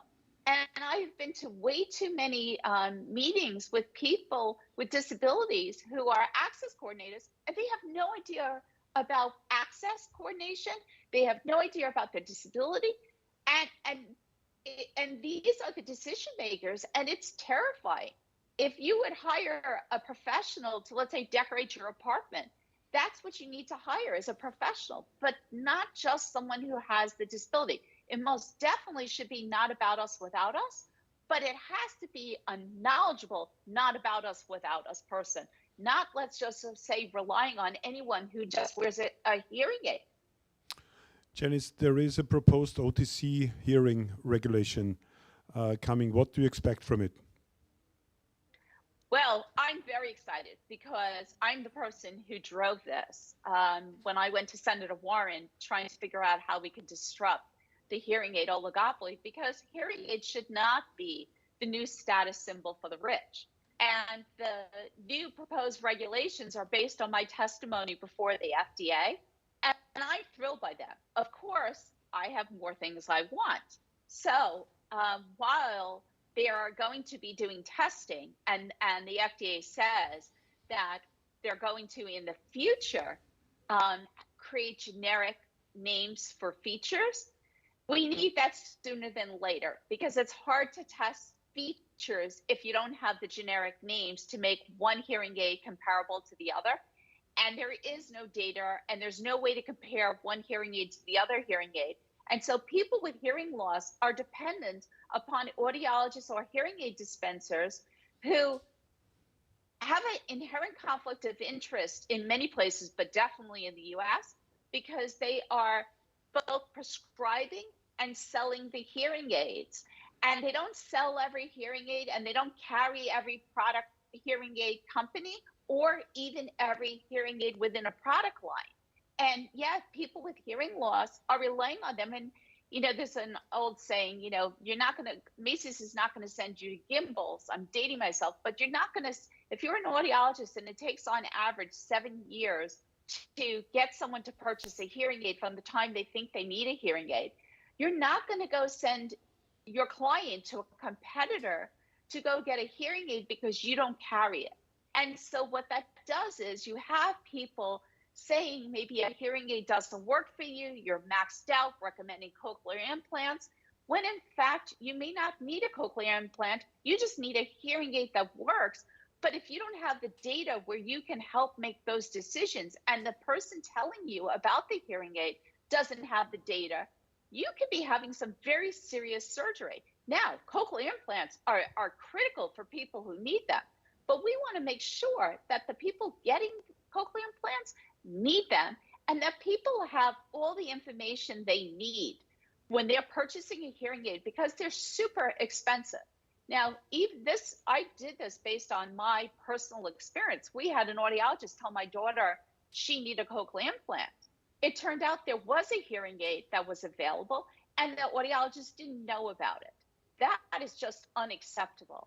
Now, I see where there are certain problems where in Europe, I know some countries people in Europe are afraid that the United States ruling is going to impact them because they have their hearing aids covered under their insurance, where in the United States, not so much. And we have to find a way to make that work so that we're not preventing the advancement of hearing aids and testing because of insurance issues between countries. That's not the answer of blocking advancement because of insurance issues between the two different countries and how hearing aids are covered. And I think that's more, let's focus on that issue, figure out how we can come up to a good solution, but let's not throw the baby out with the bathwater, so to speak. Thank you, Janice. I don't know if that translates in all countries. Thank you. It's always good to talk to you. You're such an energizing person. Thank you so much. We have here in the studio, we have our friend Petra Plichka, who did some graphic facilitation, and she's going to summarize our little conversation here. Petra, please. Yes, hello. I tried to get all this energizing information over here to Vienna. What we heard from you was something very crucial. First of all, make those people who are experts in their field experts. So having the knowledge on your disability is one thing, but you should also be a knowledgeable and a professional person. And these people should be involved when we talk about creating products that are suiting for the hard of hearing or deaf people. And then we can go to companies and to countries, and you've been traveling all around the world to advocate for your mission. And what you do is you say you rely a lot on pictures that you get where like best practices happen. So if a company or a country tells you, no, that's not possible, you can show them, well, yes, it is. We can do it. It is possible to serve a good product and a good solution to people who are hard of hearing or deaf. You said there are 3 things that can help hard of hearing people to better understand. There's visual, so transform something to text. Then the audio signal being transferred to the through T-coil to a hearing aid or cochlea implant, or sign language. And it's important to include all the spectrum, from people who are hard of hearing up to the point if they're deaf. And there's also a spectrum when it comes to money, be it in countries or be it in companies. And the last message I want to point out is that at the end you said, that's how it sounded to me, you must fit the aid to the person. So you must have experienced professionals who are not trying to sell their product, but to find the best possible solution for the person who needs an aid or some support. So I think, I hope I got it right. Thank you. You did. I love that. Oh my God, that is amazing. Thank you so much. Thank you, Janice, for your contributions twice today. It's always good to talk to you, and have a good weekend. And thank you for tuning in for the Zero Project Conference 2022. This was the last Fireside Chat. We will start the closing ceremony in the plenary in about 5 minutes. Thank you for watching us. Have a good day.